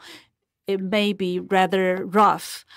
However, I think the discussions will help us to do a better job, especially when we seek inputs from the greater sectors of society in May. Now, back to your questions. In Chapter 3, exceptions to prohibition against discrimination, I think there may be positive discrimination, affirmative discrimination, which we must combat. But there are situations where certain behaviors do not constitute discrimination. So just like the Equality Act in the UK, we see similar provisions. For example, according to our civil code, there are some provisions restricting the rights of minors. And for the Tobacco Control Act, there are also some restrictions on people's rights, depending on their age. So you talk about whether or not other laws may contravene the spirit of the anti-discrimination law. I think in another chapter on the state's duty, we will address this issue. We will discuss other regulations. For example, maybe some administrative directives or executive orders. They may also need to be amended so that they can be compliant with the Non-Discrimination Act. So I think these are our thoughts on the third chapter, the exceptions for now. In addition, there may be some situations where, in order to safeguard the special advantages, we may prohibit behaviors which will not help counter or combat discrimination. I know the sentence reads rather abstract. I think we will need to cite more practical examples while we enact this law. Let me give you an example. If for 65-year-old people, if we offer them some discount fare when they take buses, that is a different treatment. And this would constitute an example of special advantage for the elderly.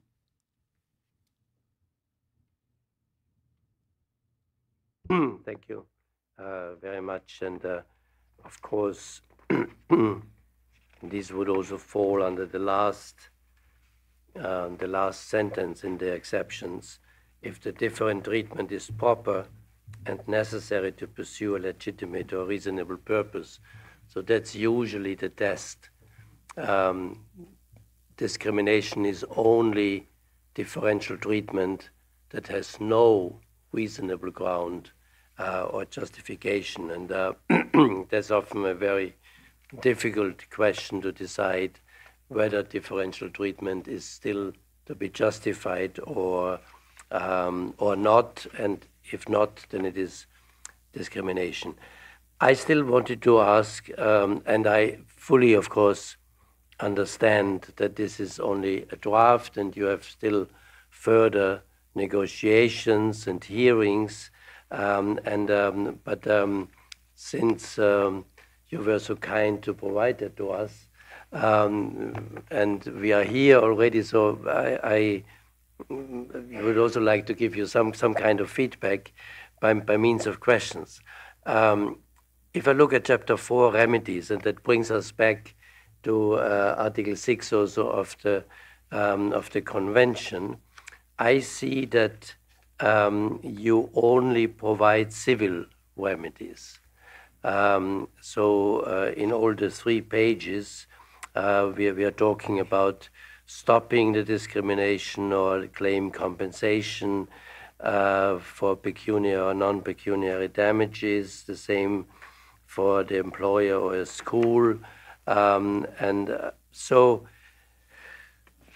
my question is, and that brings us back a little bit to the discussion we had on hate speech. Will prohibition of hate speech be included in the Equality and Non-Discrimination Act? And will there be, and if so, a different kind of provision than the ones that we discussed before, Article 153, 309, 310, etc.? Because also when we look at your reply to our question 9, then the answer was clearly there was no information on any complaints filed by the victims of racial hate speech. That's implementation report paragraph 89. And that of course makes sense since there is no specific criminal provision on hate speech. Is there anything on the criminal accountability and criminal remedies be envisaged, or has it been already a clear decision that the Anti-Discrimination Act will only refer to civil remedies, and of course providing also a certain role, assistance role of the National Human Rights Commission?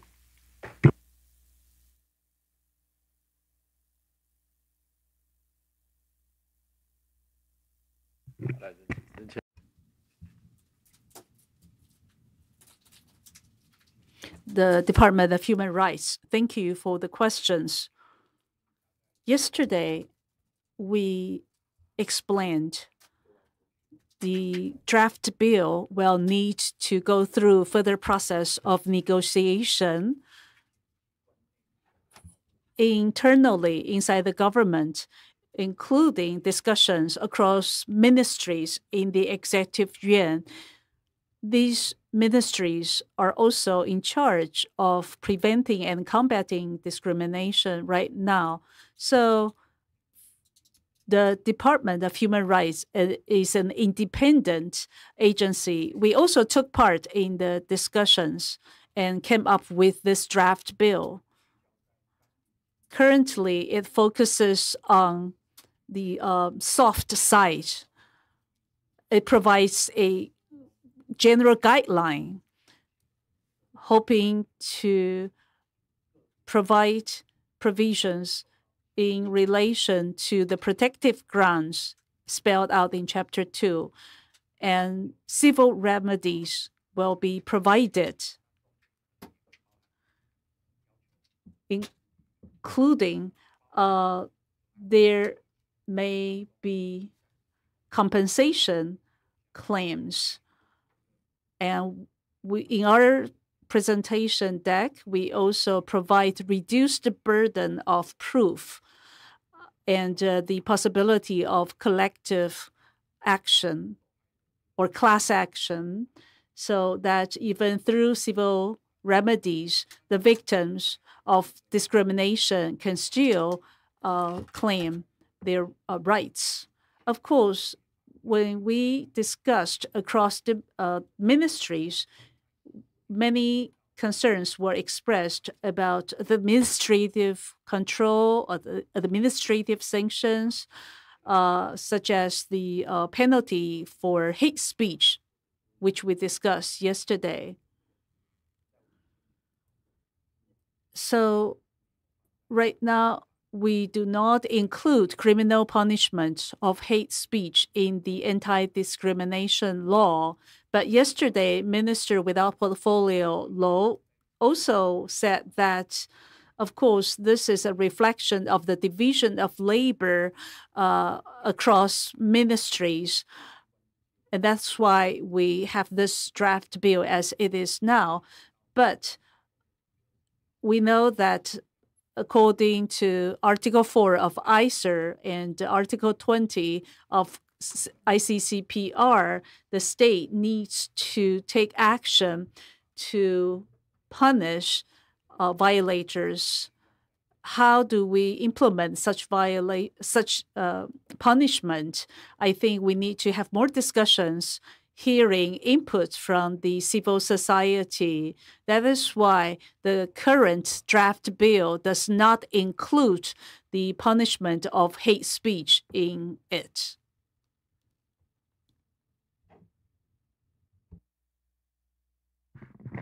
Thank you very much. Thank you so much for letting us know more, some of your draft bill, some content of your draft bill.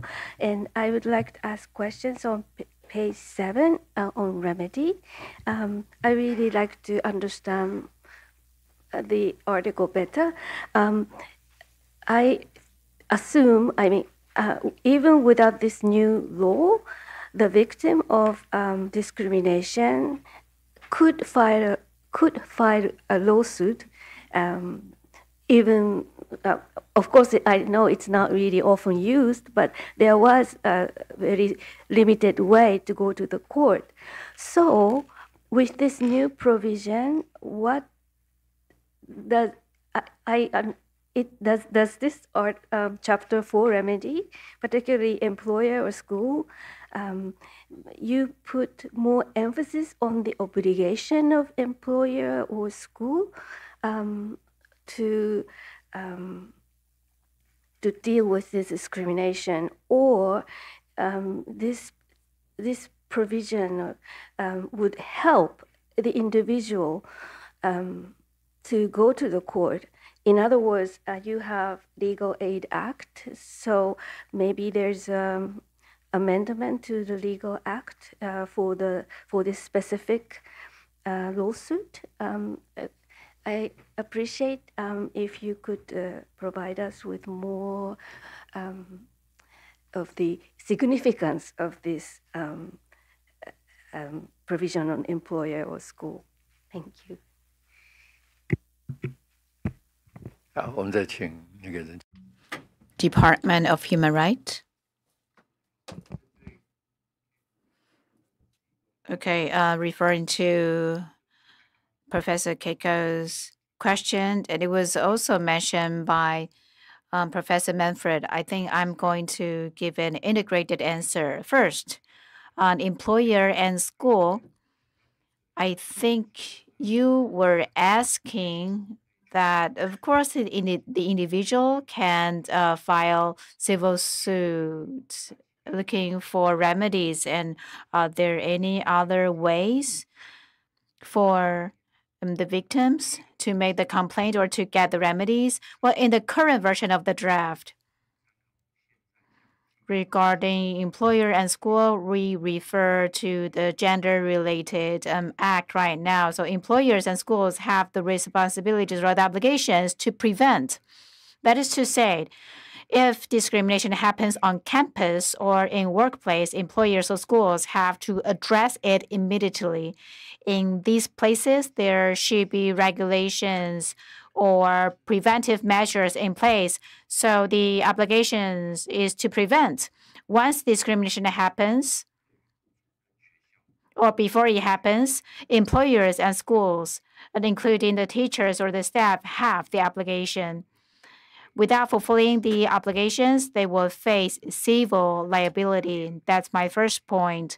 Secondly, whether or not victims need legal aid or legal counsel, I think Professor Novak mentioned this earlier. We had discussions with NHRC before.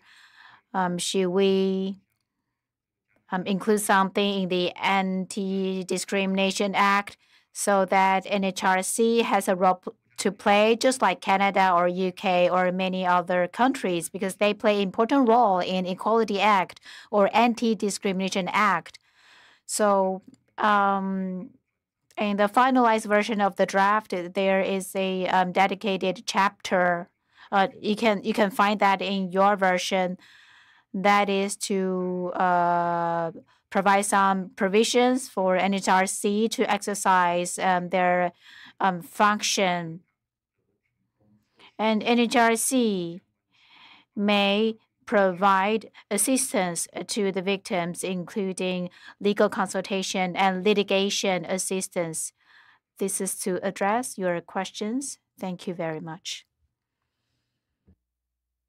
Okay, so just sort of thinking through and following my colleague raising the question about Indigenous identity as a protected ground, I realised that in some other equality acts or anti-discrimination human rights acts,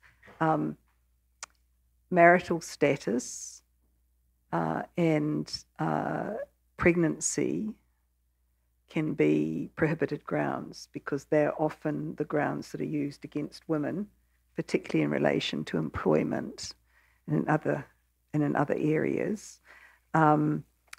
I should just say, by the by, I'm very pleased to see age as a privileged ground. As the grandmother of this panel, I'm delighted. But I see that under the remedy you mentioned that the Employment Services Act lists 18 protected characteristics. And I just wondered, were there some of those, I don't know what they are, obviously without looking at the Employment Service Act, but I just wondered, were there some of those that you, following the discussions, made a deliberate decision not to include? And can you give us some idea of what they might be?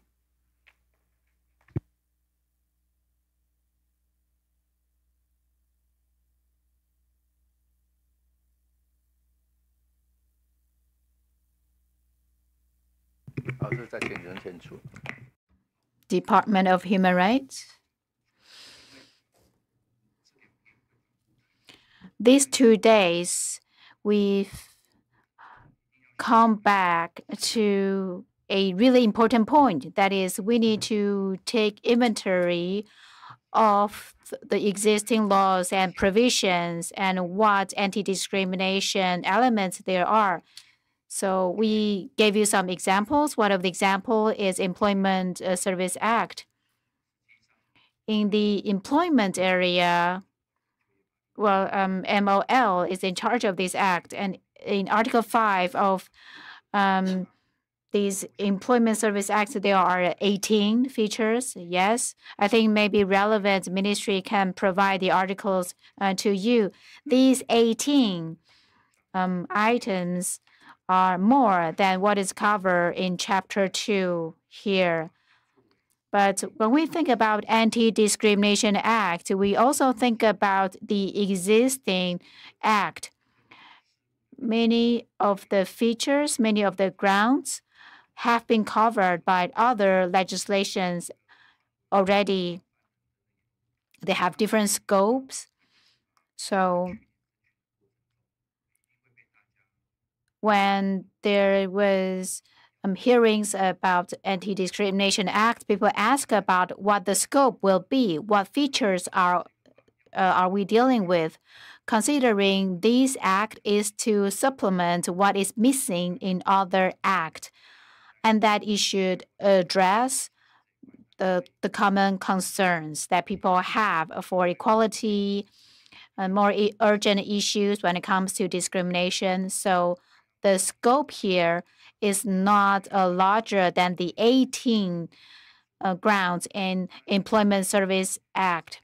Of course, in the public consultation sessions, we will need to listen to the public opinions. And in Chapter 4, remedies, we gave this example because we want to emphasize that the civil remedies is not limited to the only 3 areas listed in this chapter. The remedies are connected to other anti-discrimination provisions. There could be administrative punishments, and there is a right to remedies in this chapter. So people have right to ask for remedies through civil courts. In the Employment Service Act, there's no stipulation of civil remedies, but with Anti-Discrimination Act, Chapter 4 specifies what remedies can be provided. Thank you very much, and I know that the time is running. I wanted still to raise a totally different question, which we raised yesterday with the non-governmental organizations, but for lack of time, we couldn't answer them. It's a very clear question, so just answer with yes or no. Article 4B of the convention clearly says that the state shall declare illegal and prohibit organizations which promote and incite racial discrimination. And I just wanted to know, does a certain provision exist? And if so, who would be the body that has the power to declare and prohibit an racist organization as illegal?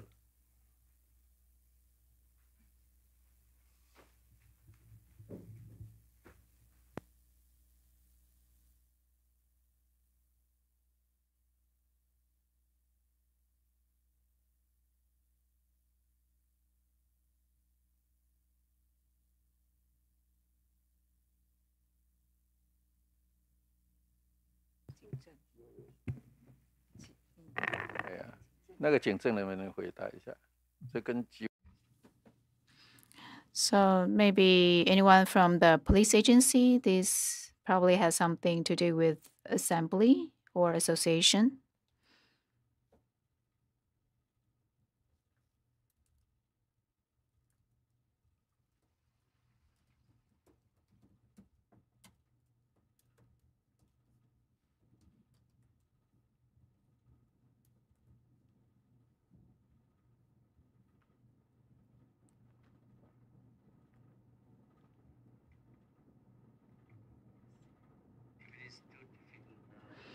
如果现在回复太为困难的，司法院里面maybe judicial yuan? No, this is not your question to cover. Okay. Last question, and then we have to finish. Actually, it's a small comment to follow up on one of the earlier answers about the protected grounds. And for your consideration, it was mentioned that this list is the same as Canada's Human Rights Act. That is technically true at the moment. Canada's existing Human Rights Act is quite old, 1985. And just last year, 2023, the Ministry of Justice announced the launch of a new process to establish an independent Indigenous mechanism or mechanisms to expand access to human rights justice for Indigenous peoples. And they are doing this in the spirit of the distinctions-based approach of the UN Declaration on the Rights of Indigenous Peoples, which intends to treat indigeneity not merely as an ethnic category or as a racial category, but as distinctive. So I just give that to you for your investigation and consideration. Thank you very much. Yeah, I'm conscious of the time, and since we are coming to an end now of the discussion and review that we have had with the various governmental, legislative, control, and other UNs and agencies, I wish to express my sincere gratitude for all of you for being so open and kind to respond to so many different questions that we have raised, in particular also under Article 5. But we nevertheless managed somehow in these 2 days, to go through the various issues arising from the Racial Discrimination Convention of the United Nations. So thank you very, very much. And we will keep in contact. Tomorrow we will sit down and draft our concluding observations and recommendations, and we will then later also make them available to you and to the public. So thank you very much, and I hand over to the Thank you, thank you， 也谢谢现场在座所有的长。We thank all the government delegates. A round of applause to the IRC panel. This is the end of this session. Refreshments are ready outside, but before you leave, here's an announcement here. If you need to make submissions,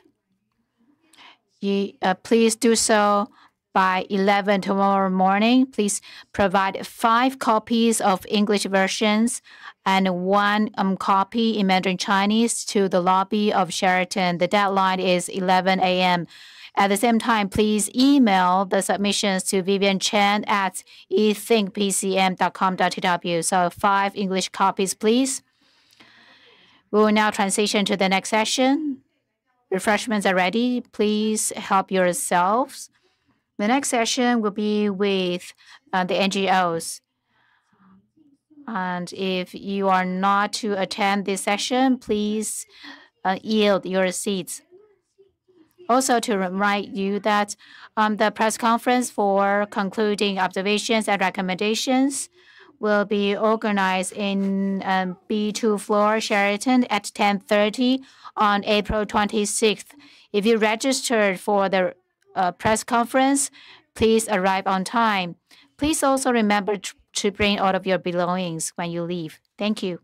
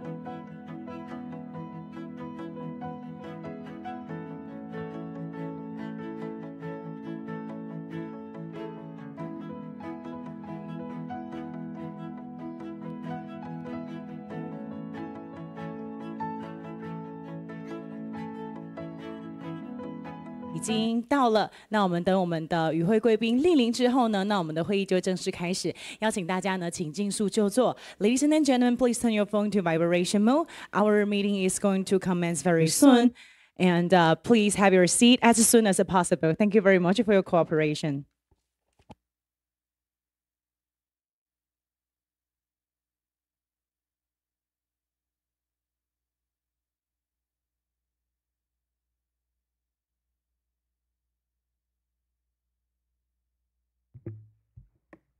Sorry, we are starting in a moment. We just have to wait. Okay. So, welcome again to the last round. If you will remember, I put a question towards the end of yesterday's session. And there was no more time to discuss it. Now I put the same question to the government, and I couldn't get an answer, so I guess it doesn't exist, but I simply want to still raise it with you.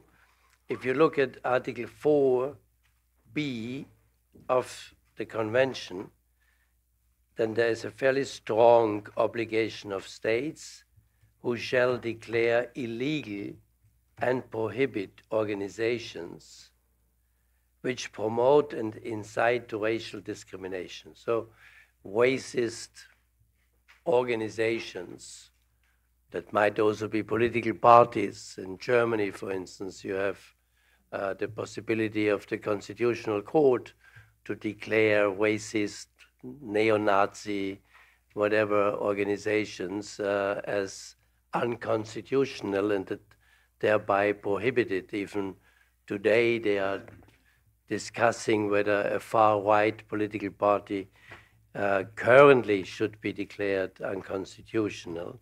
And of course, we have similar provisions in many other countries. So just in case you know, does a provision exist under Taiwanese law that you can prohibit an racist, clearly racist organization? And if so, who would have the power to do that? Would it be also the Constitutional Court, like in Germany or other countries? Only if anybody has a clear answer to this question. Otherwise, we are continuing with Article 5. Yes, please. The judicial reform or foundation speaking, according to the Group Act, the name of a group cannot contain discriminatory language. However, if a organization uses other names but still engages in hate speech or discrimination, for example, in Taiwan, there is a Han people organized Equality in Rights Association, which intentionally distorts the indigenous people's history. So even though they have distorted the indigenous people's history in Taiwan, and they also smeared the indigenous advocacy groups' efforts, right now there are no laws that can prohibit such behavior. But in terms of the name of a group of an organization, it cannot contain discriminatory language. There are laws against that. Indigenous Youth Front speaking.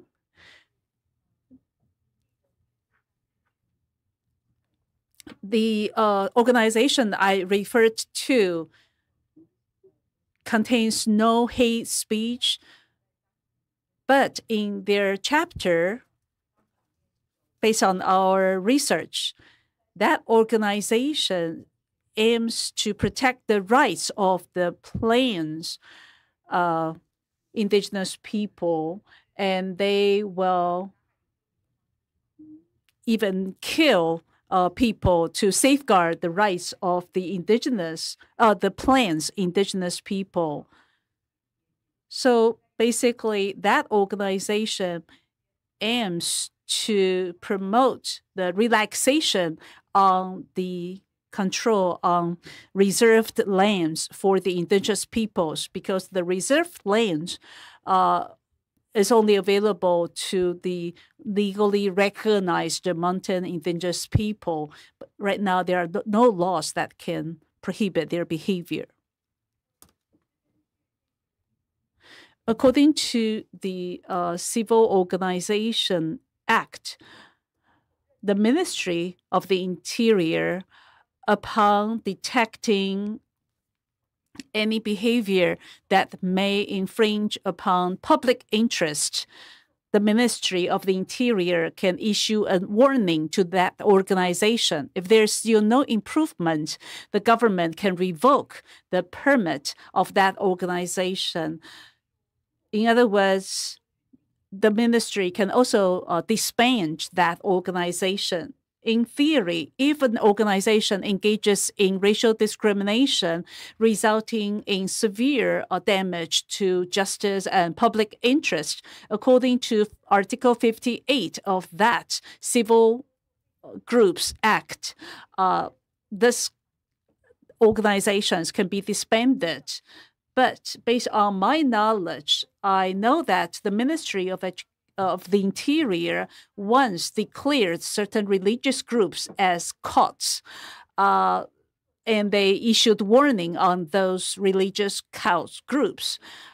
However, so far, we have not heard instances where racial discrimination was used as the ground to disband a civic organization. But in law, yes, Article 58 of the Civil Group Act. So you can have a remedy to a court? Actually, 这有目的是 Basically, it's up to the competent authority to take action. In other words, depending on to which ministry. Well, basically, after registering with the Ministry of the Interior, the civic organization will be overseen by a competent authority in the government. For example, we are registered with the Ministry of the Interior, but our competent authority for my organization is the Ministry of Justice and the Ministry of Health and Welfare. If the MOJ and the MOHW believes that our behavior infringe upon that article, resulting in harm to public interest, then the MOJ, the MOI, and the MOHW are in the position to revoke our registration.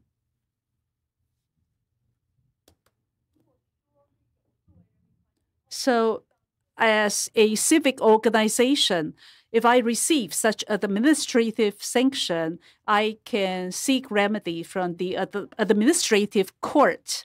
But in terms of revocation, the revocation doesn't have to go through the court. The only exception is political parties. Only the Constitutional Court can disband a political party.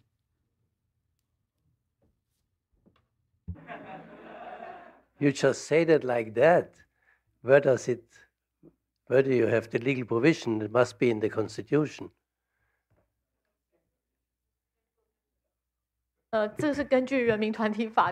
This is based on Article 58 of the Civil Associations Act. We can submit the provision to you later. But in the Constitution procedure, there are stipulations as to how grand justice deal with the disbanding of political parties. Yes, there are different provisions in different legislations. I'm not sure if there is such a similar provision in the Constitution. I guess not, but we can double check. 关于刚才讲到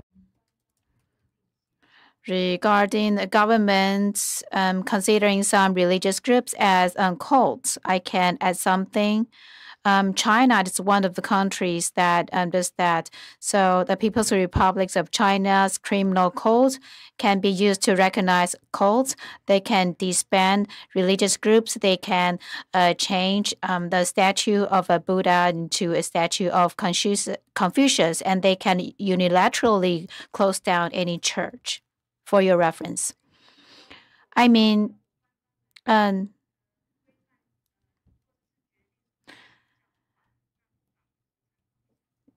if you want to know government regulations which are used to recognize some religious groups as cults, you can refer to the Chinese practice. But my intention is to say that we should not regulate, we should not just identify which group is a cult or not, because if I heard correctly, we were discussing cult earlier. We are not discussing the People's Republic of China here now. So I only wanted to know whether Taiwan had actually such a law. The government didn't know. You are now telling us it's Article 58 of the Civil Groups Act, which also applies to political parties, if you say rightly, and it's all kind of ministers who can have the power to declare illegal and prohibit an organization, a political party, but then you have the right to go to the administrative court, and in case of a political party, to the constitutional court. Is that a correct summary? I don't want to spend too much time on that, but I just want to know whether I understood correctly. Yeah. Right. If it is political party, it has to go through constitutional courts. But it is just a regular civil organizations. The competent authorities have the rights. But if we're talking about political parties, that constitutional procedure has to be followed. So political party, it goes to constitution and its court. Thank you very much. Okay, we were still because I think we still didn't finish. So we are still under Article 5. We have a little bit more time, and I'm grateful to the interpreters for permitting us to go a little bit longer. But still, we are far behind schedule. So we still have a few questions relating to indigenous peoples, and then to migrant workers, as we did with the government, and then still other groups and Article 6 and 7. But Article 6 and 7, I think, can be done very quickly. So, but I also ask both my colleagues not to be too extensive, but also you in your answers. So if one of you has clearly answered the question already, we don't need that 3 others are confirming what the first person has said in order for the sake of time. Thank you.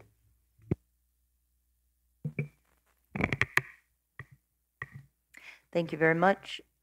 So we've been talking a lot under Article 5, under the Indigenous Peoples category, about Indigenous peoples' participation in consultations about changes in law and refinements of law. So I wanted to turn our attention to one particular issue area we haven't discussed, but I'm curious about, and that is traditional hunting and fishing practices. So it's been identified as a problem that Indigenous individuals are being prosecuted for practicing traditional hunting and fishing. In the government report, we have all kinds of actions listed that have been taken to address this. In the parallel responses, the indication is that there has not been adequate measures to address this problem. And I'm curious, how has the government dialogued with Indigenous peoples in order to revise the various laws and policies that have led to this prosecution problem, and how is the future looking for protecting traditional hunting and fishing practices?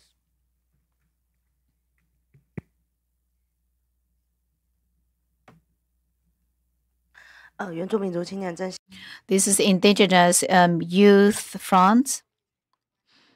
When it comes to indigenous hunting, there are two main pieces of laws.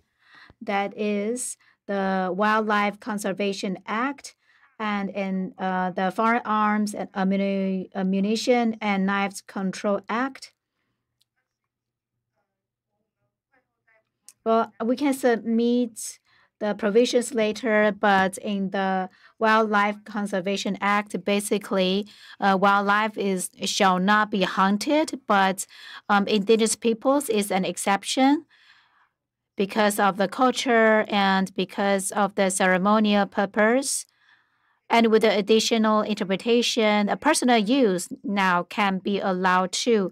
The biggest issue is that the procedure is quite ridiculous. For example, you have to apply before you hunt, you have to tell the government how many animals you want to hunt and how many people there are, how many guns you are bringing. But it totally it's not aligned with hunting practice, because we have a spiritual practice.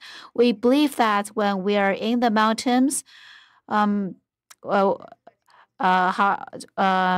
animals we hunt are the animals that the God wanted to give us. So it is impossible for us to provide a list of animals that we're going to hunt. I'm from the Bunong peoples, and in our dreams, our ancestors give us some hunts. Only when hunters have a good dream will they go into the mountains to hunt. In this case, it is impossible to submit the application to the government beforehand. And there was a pilot collaboration program. So the forestry agency and several indigenous communities work together. They want to waive the application process. You only have to report after the hunt. In these past several years, there is a lower number of indigenous peoples who are punished because of hunting, but there are some typical cases that have to go to the constitutional courts in the end. But the biggest issue is that the substance of the law has never been revised. Yes, the practice has changed and progressed, but the text of the laws were discussed in Legislative Yuan, but it was stuck over there. I think it happened just 1 or 2 years ago. In the Wildlife Conservation Act, some animals shall be protected.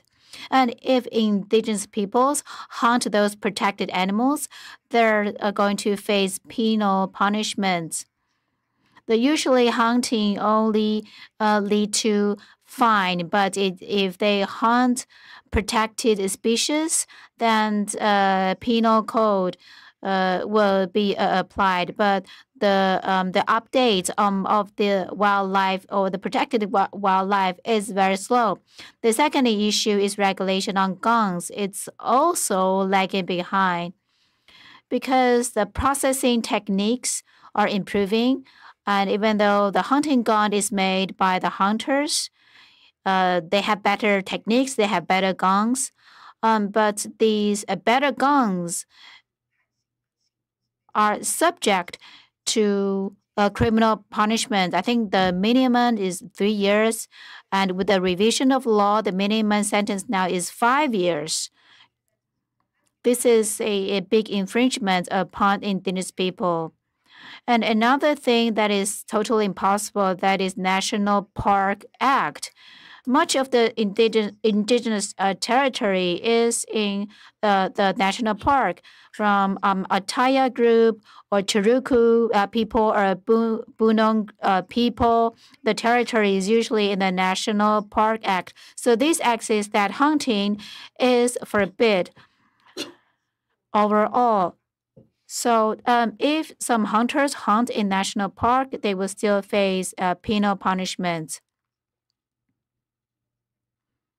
No, they're put behind the bars, right? Oh. In the morning, the Turku representative wanted to talk about this too because much of their territory is in the national park area. Lastly, my conclusion. We are discussing and progressing on the hunting issue. However, the animal protection groups are not able to understand that hunting one or two animals will not hurt all the protective species. So they don't understand that our hunting practice, in fact, is quite in line with environmental protection. But let me end here for now. Thank you so much. I'm wondering, has there been an open dialogue with Indigenous peoples as government attempts to adjust its rules and regulations?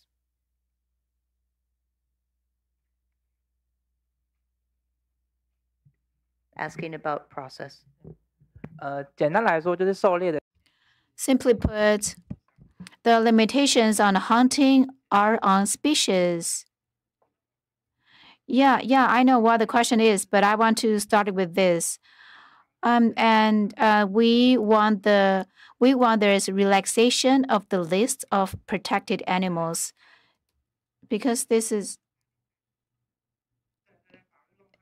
a loophole. This is a legal loophole, and therefore the law should be relaxed.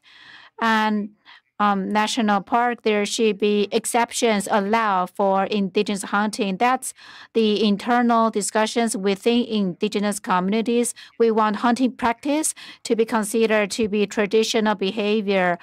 And it is not an opposing idea against protecting animal rights. It's not the zero-sum game because the hunting practice also considers the ecological protection. So there is traditional wisdom in this. I think the conversation or the dialogue is the same as we described. The government approach some specific groups and have closed doors discussions, and advocacy groups like us are not able to join. I think this is a bad practice. For example, when NPA is revising regulations about firearms, they approach the hunters groups, but the text and the discussions are not in line.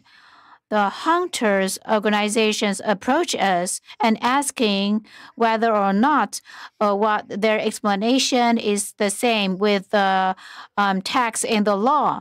But these two things are totally not the same. So hunters have to protest.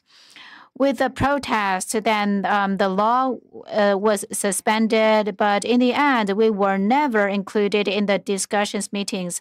That's our problem because our indigenous friends know about wildlife and the culture and traditional wisdom, but they don't know about law. So advocacy groups can be a bridge to help the hunters and the government to form a consensus.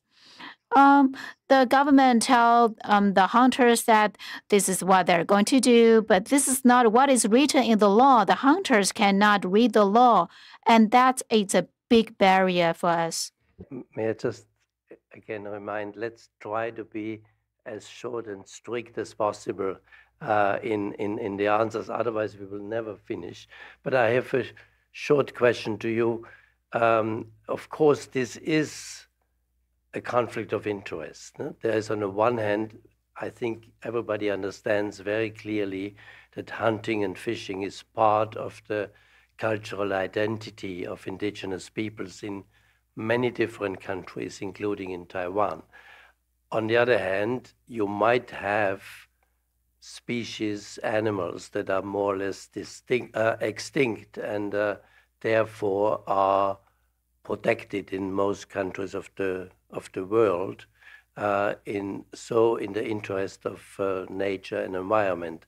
So would you agree that in such a case, the Hunting Act can provide a provision that protects species that are under threat?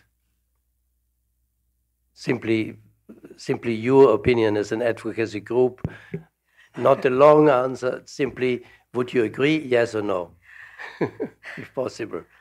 我们同意可以 We agree it can be managed, but the management must be based on sufficient understanding of Taiwan's natural environment. There are many natural conservation groups in Taiwan that support indigenous people playing an integral role in managing these resources. Rather, conservation groups that do not pay attention to wildlife conservation that are opposed to this. Indigenous peoples are not opposed to protecting endangered species.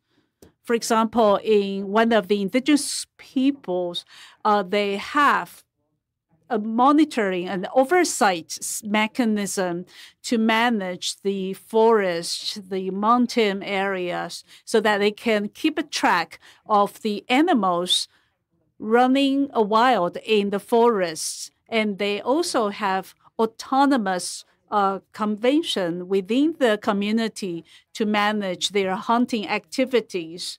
However, hunting practice is still very often smeared.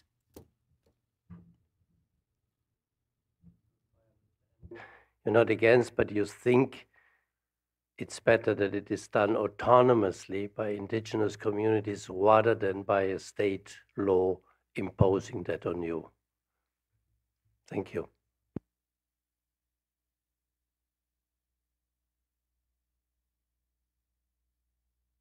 Okay, well, I'm going to ask one question, quick question, because I'm very conscious that we've received a number of submissions,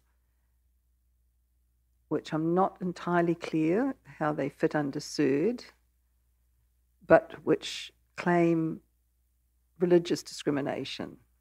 And then we just heard that apparently the government had issued some warnings about religious cults.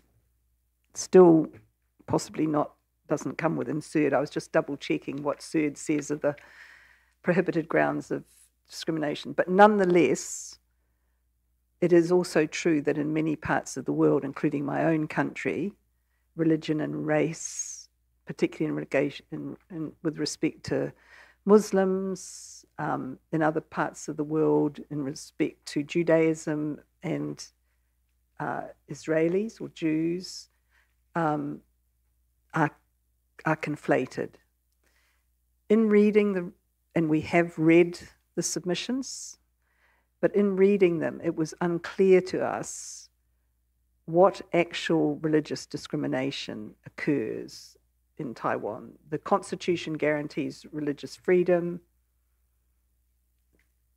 Not all religious groups, I mean, some are minorities, they're not all, they're not necessarily all part of the mainstream, and so they can feel different. But I just wondered, and it doesn't necessarily need to be now, but if anybody, any of those who made submissions on religious discrimination, can provide us with an actual example of the discrimination experienced. So in reading the submissions, it was more like there needs to be more understanding of the different religions. So I think that's a matter for education in schools. I think given the world we live in, that's probably a good thing. I mean, to understand all, the different religions of the world and what they have in common and how they differ. But in terms of actual discrimination and harm, I don't think any of us could find anything in the submissions. So if there is something, perhaps that we can receive a further written submission. So if anyone wants to make a brief comment on that, we'll... Please.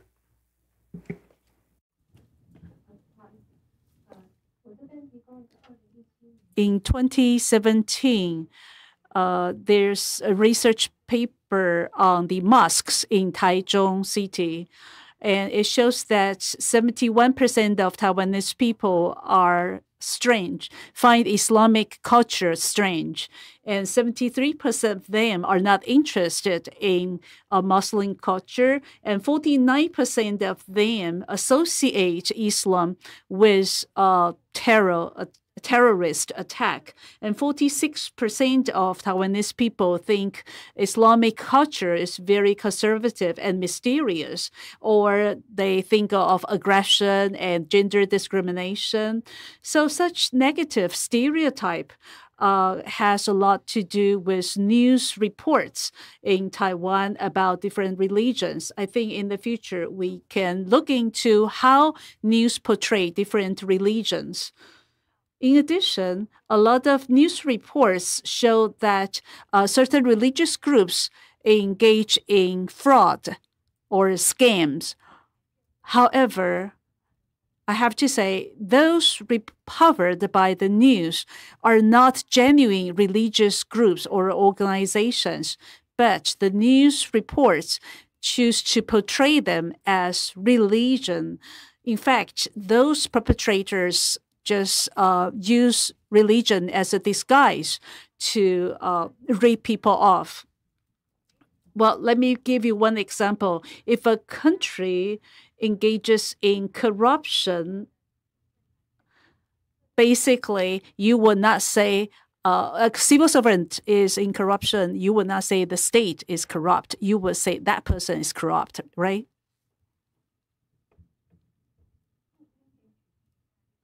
Let me give you a few examples. A college professor offering a course. Who are you representing? I speak for the National Alliance for Mothers. A college professor offers a course entitled Christian Thought, and a student asks a question about Christianity's views on gay sexuality, and the professor is a Christian, so he shared his thoughts based on his own belief. But then he was brought to the school's gender equality committee, and he was accused of being a bully. And this report will be archived for 30 years.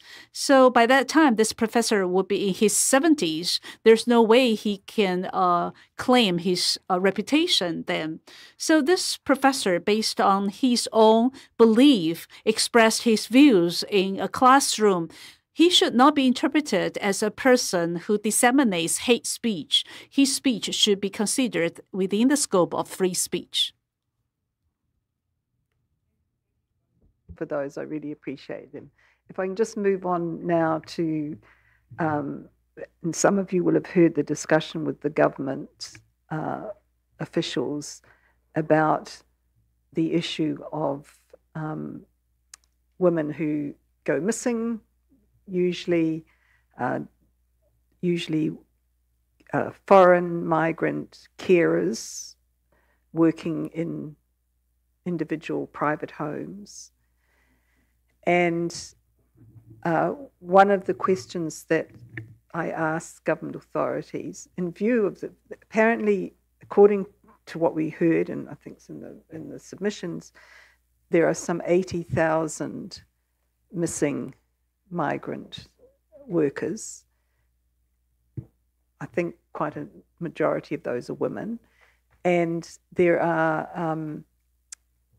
and at the same time, apparently there are shortages of labour with respect to agriculture, construction, who don't have such big quotas as manufacturing or some other areas for migrant workers. And so the question was, given that this is an issue and that there are, let me say, human rights and humanitarian considerations for those women in particular, for many of those women, but also particularly for those who have given birth and are mothers, and for their children. Is there a possibility of organising, I mean, you don't do this very often, we would never do it very often, but maybe once every 10 years, organising an amnesty or a regularisation of those missing migrant workers with certain criteria, obviously, that could regularise particularly the position of the mothers and those with children in the best interests of the children. So I just wondered how you would react to, rather than just trying to provide social services, education, health. I'm not saying they're not important, but sort of putting the Band-Aid over the problem for the children who still don't necessarily have any citizenship, as we heard, maybe until they're 18, if they've been deemed or might be separated from a mother who would otherwise want to be with them. Is it possible, do you think, in Taiwan for that sort of a more systemic approach or not? Is that a realistic ask that we could make?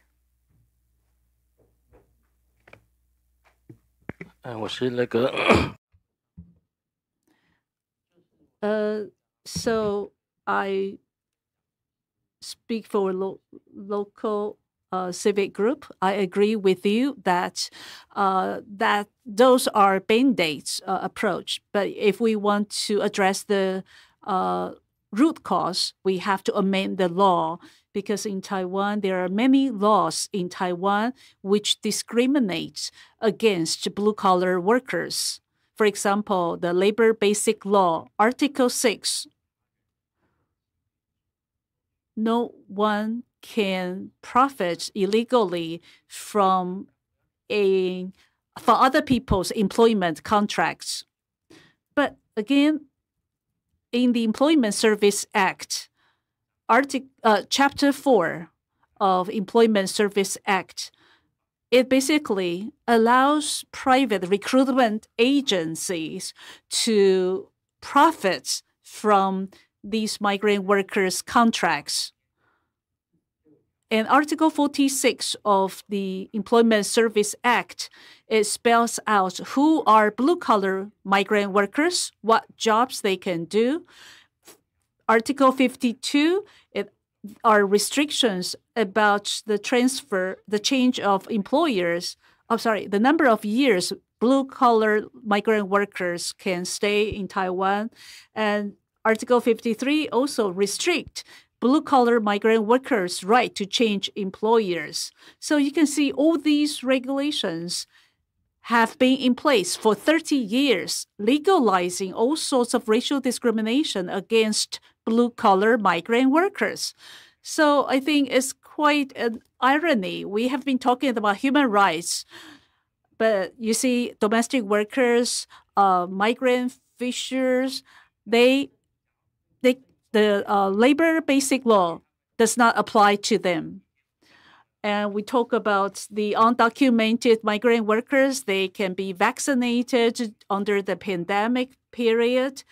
However, the government has been expanding their crackdown on looking for undocumented migrant workers. And the law has been amended to make the penalty even more severe on these undocumented migrant workers.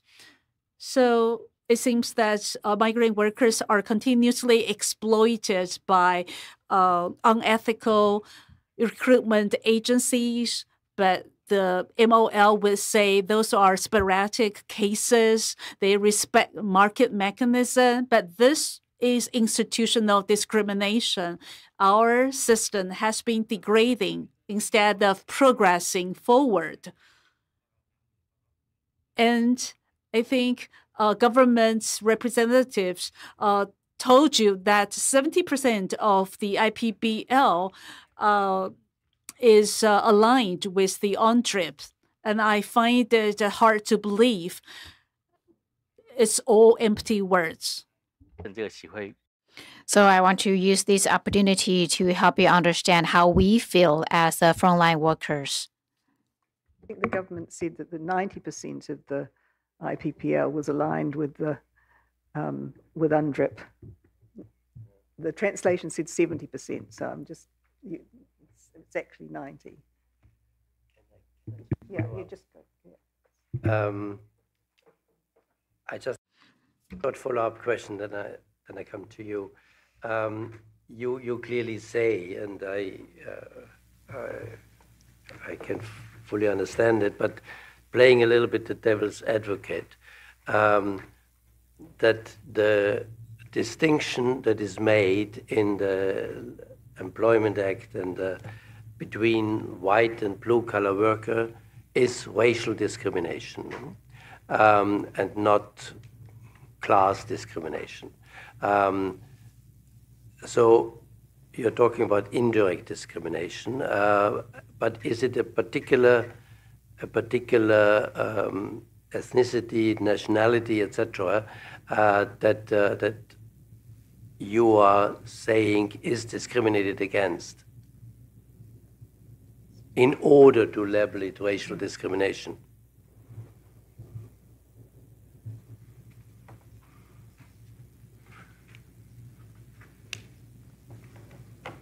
Waiting for the translation. 好，那个 Okay. Yes, it is also class discrimination. I don't think they are totally separated. Well, I call it social discrimination because most of the white-collar migrant workers, well, and in fact, most of the blue-collar migrant workers are from Southeast Asia. And it is because Taiwan says that only several countries can send blue workers here. There is Indonesia, the Philippines, Vietnam, and Thailand, whereas there are no limitations on white-collar workers. Any person from any other countries can work here as a white-collar worker. They are teachers and so on. So they wouldn't face the same limitations in Employment Service Act, but I acknowledge what the chair just said. It is discrimination between classes. But I mean, the majority of white-collar workers also comes from Southeast Asian countries, no? Or not? Okay, then it's... 不是，大部分不是。 No, most of the white-collar workers are not from Southeast Asia. Most of them are not coming from those countries. Please. 就是回到刚刚那个。 Going back to Professor Novak's question, there's a big overlapping. Race, nationality, class, and ethnicity, there is overlapping. These people happen to come to different countries. And going back to Dunan's question, for missing migrant workers, we believe that there are some other approaches. Maybe they have children, maybe they are married already,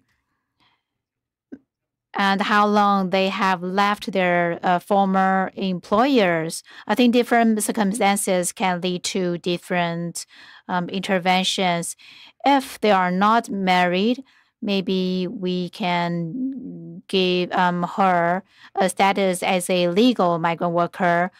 MOL said there are new openings, so they may continue to work as legal migrant workers in Taiwan. But if they already have families in Taiwan, maybe we need to consider the best interest of child. So to have them stay in Taiwan may be the best option. So I think there should be different interventions, but to help them to stay in Taiwan legally. Can I just say, usually an amnesty or regularization will have criteria like that, so that would apply to particular groups. you know, it's not usually just a blanket regularization.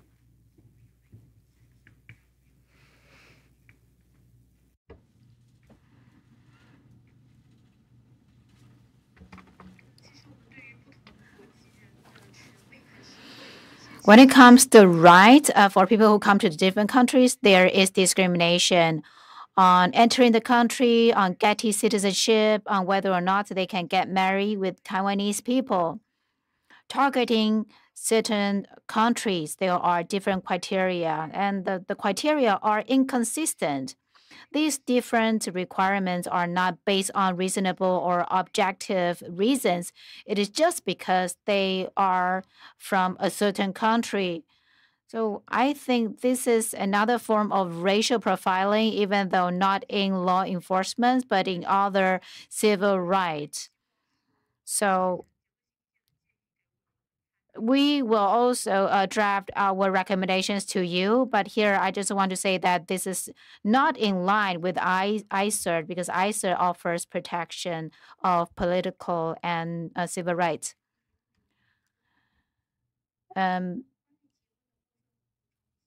This is Taiwan Alliance to Promote Civil Partnership Rights.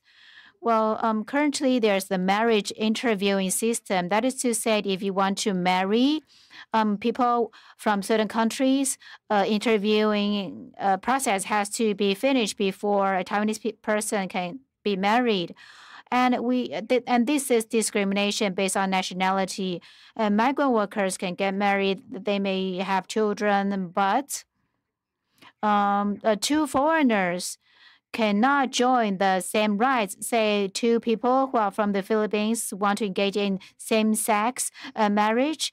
The Philippines doesn't allow that, and therefore these two Filipinos are not to get married in Taiwan, even though they have resided in Taiwan for more than 10 years. But Taiwan is the government, at least, is not abiding by the fact that every resident in Taiwan should be treated equally. So, as respond to the comments on religious freedom and gay and lesbians, because when this professor show his or her discrimination against LGBTQI, some students feel that the gender orientation or sexual orientation is being attacked, and that's why the Gender Equality Commission started the investigation, and the investigation is not open, and we think that gender discrimination cannot be made reasonable based on religious freedom. This is not gender or sexual orientation discrimination. This is our belief. This is a declaration of our belief.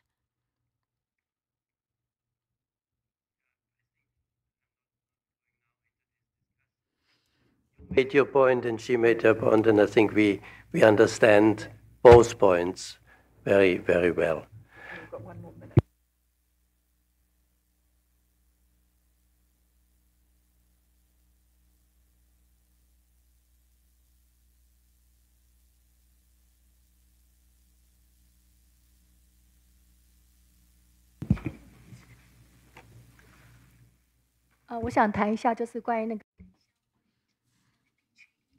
I want to talk about insufficient medical resources in indigenous areas or in remote areas.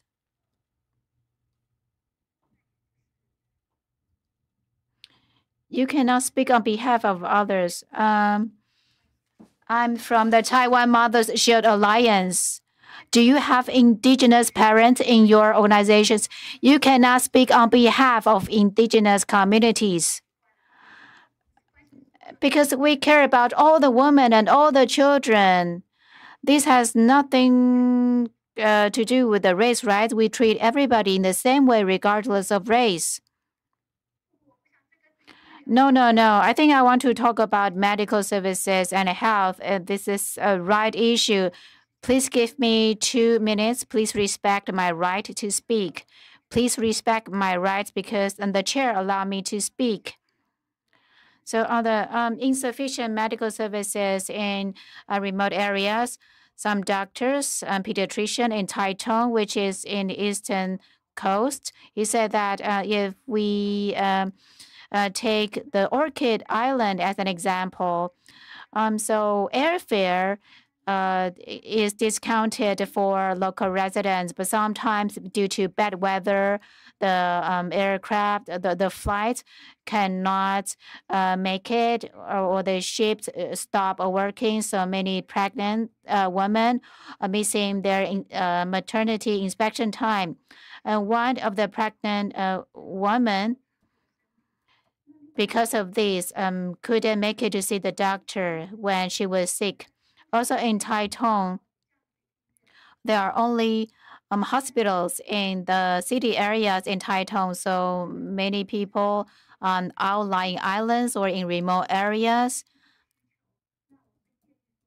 have needs for transportation and accommodation. We hope that the government can provide universal, friendly, and short-term accommodation so that pregnant women, when they need a place to stay, they can stay in these places to make to their maternal inspections.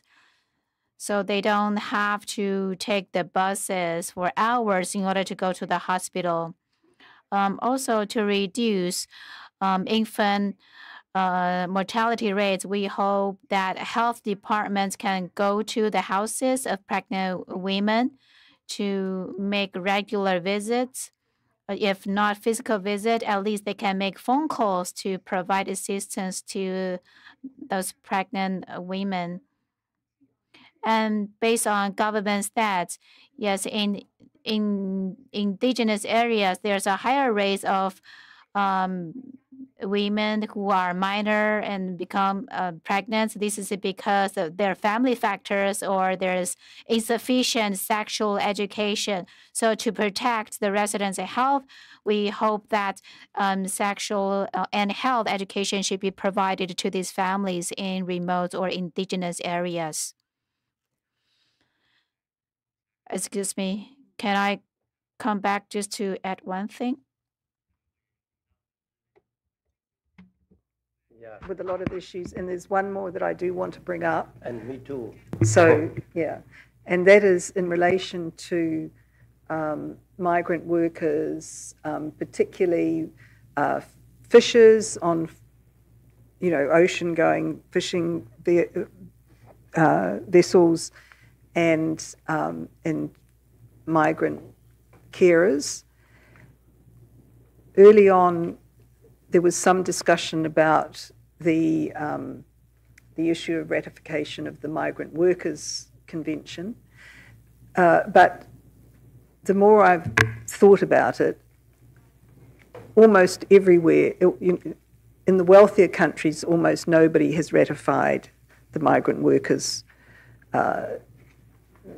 Convention, and for reasons that it's very prescriptive. So, and I sometimes need to say to people, human rights treaties are not, they're not a religious Bible or Quran or whatever. They are what they are. They're the best that could be developed. Just like ICERD is not as understanding of human rights as CRC or CRPD. We've evolved our understanding.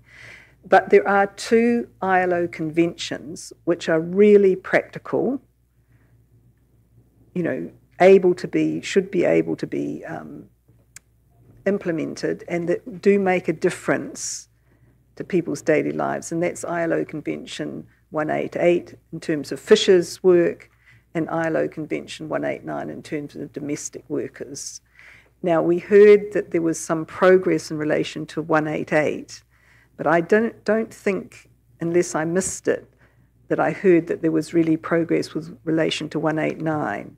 So I just wonder whether, those of you who are active in terms of migrant workers, first of all, I think, I don't know what we're going to recommend, but hopefully prioritising implementation of those, or adoption of those two ILO conventions. And I just wondered if there's anything we should know about that in order to strengthen our recommendations, our general observations.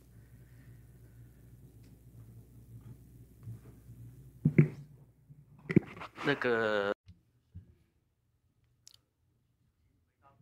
Well, I'll go back to what you said. Is it possible that we can regularize the migrant workers who have gone missing? Of course, we are in support of that. We have called upon the government to regularize undocumented migrant workers, but that is not the only call we have made on the government. I think the law must be amended. That's the first step. In addition, in reality, undocumented migrant workers are actually better paid than legal migrant workers. That is why they want to go missing, because if they stay with the former employer, they are exploited, they are underpaid, they are exploited by the recruitment agency. As a result, they decided to go missing. So when they are hired as illegal migrant workers, they get higher pays, and they may get to spend time with their children, while with the former employer, they might not be able to do so. Therefore, it's okay to regularize undocumented migrant workers, but based on our knowledge, many undocumented migrant workers do not want to come forward and become regularized because the pay is just worse. Therefore, I think the government has to amend the law that discriminates against migrant workers. Without such amendments, there's going to be a vicious cycle, and the law has to be revised first. Lastly, this year, at this moment, I appreciate your paying attention to occupational safety and female migrant workers who go missing. However, if you ask any migrant worker on the street, asking him or her what matters to you the most, they would say the private recruitment agency system that impacts them the most. I think this year, Taiwan is going to negotiate with India about introducing migrant workers into Taiwan. So perhaps, hopefully, starting from India, we can introduce migrant workers into Taiwan, not through private recruitment agency, but through state-to-state arrangements. I think this is a once-in-a-lifetime opportunity for us to make a change for the better. That's something I want to bring to your attention. Did you ask for the floor before, please? Yes.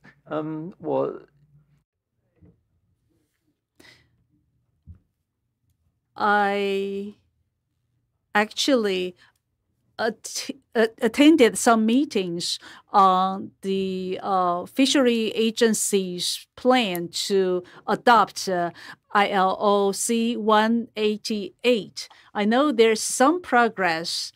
However, those were just internal meetings inside the government. I don't think any NGOs here have representatives attending those meetings or having discussions with the government.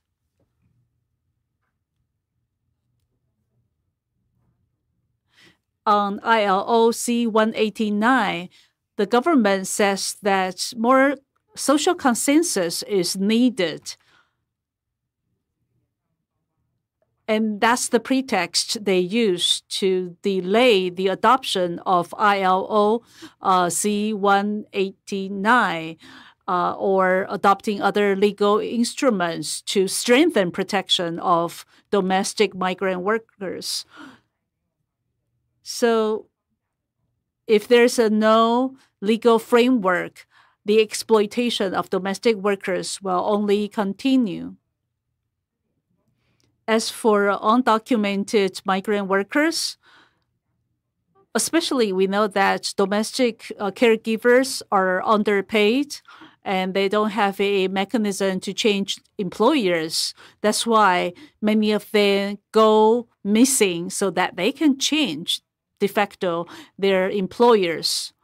We know that many of these undocumented or migrant workers who go missing, they are very competent workers, and they may think that they can find a better paying jobs. That's why they go missing.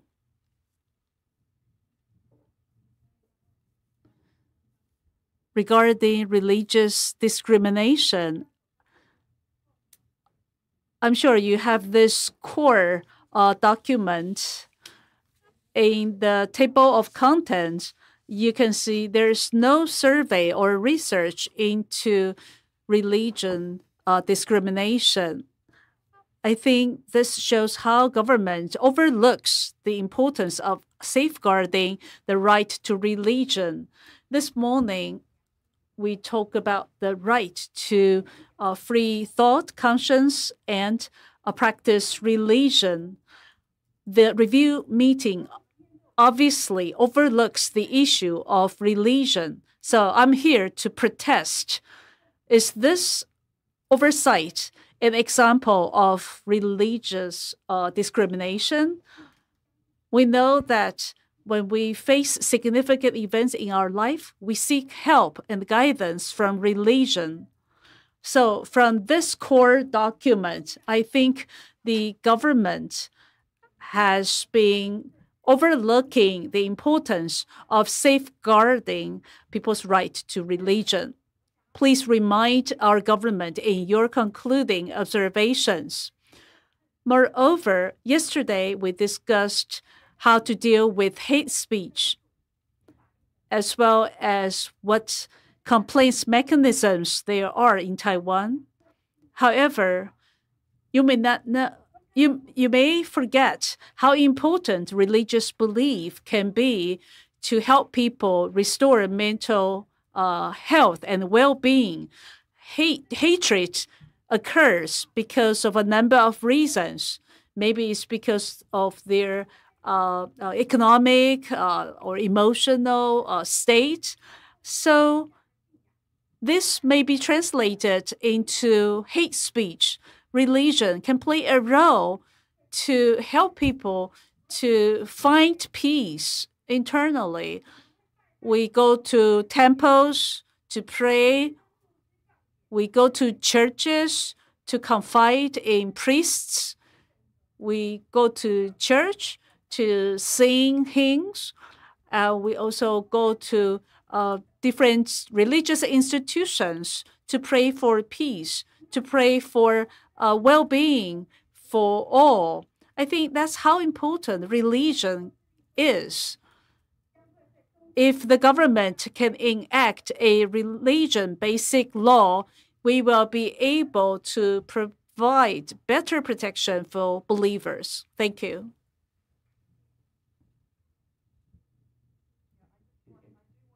That we've heard what you've said, and the issue is just how broad certain matters can be considered in relation to this particular convention.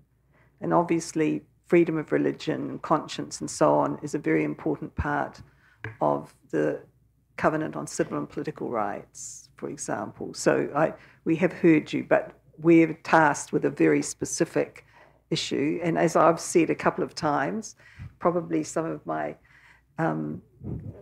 Geneva Human Rights Treaty body people won't necessarily agree, but I don't think the human rights treaties are always can be taken as gospel because they're human and they're part of us evolving our understanding. And this one is quite a limited convention.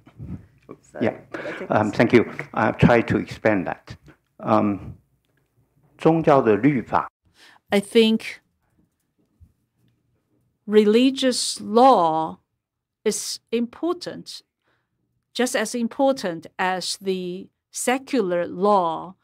One regulates our internal mental value. The other regulates our external behavior and how we interact in society. Therefore, be it religious law or secular law, there's a prerequisite. We have to engage and negotiate peacefully rather than inciting hatred. Throughout Taiwan's history,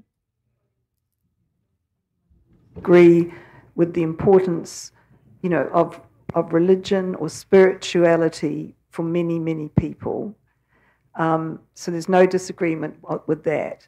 And but it's also true that around the world today, fundamentalist versions of religion are sources of hatred and abuse of other religions. But at any rate, but we're not debating that here. We're looking at, so I think, and I know some other people... I try to answer that question. There hasn't been a question. It's clear, I think, what you said, what Rosalind Noonan said. We are talking here about the Convention on the Elimination of Racial Discrimination. No, I just try to explain that.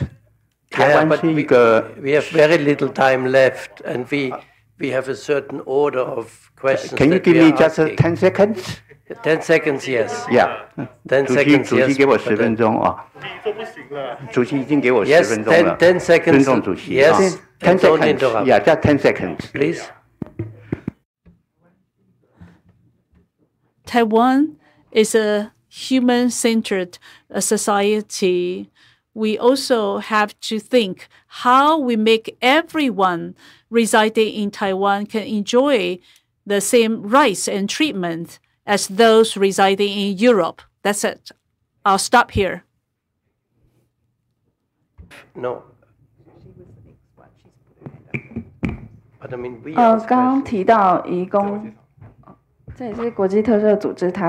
I speak on behalf of Amnesty International Taiwan. You ask about the ILO-C 188. Actually, there's a provision about the right to communication.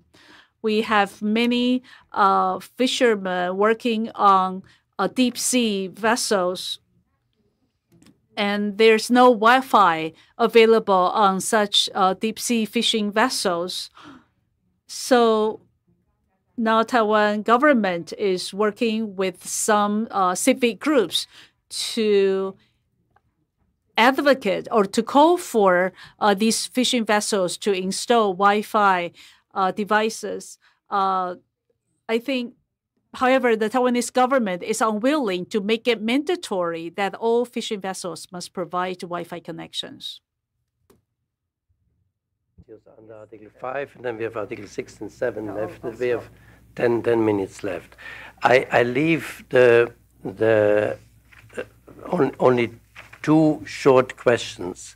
The one is on new immigrants, and the government said that Articles 23 and 31 of the Immigration Act have been amended and effective on 1 January 2024.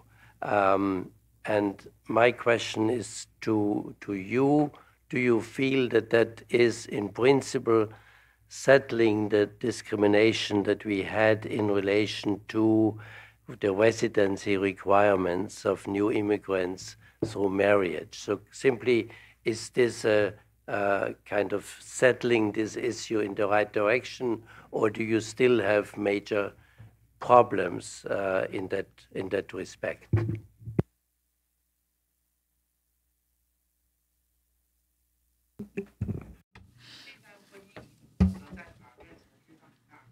Now, residency through marriage is problematic in the courts. If it is a Taiwanese and a foreign spouse, usually a Taiwanese male and a foreign female, they may have children. After they have children, they may get married, and the numbers show that the divorce rate is quite high. 50% of the marriage between Taiwanese men and Southeast Asian females is very high. And many of the marriage is marriage through agreement, and litigation is rarely used. But if it goes into litigation, then the spouse or the foreign female has to have the custody of the children in order to get the residence or under the Immigration Act. But many of the female spouses, because of unequal economic stance, they are not able to show in court, and that's why in the courts they're usually absent, even though there are interpreters. Some of the spouses cannot enter court, and therefore interpreters cannot help them. So usually the verdict is in favor of the Taiwanese men. That was my suspicion as well. The other question is a much more general one. We already, when we were reviewing the Covenant on Civil and Political Rights, have strongly expressed our concern about the high number of stateless children in Taiwan. And we had a discussion about various reasons and the difficulties of providing them with Taiwanese citizenship because it's a Yusanguinist country, etc. What should we recommend, let's put it that way, to the government? Would you see what would be the best solution in order to reduce as much as possible the number of stateless children in Taiwan?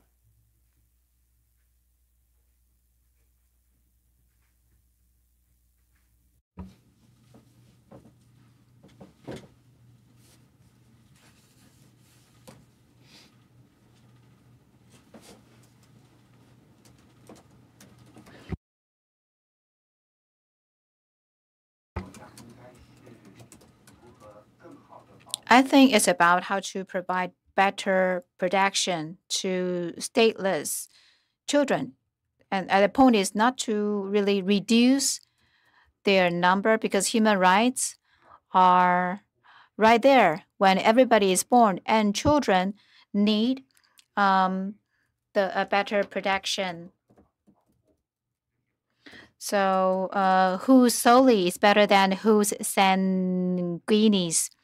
And when the Taiwanese people goes to the Europe or United States, they can join the legal protection over there, but the foreigners in Taiwan are not entitled to the same protection.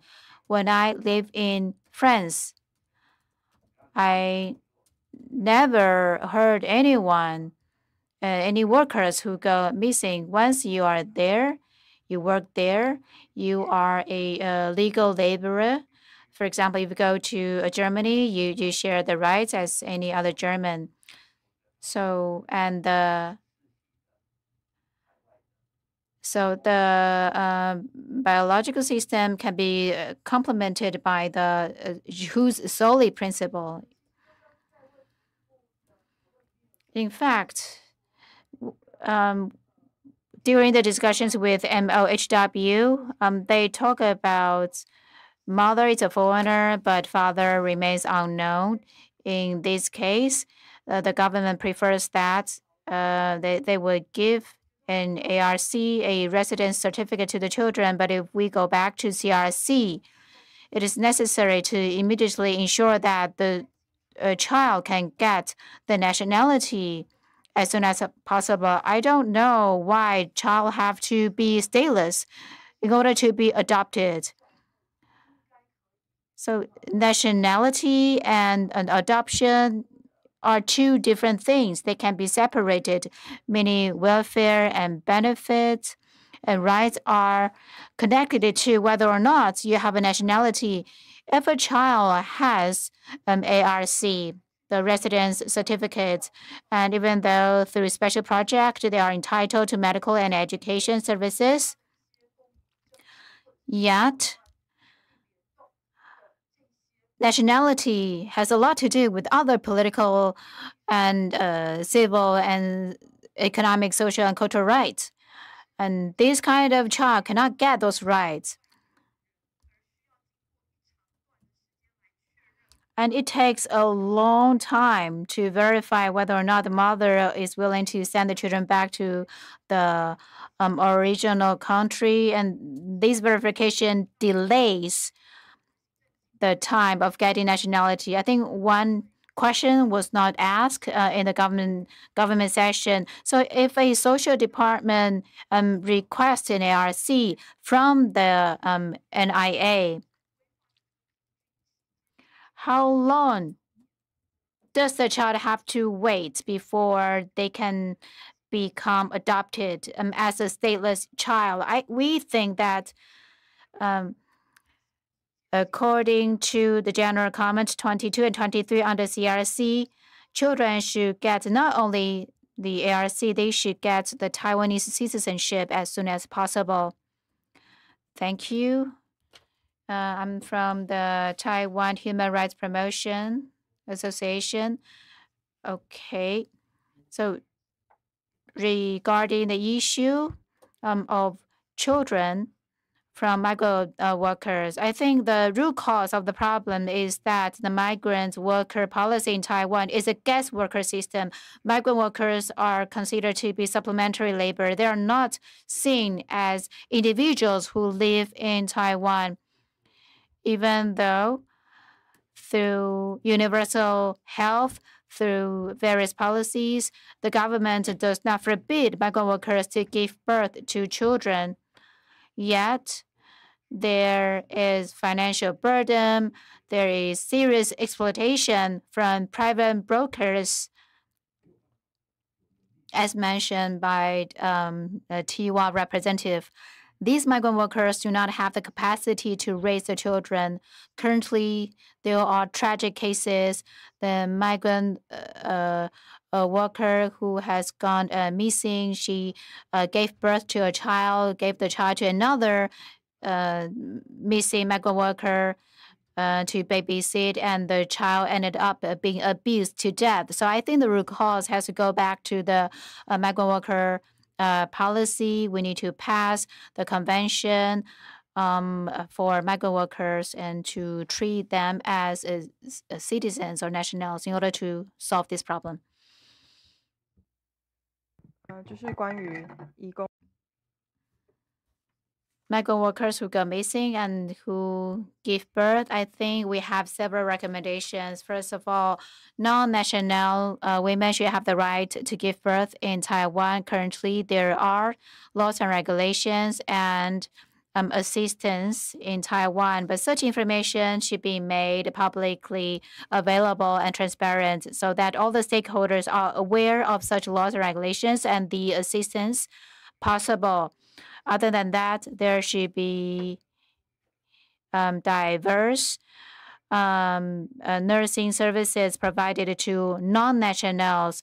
Diverse nursing services include the following. For example, migrant workers, especially females, may need longer hours of nursing services. This need is different from Taiwanese. And so when designing a nursing system for non-nationals, that has to be considered.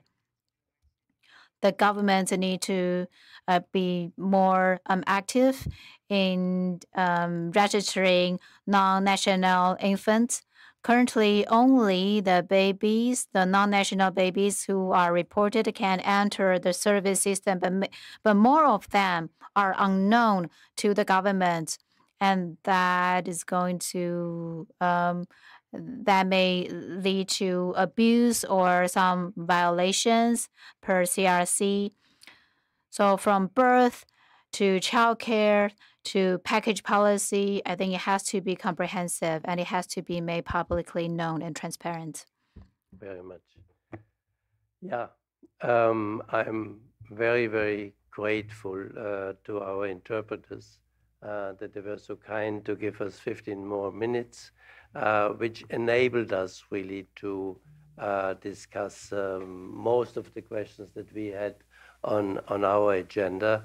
And I am extremely grateful to all of you for, again, providing us with your insights, with your recommendations that are also for us very important when we are now tomorrow sitting down and drafting our concluding observations and recommendations to the government of Taiwan. So thanks a lot for all the... Yeah, sorry, just, will we discuss about the refugee issue tomorrow, or just we don't have any time for refugee? No, so I mean, because it's still an issue here, so could we have maybe more time? But I think, no, I think we have to close. But I think for us, the refugee issue is fairly clear. I think we got a lot of information from many of non-governmental organizations. We have already for 10 years said there should be a refugee act. We discussed very much in detail with the government that there is in fact no refugee system, so that they are ad hoc deciding if people from Myanmar or Afghanistan are asking for asylum, but there is no special status. So also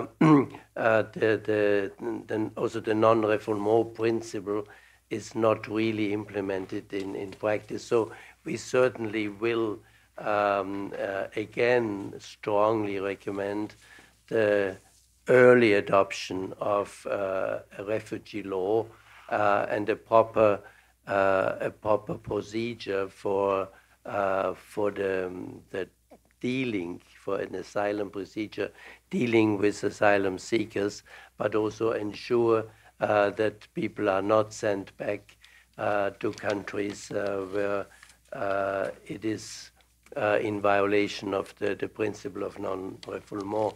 Since I have just seen that we have still another extension for 3 minutes, and I've seen that you have asked for the floor. You're the last one, please.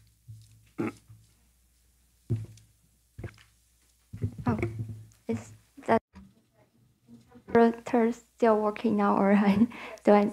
Okay, 好，就是因为其实 In the morning, NIA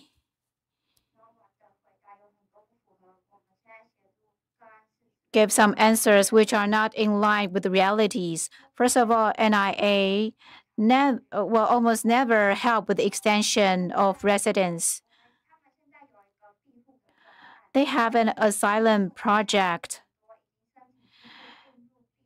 Many applicants are not given a temporary status. So the entire review has to be finished before the applicants can be given residence. So on April 1st, 2 asylum seekers have applied for asylum from the NIA. Their cases were in review, but they were caught. They were sent to shelters which have a really bad environment, just like prisons. One of them was put in the detention center for 7 days. And finally, he or she had the opportunity to call us on the 7th day, and then we became aware of the case. So NIA has a unit of receiving the application. There's another unit which is in charge of catching those people who are illegally staying in Taiwan. They don't know that this person is in the process of applying for asylum. And the asylum unit is not aware of the fact that this applicant has been caught. And then on deportation, usually, deportation only happens in an urgent manner. The NIA at the airport didn't set up any centers or contact to deal with non-refoulement cases. Based on Immigration Act, usually deportation is arranged by airlines. So when we receive a case, there's somebody who need to seek asylum. He or she said to the airports that they cannot be deported because there is danger.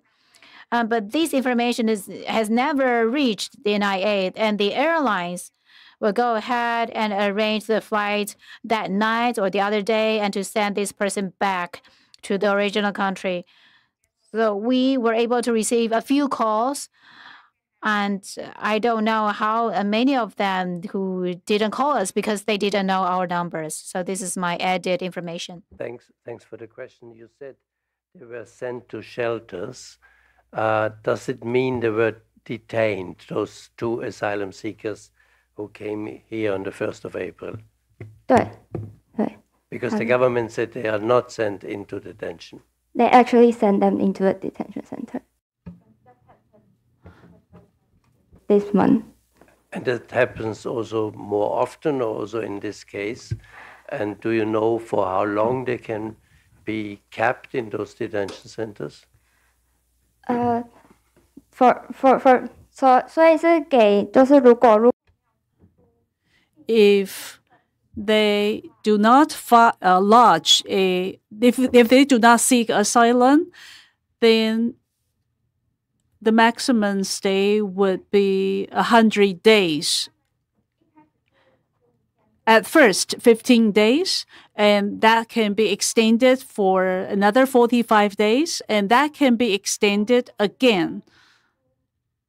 If they file for asylum applications, for those cases, they have applied for asylum.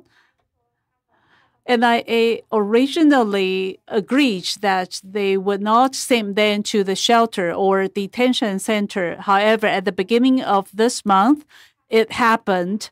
So we know that they did not communicate the asylum application information with the other unit that cracked down on foreign nationals who stay in Taiwan illegally.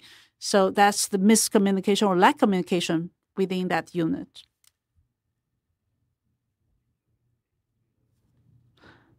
Taiwan Association for Human Rights. Okay. Thank you very much for this additional information. And that now finally closes our session in line with the willingness of the interpreters to work a little bit longer. Thanks a lot to all of you for all the information, very frank, and also sometimes there are different opinions, and I think we should also be aware there's freedom of speech. Everybody can actually say what he or she feels, and we make up our mind on the basis of whatever you have said. We will take it into account. Thank you very much. Thank you. Can we give a really big warm applause to all the committees and also professors, Professor Noah, Professor Guo, Professor Nunan, and also Professor Lai Fu. Thank you very much for your really hard work for discussing a lot of issues with us here in this room for 2 days, really long days. Thank you very much. 谢谢现场在座所有的民间团体的代表以及所有的与会贵宾来到现场来参与我们这次的活动。那也非常感谢在后头这2天非常辛苦的口译老师以及旁边的手语老师，谢谢老师辛苦了。We also thank the sign interpreters and interpreters working the booth and the videographer. Thank you all very much for being here to discuss human rights in Taiwan. This is the end of our review meeting. The press conference will be organized on Friday. April 26th is going to be on the B2 floor of the Sheraton Hotel. And if you have registered for that event, please be there on time. And thank you very much. Thank you.